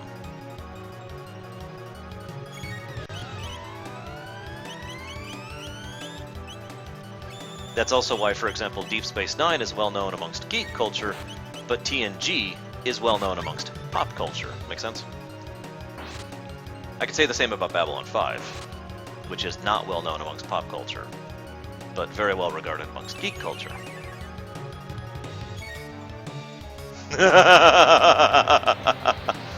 That is still the greatest thing I've ever seen, Javin.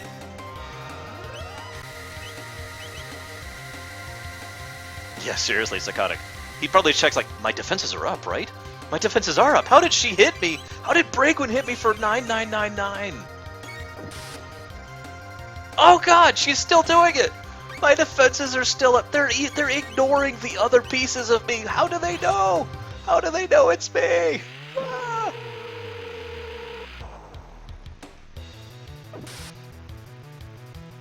Ugh. What the? He got it in Osmos before he died. It's like, what the hell? And we win. Now, I may have to AFK in the middle of this ending. It's one of the longer ones.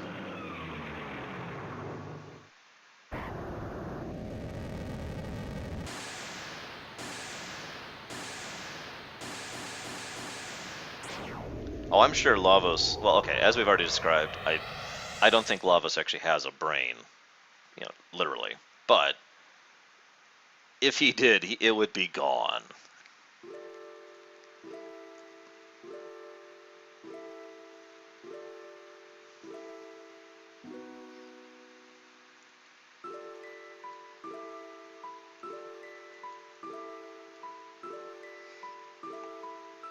With Lavos dead, the gates will no doubt be soon closed.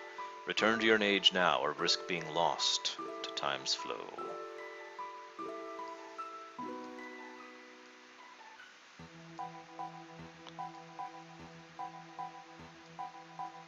So, this is a pretty depressing ending. Marl and Luca both try to convince these party members one by one, we have to go save Chrono.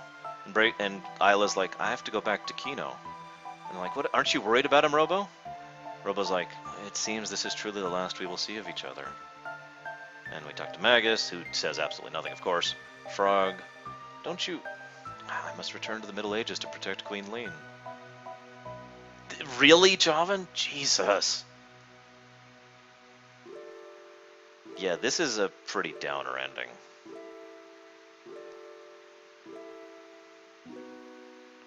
Be strong.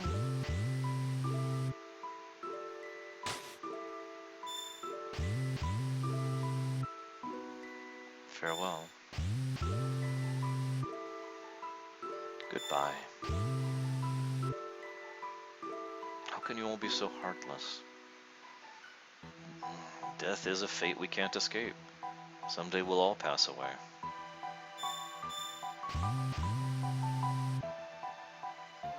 Wait!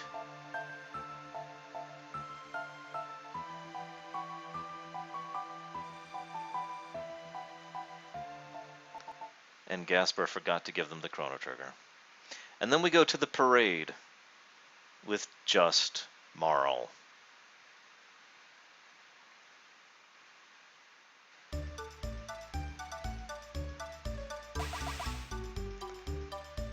This is incredible juxtaposition right here. After that heart-render and bittersweet ending, you absolutely should, Titans. Archery is a ton of fun to do in real life, and I highly recommend it. Exactly, Order 1. And you have to go back to the queen who eventually you'll marry. Or her daughter, I don't know, whatever. But yeah, so after that horrible, bittersweet, tear-jerking move end, it cuts to this. And it's this happy, lighthearted music. And can't you just picture Marl's expression right now? A completely plastic smile smeared on her face. How incapable she is at this point in time of dealing with what's going on and understanding and comprehending just how horrible this is. Note that pretty much everyone says here the same stuff in the actual ending. But then if you pay attention, Frog's here, and Robo's here, and Isla's here.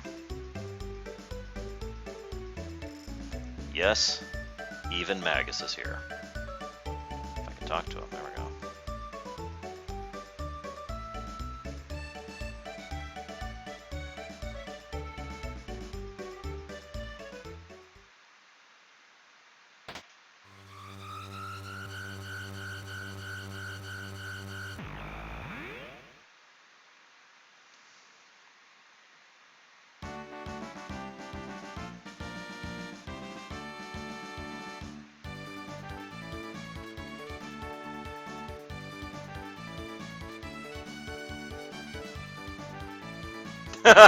Blah, blah, blah, blah, blah, blah, blah, blah, blah. Do you understand?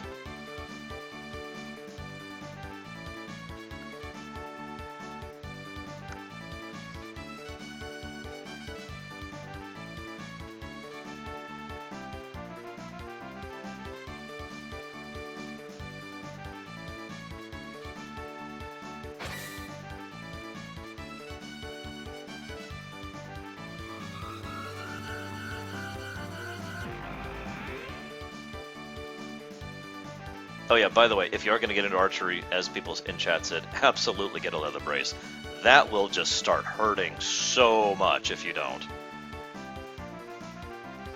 I mean, we're talking skin being flayed off bit by bit hurting.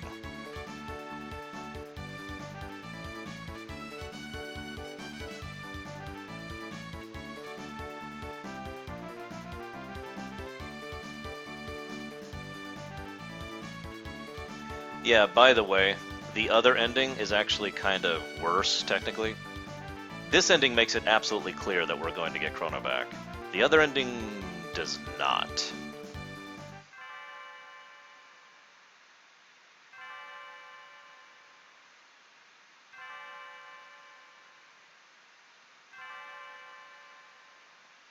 Look familiar? You know, you could let go, Marl. Marl.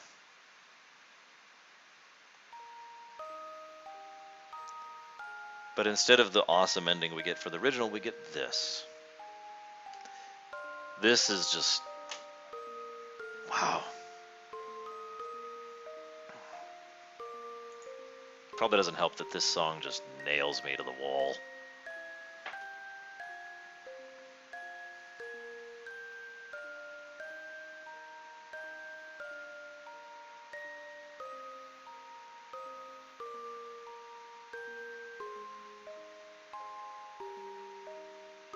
I'm sure you recognize the tree.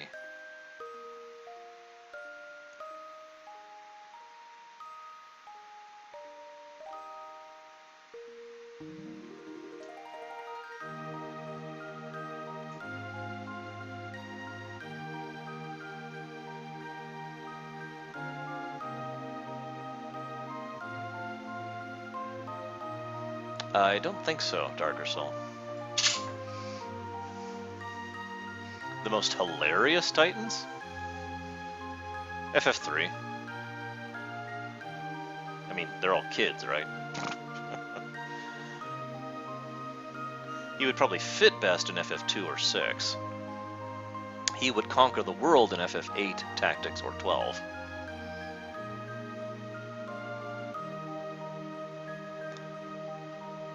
Oh, that's horrible, Deacon.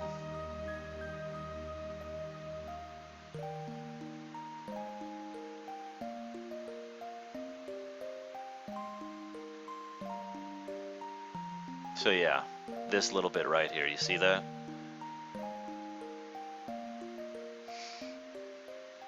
In many ways, this actually feels like a real ending, if you know what I mean.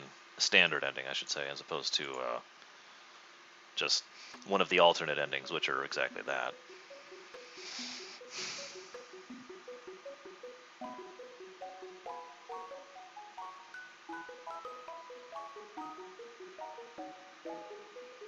Damn it, Deacon, stop it. That's horrible.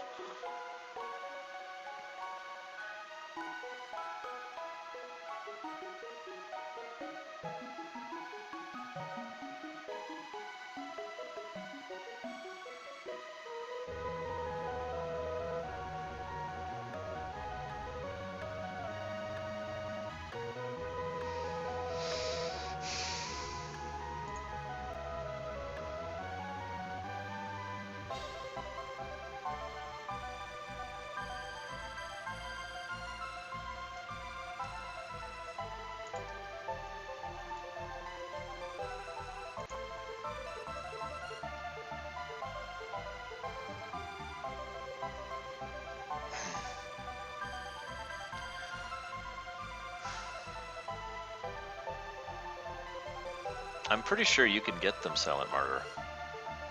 I could be wrong about that, but I feel like I've heard about that. Now, this was years ago.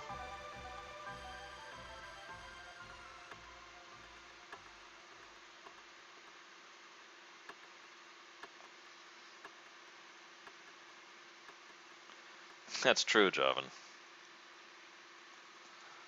As I already pointed out my first time through. Reunion.